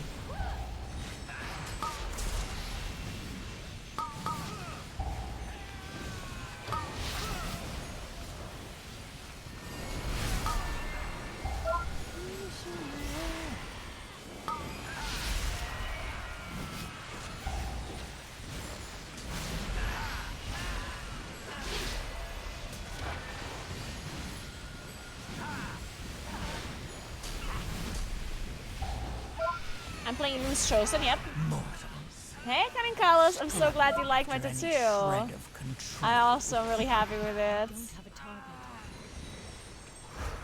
I know I'm sitting. I actually wanted to walk a little bit, but now I think I'm not going to anymore. I think I might cycle a bit later at home. Made of mead? Oh, my Cinderbrew. Rubians are one thing, but I cannot process this. Feet. Ads. Feet. Ads. Feet. Ads.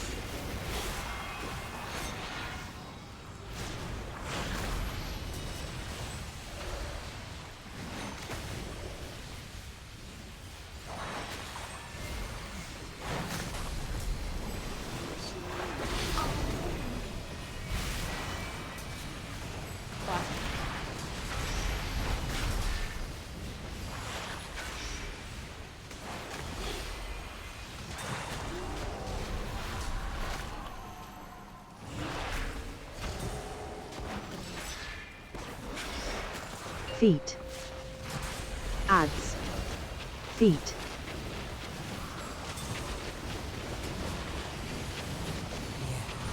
Ads.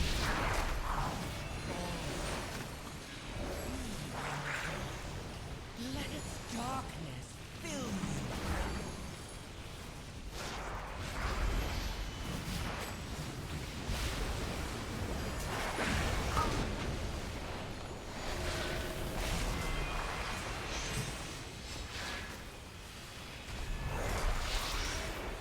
Matchups in Keeper versus Loose Chosen.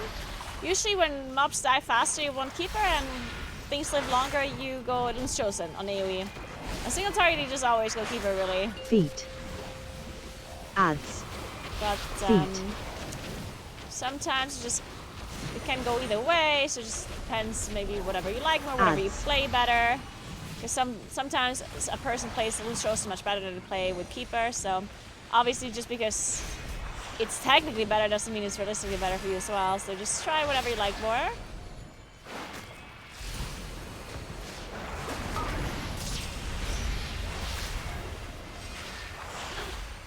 They're really close to each other anyway.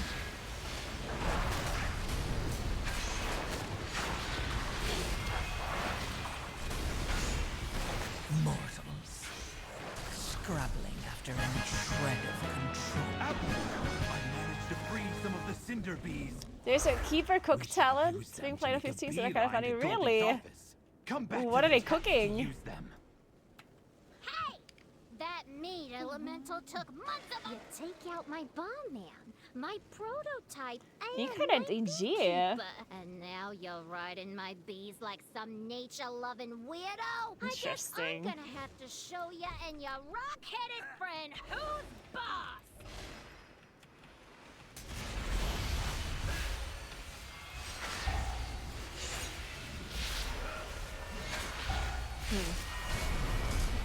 What's the thinking behind that one?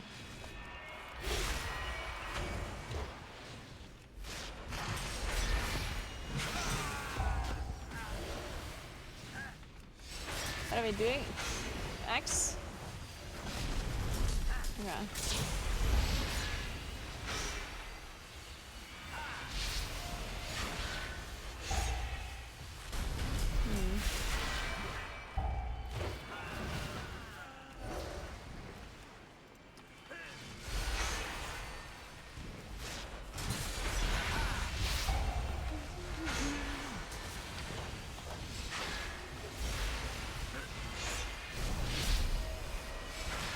Which is big damage disease, I assume. It's the same thing people play on sticks currently to nuke ads.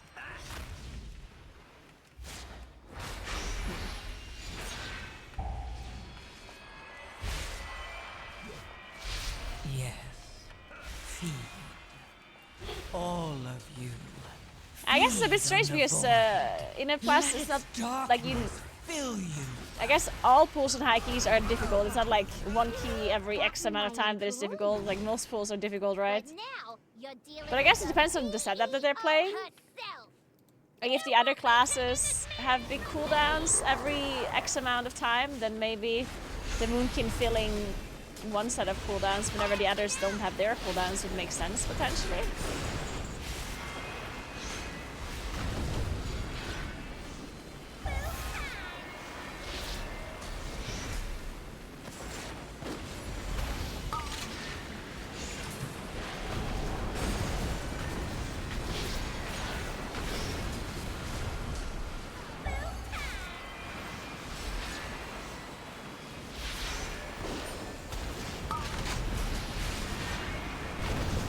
Oh god. I almost just stood still in that lava there. Defensive.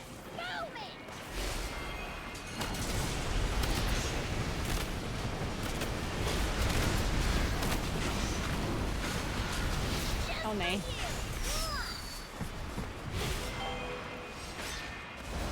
Mortals.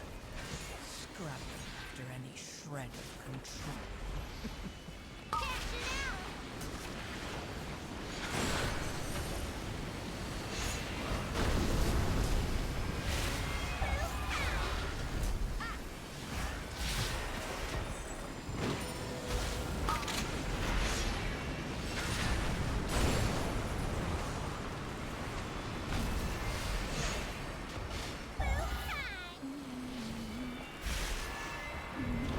Ah.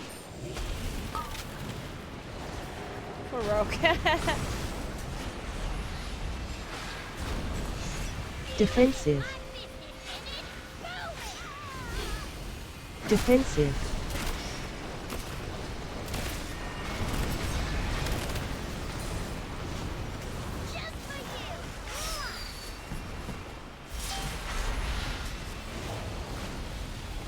Mortals.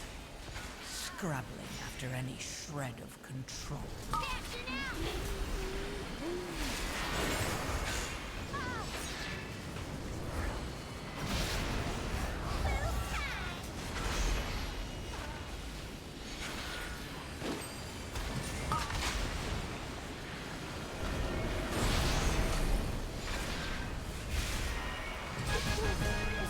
Class 2. Let's go. Okay, loot. Nah, no shots, actually. I need like every item in here except this item and the trinket. And I got this item and the trinket. I need every item, I'm pretty sure. I think at least. I need the ring. I need these boots. Well, I guess I don't need the belt. I need the bracers. I need the cloak. I need the shoulder. Well, the shoulders are not great, but better than what I have. I need the necklace. And I got the sucker off head. God damn it. I can't wait to hear about your adventures.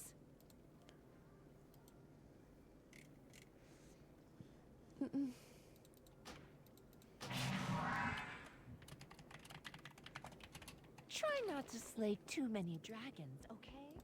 Feels bad, feels bad. It's not ready yet. What did I get? Oh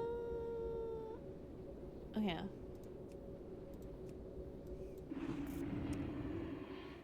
You stated at the start anything but the trinket. Okay, fine, you're right. You're right, that is what I said. Okay, how much damage does this barrel do? I mean, it's still just kind of bad. I mean, you have to consider, like, this is the damage that it does, plus I have to global it. I don't like this barrel. I do not like it, I do not like it.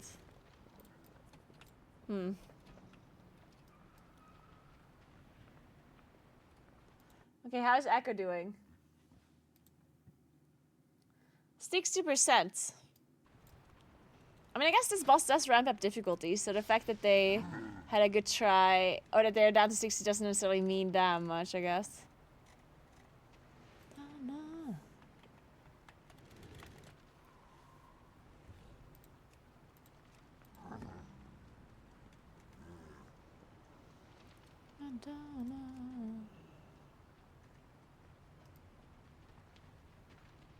Yeah, it does seem like a difficult boss fight.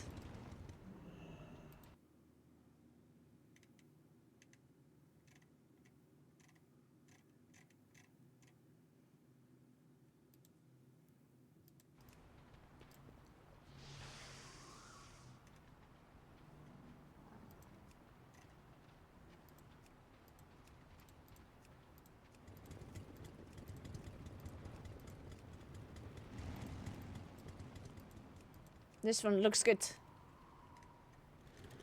How's Augevoker doing nowadays, actually? Wait, let me look at radar, yeah, like the high keys.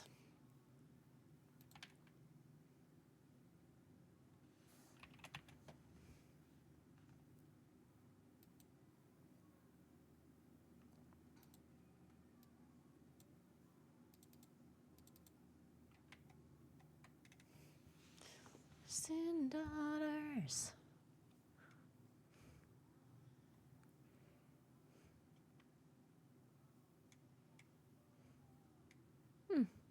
They're playing everything a little, it seems.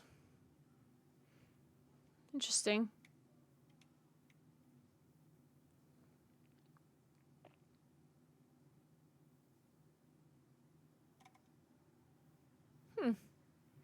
I guess you really haven't figured out the meta yet, huh?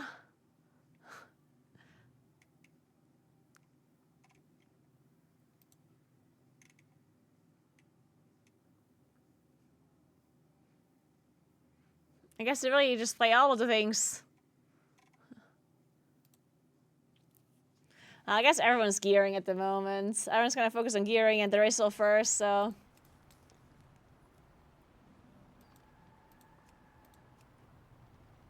Oh, I didn't have lust.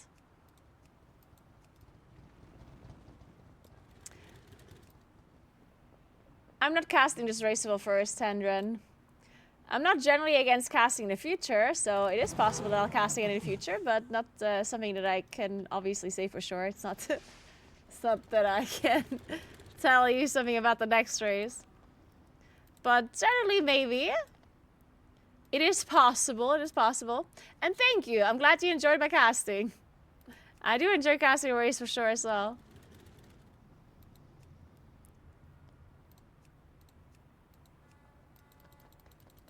I did get the spider tattoo, John.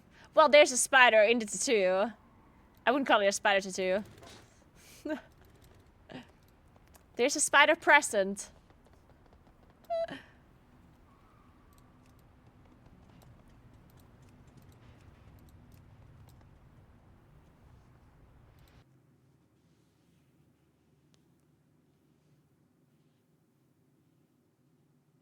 I love the song. Paris Paloma, who is this lady? Huh.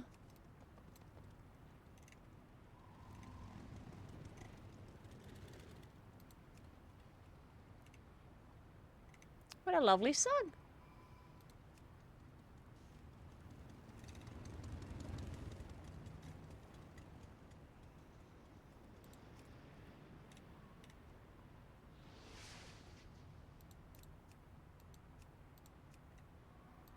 Hmm.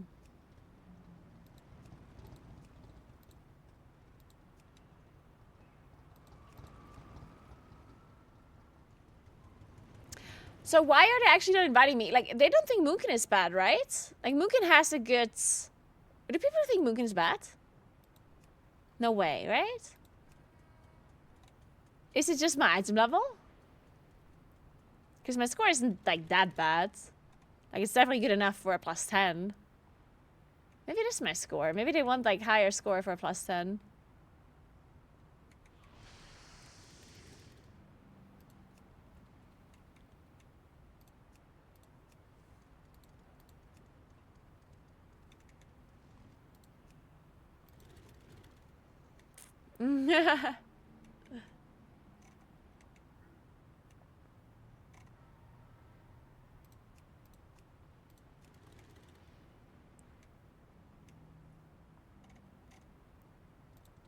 Yeah, my item is a bit shitty. Well, if they would invite me, it might not be shitty anymore. I have many lucky doos you like.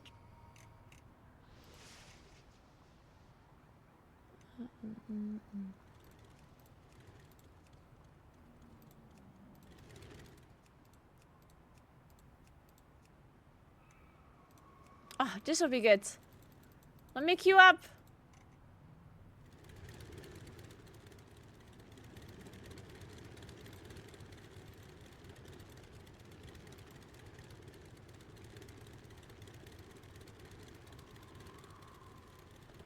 $6.55? Yeah.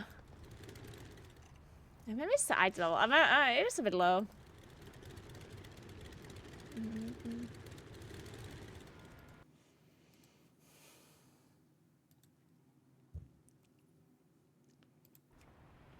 Let's watch an Echo try.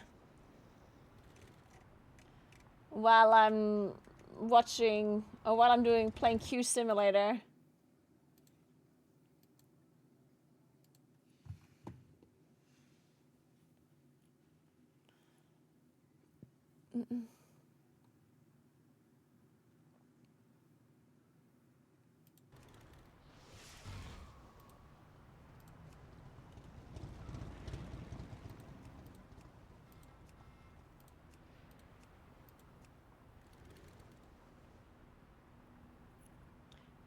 Alright, what are they playing now? Still 4 healers? Yeah. The dev evokers are interesting. Double def.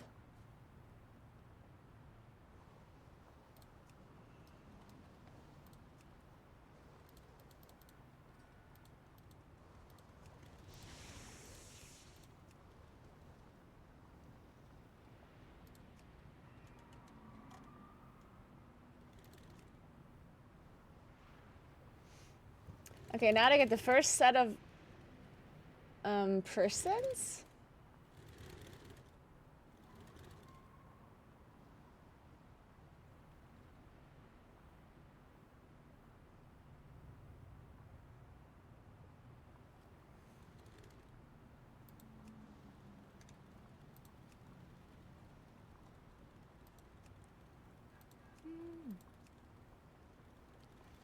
It's amazing stories to too. Alright, so now they switch sides.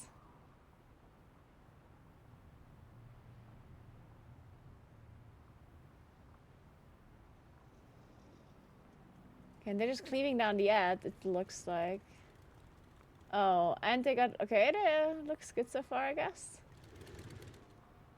Now they got another of these bots that they can't clear until they're over on the other side again.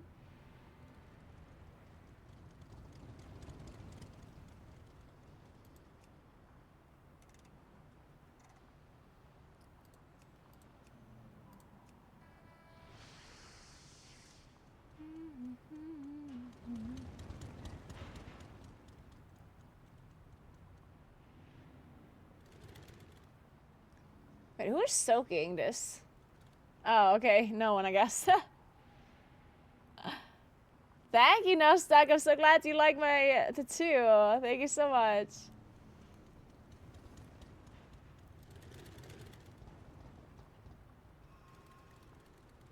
Does everyone need Cinderbrew? I guess everyone needs this dungeon.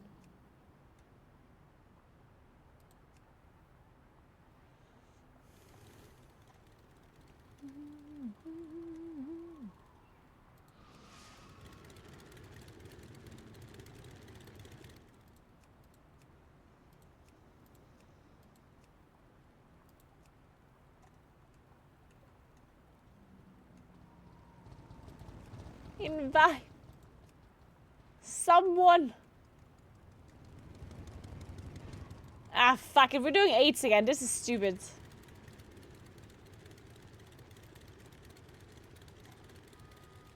Fuck it.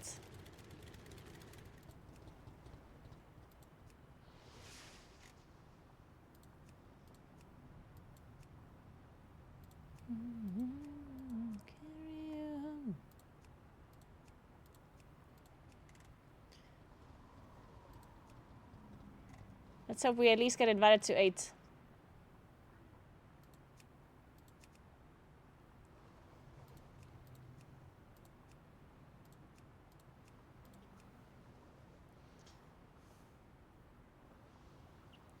I feel that I'm 655 resto and funneling through 20 plus clients before it buys to 10s. Yeah. Really? You just are nice. That's very cool.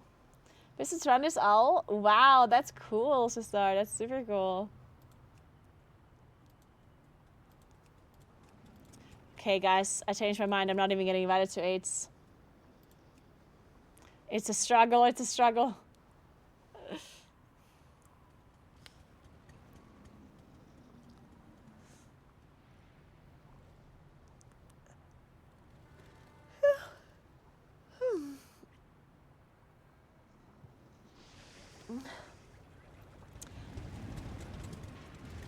Oh, they're having a short break. Oh, it's dinner break. I think they're having dinner break.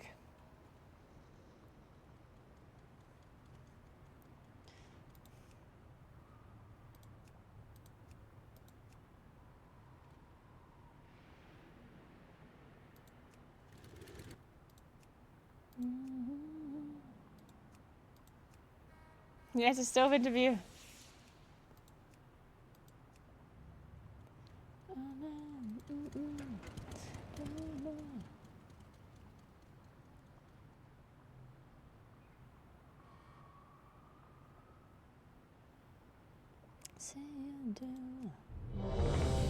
Oh, thank the Lord. I got invited to a +8, guys. Let's go. May your feet find good trails.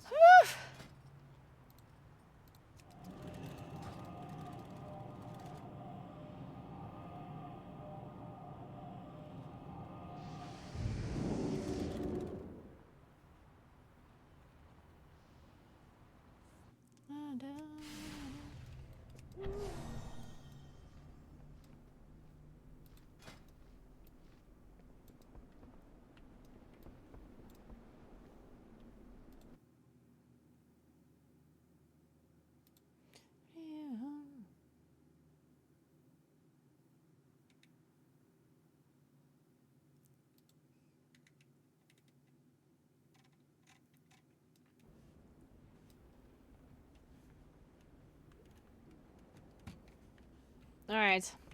We got Bloodlust. This is the run where I actually get an item I need from this dungeon. Not the offhand. Not the trinket. Not the weapon. I don't want that either. And maybe not the belt. Fuck, I'm being a bit picky. Wait, I should equip this. Huh? I'm stupid, but I don't have this equipped. This is so much better. What the fuck? Now I'm 650. Okay. Medusa.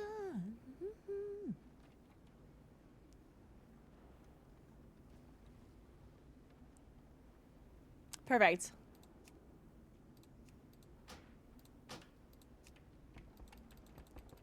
What do you got there? I have a portal to go there. If you do a +10 in time in a certain dungeon, then you get a portal to port there. They're individual portals, so you have to do each dungeon on a +10 to get all of the portals. They're very nice. It's a cool little bonus to have.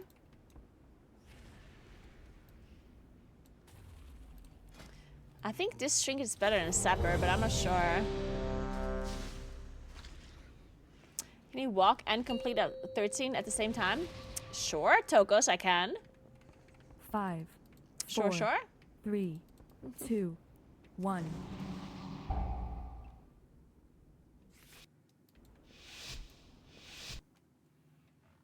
All right. Let's do it, team. Let's do it.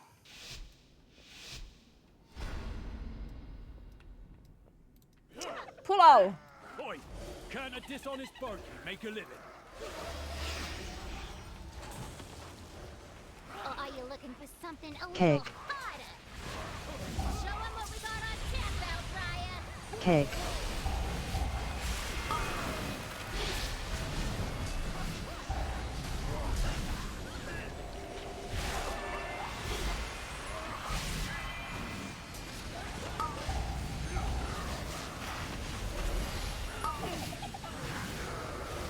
Cake. Cake. Oh, I missed it. I missed it. Fuck.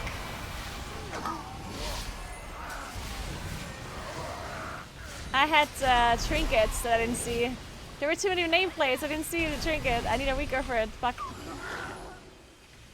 Oh, man. So, Fire Mage, huh? Somebody gonna nerf that? Cake. Nope? Okay. Oh, we got Shui. I don't know if he wants Shui. Defensive. Feet. I'm so dead. Like, I'm so dead. Cake. Oh, fuck me. Defensive.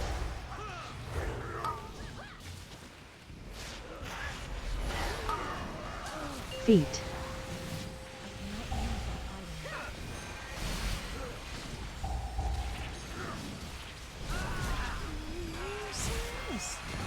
Defensive. Cake. Ah. Man. Yeah, that pull was maybe a little bit ambitious.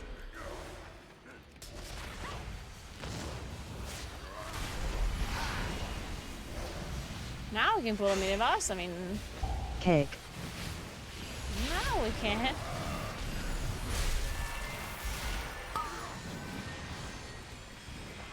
Glad to see Fire Mage is finally relevant in queues. Scrabbling after any. Yeah, you are right. Fire shredding Mage is control. rarely ever relevant in Mythic Plus. They do deserve their time to shine. Honestly, they're almost never viable, and it's messed up.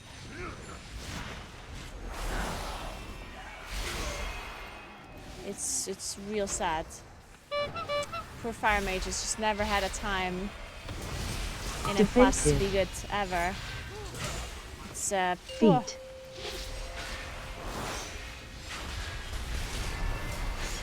Poor Mage's Blizzard hates them.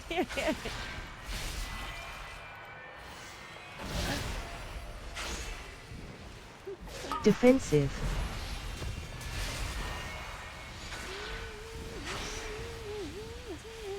Feet.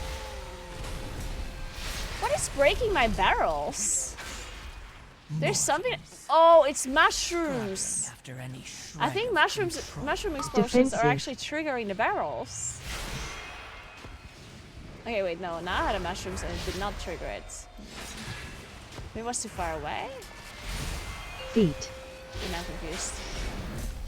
There's something that I do that procs the barrels that is not me directly attacking them. I don't know what it is. Or do they just like get disabled or something? Because I just got a spawn there and it did not. Okay, there's another barrel. Wait, did you see that? Like it exploded again. What is it? Huh.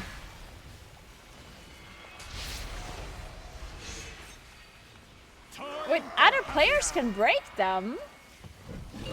Really? Keep 'em coming. Wait, like with direct attacks? Or, like, do they see the nameplate of it?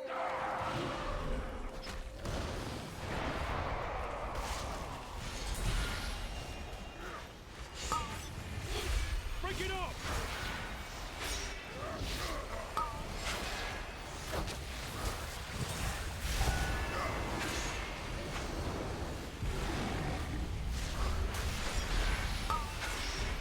Break it up.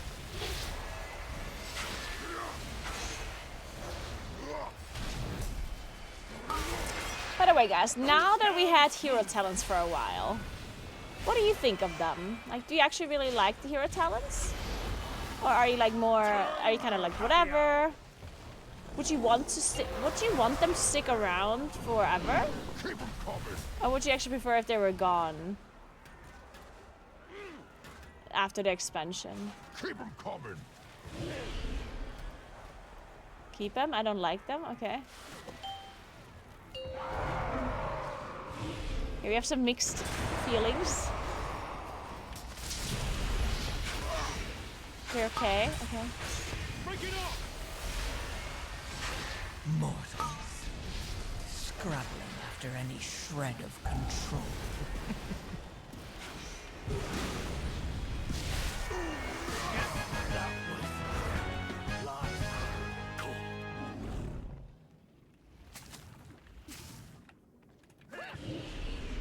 Are you here to help? My zeal to get back in business led to faulty reasoning. Totem. Your pal here signed some papers he didn't read. Charge. And now Totem. Baron Bottom is CEO of this joint. Help me. Please get my meadery back, Outlander.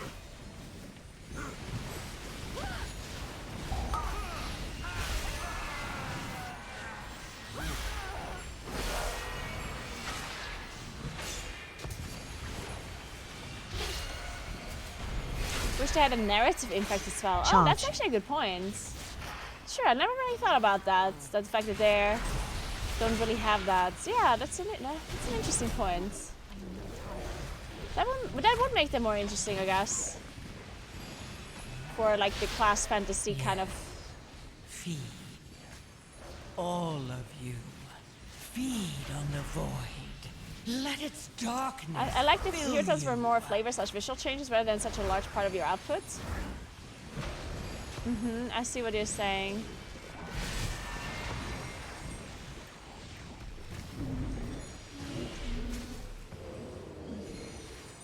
Yeah, so maybe I guess people generally want it to be more like more of a narrative thing and visuals, rather than it being like a gameplay impact. Honestly, Totem. Charge. that's such an interesting point. Like, I wonder why we don't have that. Charge. Like, I actually think if the hero talents would stay, but mainly as a visual thing, like literally like change. Like, why don't we have that actually? Now that I think about it, you know how in League of Legends they have skins that change your Charge. animations? We should have that, but for like a narrative style.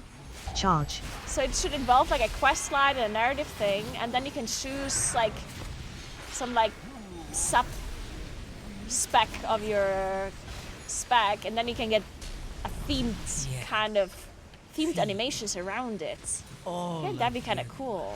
Feed on the void. So instead of it having like a damage impact and you getting a different spell, it would just change your abilities to be more themed around this whatever thing that you chose.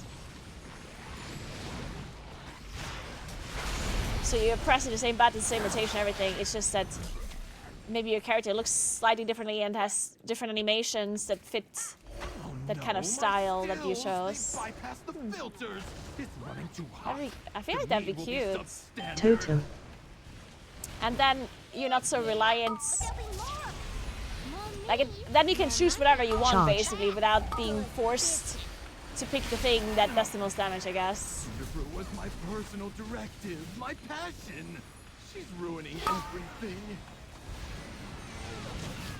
Of course, that would also be a little bit more boring. Like some people don't like it when things don't have any impact.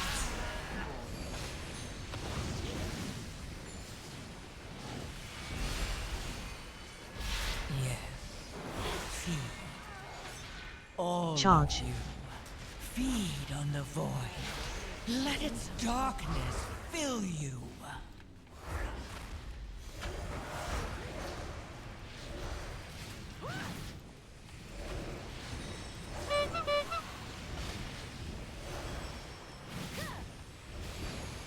Totem. Totem. Totem. That's our totems.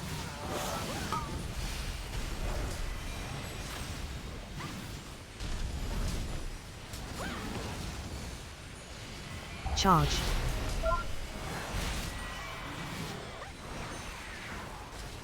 Totem. Oh, now I'm getting all Totem. these barrels. Totem.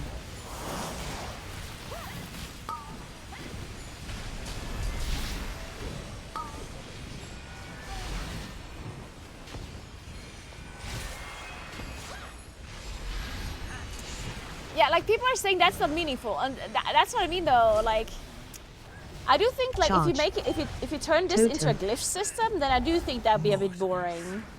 Scrabbling. That's why I'm after saying they any should like shred attach of like a quest line or something to it, like for it to actually be like it should really be like a choice that you make in like a proper choice that themes your character around it, Totem. but like in a visual way. Kind of like Covenants, but not with player power impact. And also Covenants weren't really like themed around your spec, it wasn't very spec specific.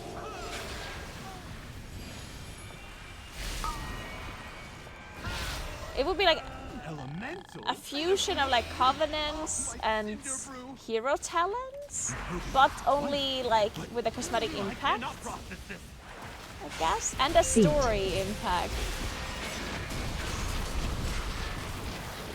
I don't know, I feel like that would be interesting. Ads. Ah.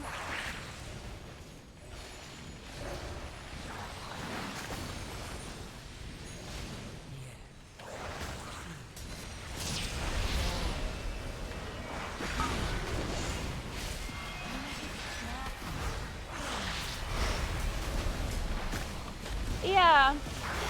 One thing that a lot of people complain about, which I totally understand, is that sometimes when a new expansion comes out, they make so many class changes, and sometimes the class changes are not even like kind of wanted. Like sometimes people really enjoy the way a class plays, and then a next expansion comes out and Blizzard like completely changes the class, and no one even like asked for it, you know, in a sense. It's like, why do we always have to like completely change classes like that? I do understand that it can get boring if your class always plays the same, like, I get that. But I feel like if a class plays well, then you don't have to change it for a next expansion. I understand if a class is like boring to play or has like some other flaws, then to change that, like if people are really asking for changes because your class is boring to play or bad to play or whatever, like, yeah. You do any more damage? But sometimes a class is totally fine the way it is, and then they just change it for no reason, it feels like. So maybe sometimes only getting more visual changes or something that's more cosmetic would make more sense. Feed. All Volley. of you. Feed on the void. Let its darkness. I mean, honestly, that's something that we haven't really gotten at all lately, right? I mean, I'm not a person that is like into lore or into questing very much, but like in the past, we did have class quests. Like in Classic, right? You had class quests that would unlock certain spells and whatever. We had stuff like the Purple Fire for Warlocks. We had the Paladin Mount quest. Like we had these kind of class quests. We don't really have that anymore at the moment, right? I feel like that is something that they could bring back that people would maybe enjoy.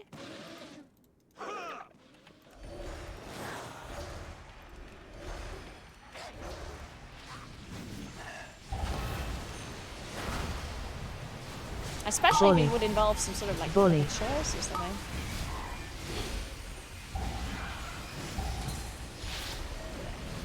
True, Legion did have some stuff, yeah. I agree, Legion had some stuff related to like artifact weapons and stuff like that, and legendaries.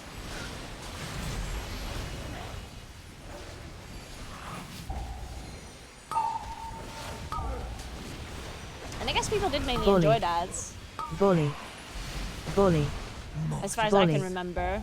Scrabbling after any shred of control.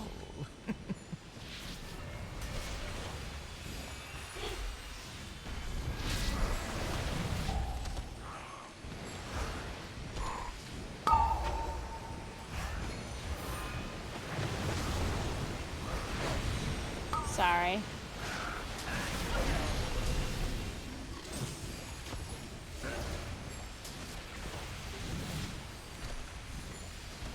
Volley. Yeah, it sounds like bully. Yeah, that's what I understood as well. It does sound like it.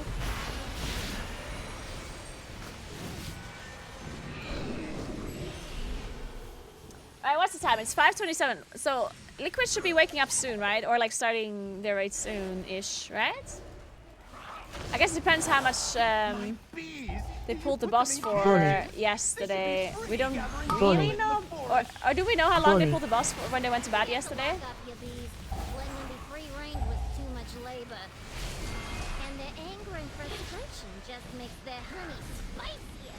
They went pretty hard last night. Oh, they did actually.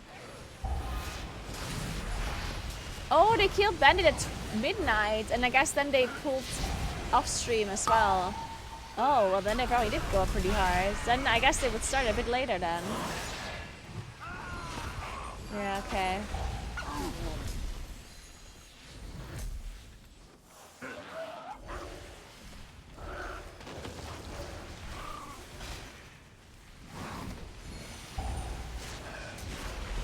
Volley.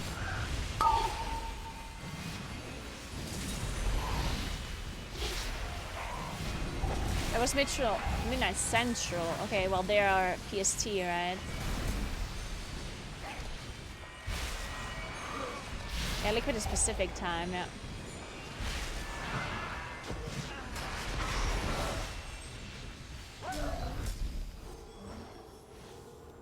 Time to bust out my bees. The best for my bees. Ads. They killed at 10 p.m. their time? Yeah, okay, that makes sense. So if they killed at 10 p.m. their time, they probably ended up pulling Maxi for like like 2 hours tops. Defensive. I doubt they would have pulled Maxi for very many hours. Just because, what's the point? Like they clearly could see that the boss wasn't really killable super fast. So pulling it for too long, I guess they just pulled it for enough time to get enough information for the analysts to work on a strategy while everyone was sleeping and stuff, right? Defensive. So I guess it's possible they pulled it for like 2 hours see a little bit further into the fight to get info on strategizing and stuff. That would make sense, but maybe not super long.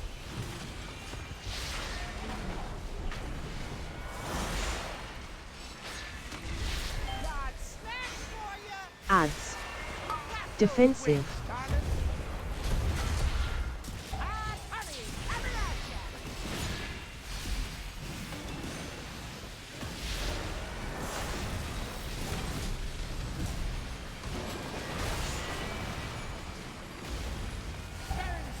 How do you feel about the race so far? I think it is interesting. The one thing that I'm not super happy about is, well, it depends. I guess I wasn't super happy about One Armed Bandit being like easier, or it seemed like it being easier than the previous 2 bosses. That's not something that's like a difficulty curve that isn't very lenient, like, or that isn't, you know, moving up is kind of strange when you have like difficult bosses and easier ones again and then difficult again. Come back to the taps to use them. But I do, at this point, it's kind of like at this point we're in a strange situation where I kind of wish Maxi was hard, like actually taking quite a few tries.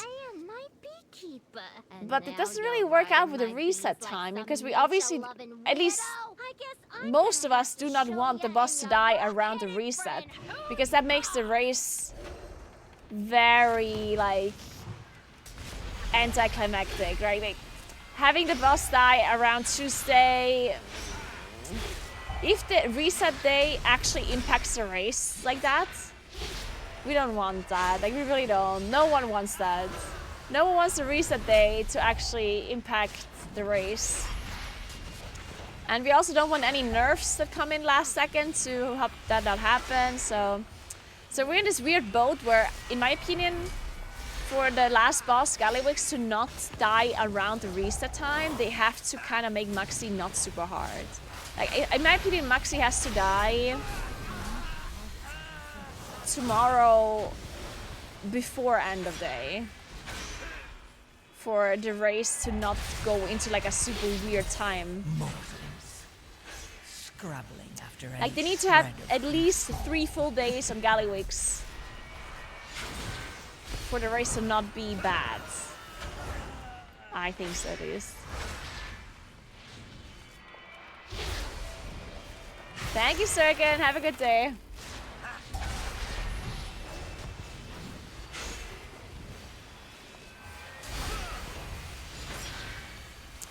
Like, I would almost prefer if Gallywix would die next reset, but like, obviously not at the start of the reset, but like a little bit later.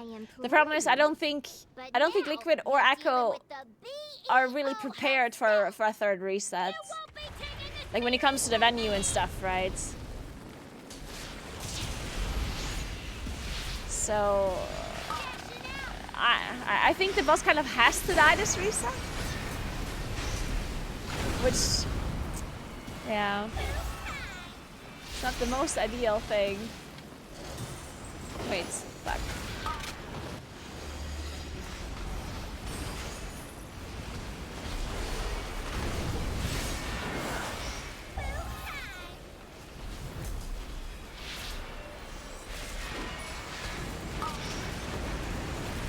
We're doing double now, guys? Shouldn't have done that, I guess. Defensive. Oh, this is not good. Thankfully, we have all the cooldowns in the world.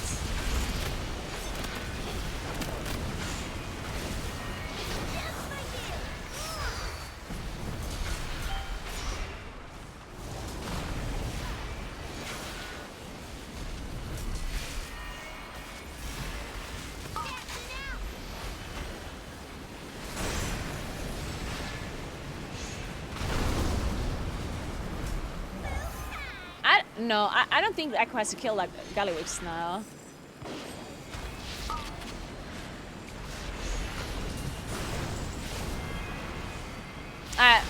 Maxi, obviously. I don't think Echo is in a rush to kill Maxi.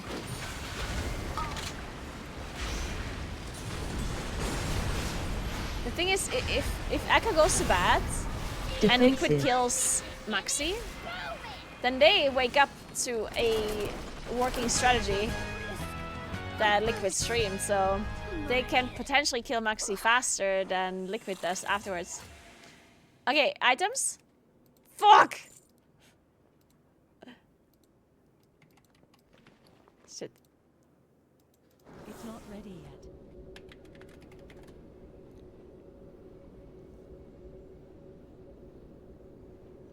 That is an insane part of the race these days because it's not just the space in the venue, it's the food, the casters, the production teams, support stuff.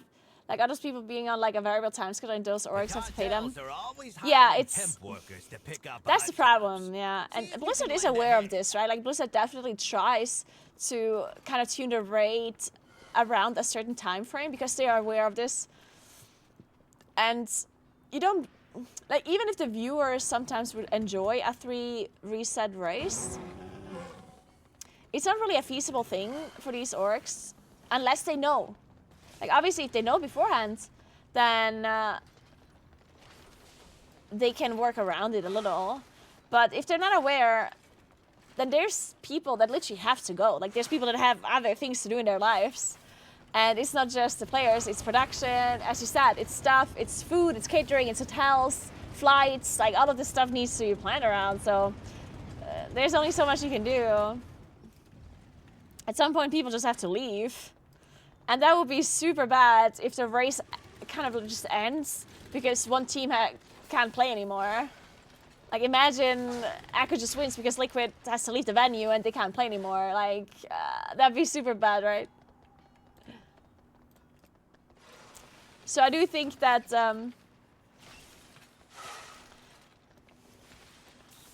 Blizzard really kind of tries to tune a race around 2 resets.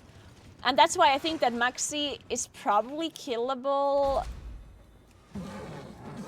for Liquid today. Or at least, I think that that's what Blizzard is aiming for. I think Blizzard wants the boss to die, so Maxi to die. Today for Liquid, and maybe early tomorrow for Echo. So that they have 3 days to kill Gallywix before the reset comes in. Because we don't really want the boss to die around Tuesday, but Monday would be perfect.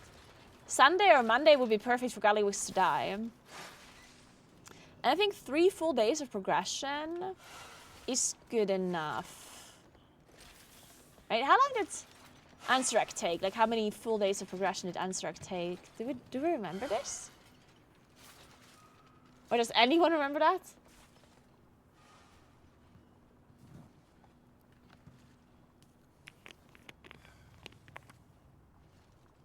I don't remember in Shadowlands Season 3, Liquid gave up at the end of the race before Echo or after Echo got the kill.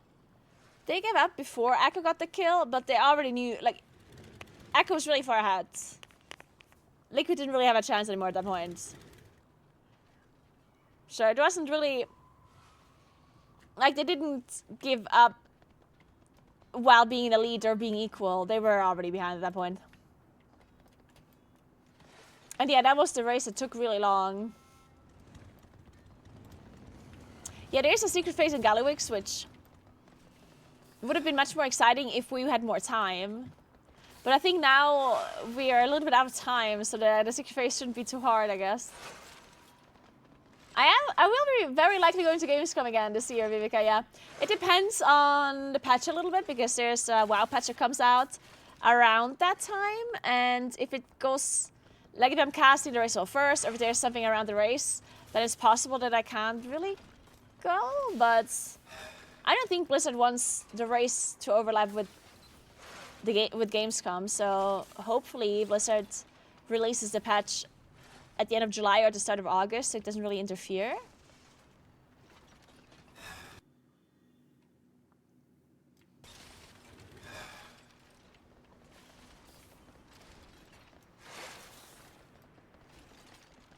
I'm farming a bunch of stuff in Brewery. There's bracers, there's boots, there's a cloak, a ring.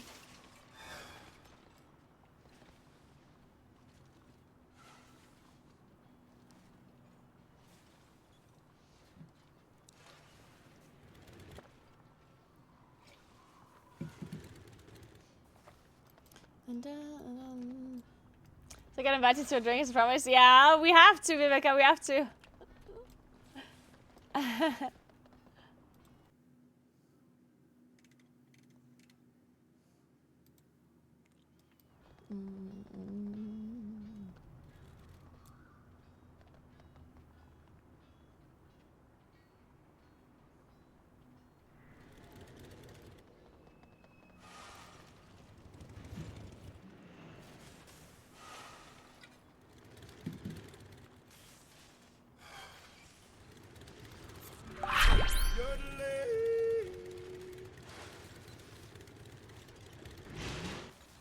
Hey Twisty, thank you so much for 7 months. Welcome back. How are you doing? Thank you so much.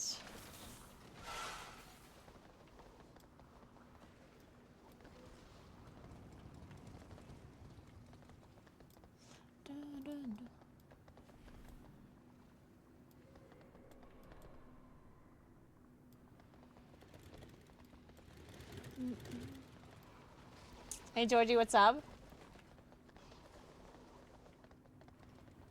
I'm waiting for my item. I'm crafting a 2-hand weapon next week. So I'm just waiting for my second spark. At least that was the idea. I'm not really sure. I haven't really thought about it properly because I have this weapon now, which is kind of good as well, but I'm assuming it.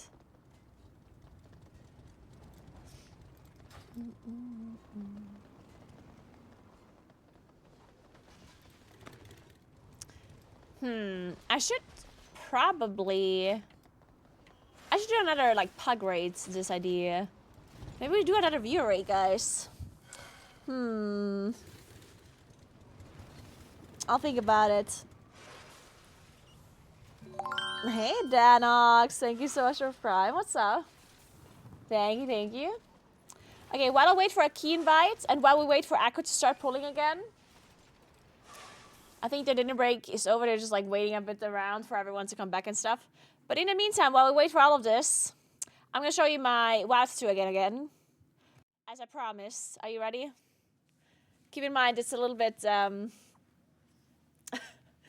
it's covered in plastic foil, basically. So it's kind of hard to see properly. Yeah, there you go.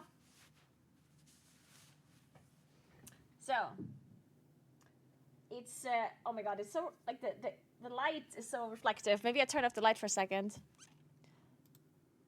Maybe that will help. Wait a sec. Oh god, it's so dark now! There we go.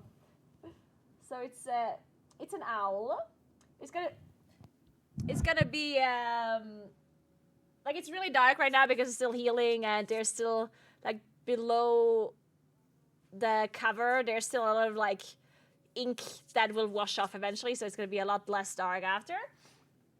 But yeah, I have the owl here with the antlers. And then I have some flowers over here and a tree for the rest of the retreat. And then here's a spider for the race will first. And look at these. I really like the moonkin like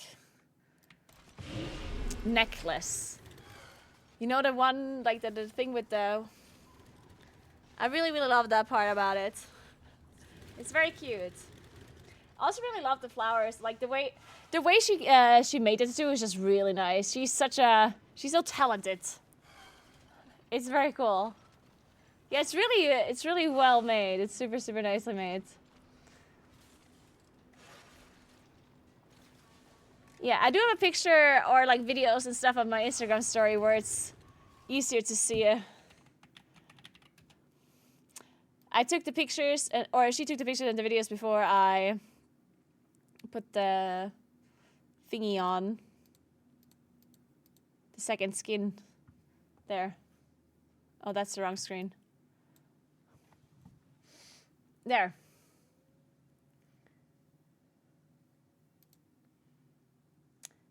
There you can see, wait, can I stop this somehow? From moving? Oh, there. Ah! There. Look how cute the thingy is, like the jewelry, the necklace. Oh, it's so cute. And then there's the spider for the charity incentive. And look how cute the paws are, like the claw. Oh, the claw is so cute. And the eye is also really nice. Oh my god. And the antlers, oh, it's also nice. She did such a good job.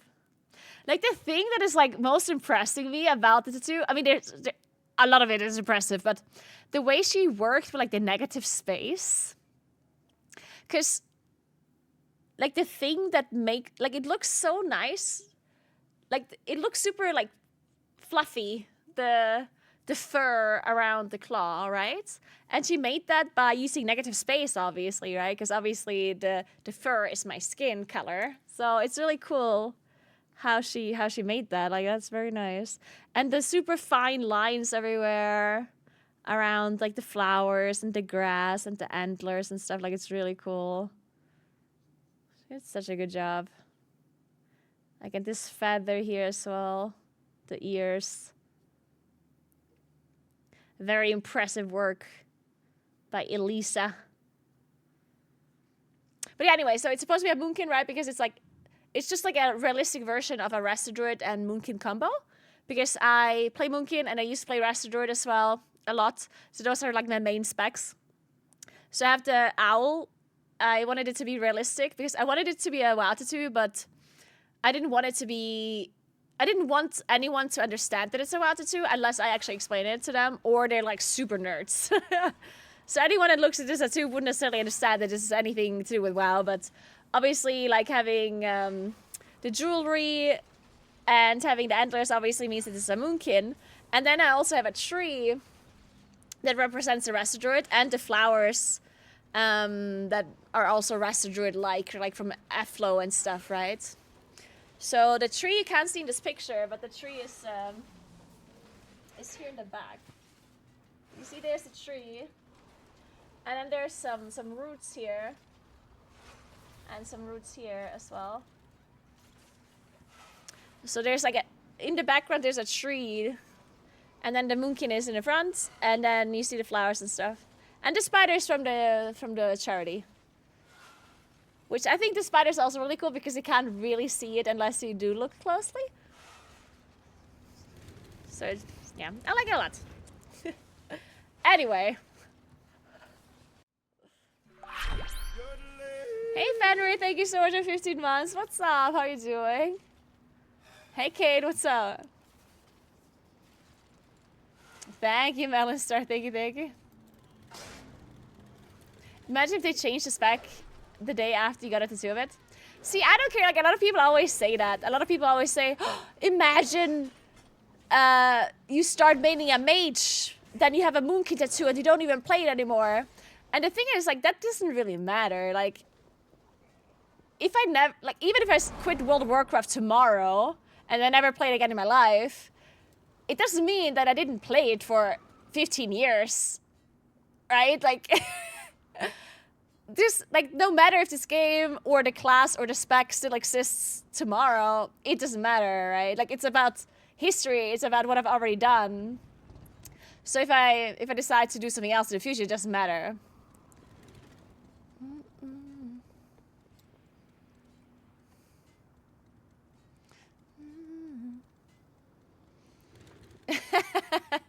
No more boyfriends with arachnophobia.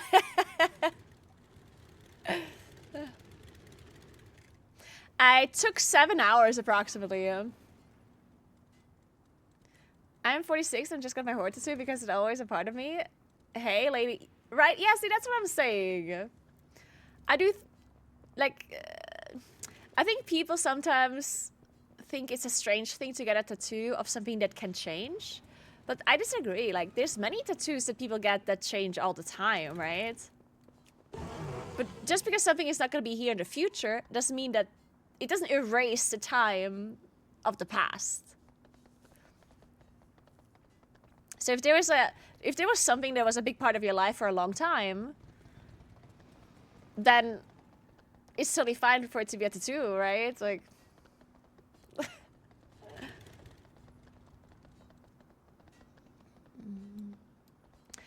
I do think it depends what it is. Of course, like if you put the name of your boyfriend on your body and then you break up, then that's obviously awkward. But that's a different story. Like if I don't play Moonkin anymore in the future, it doesn't mean that like we broke up and we hate each other now. like that is different. Yeah.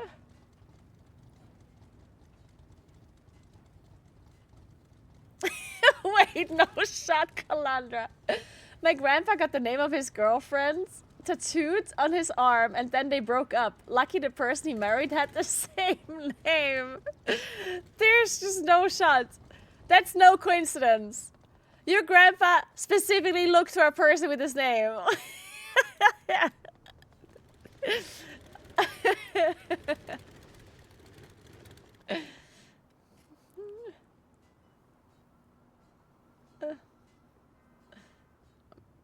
Yeah, exactly, Orkamar. Yeah, exactly, 100%.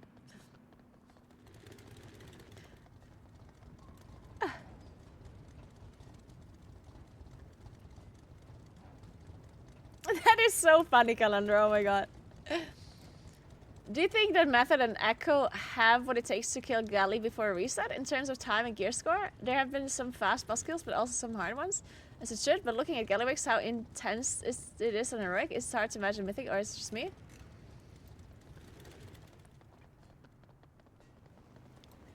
I don't think it's about them having what it takes. It's about Blizzard tuning it around the guild killing it or not. Like, I think...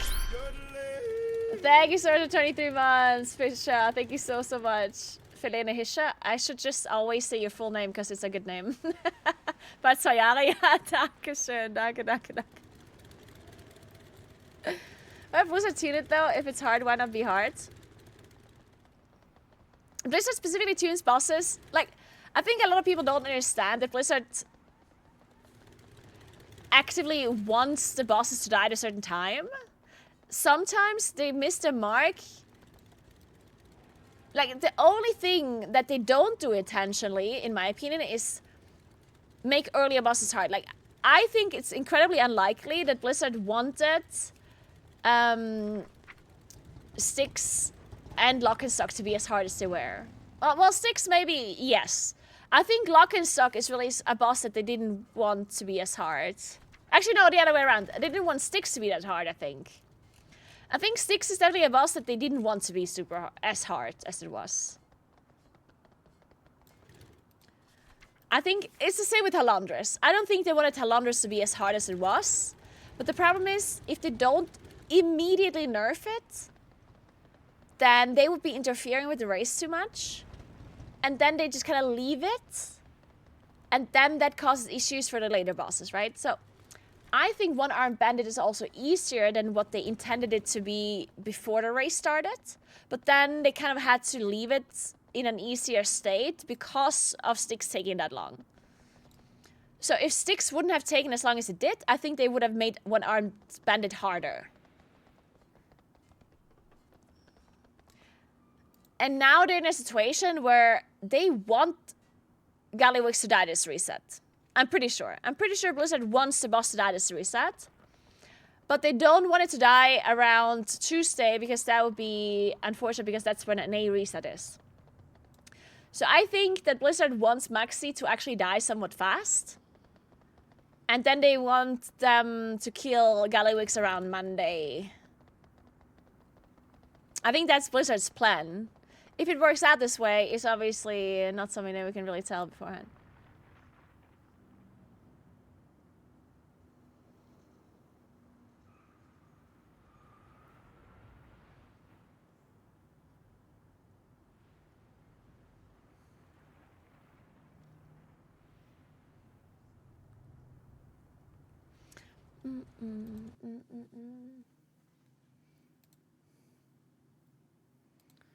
All right, what is Echo doing? Are they doing splits? Oh, Echo's doing splits now. That's funny. What are they gearing? Oh, man.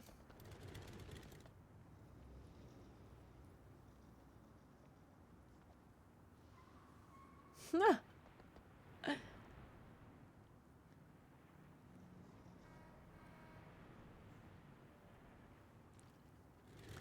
15 warriors.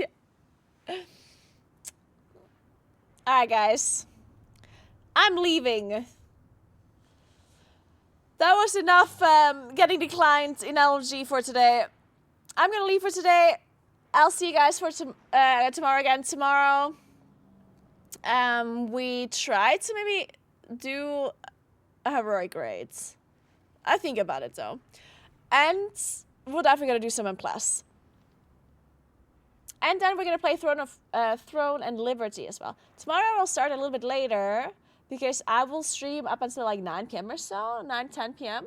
So I will start streaming a little bit later, okay? Maybe around, I'll see. But definitely in the afternoon, not in the morning.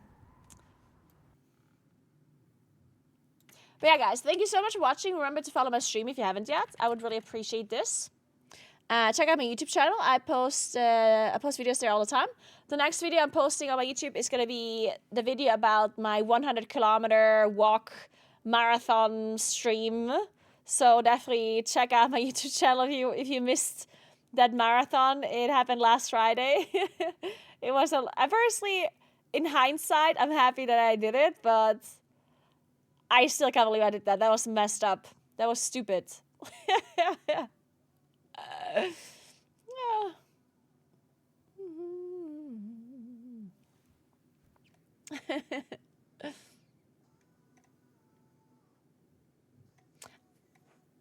If you want to see my new tattoo, it's on my Instagram story if you want to check it out. You can see it there much better anyway than right now. I have like a plastic foil over it, so it's really hard to see right now. You can see it better on the Instagram story. But yeah, thank you so much for watching, guys. Have fun watching Echo do some splits, I guess.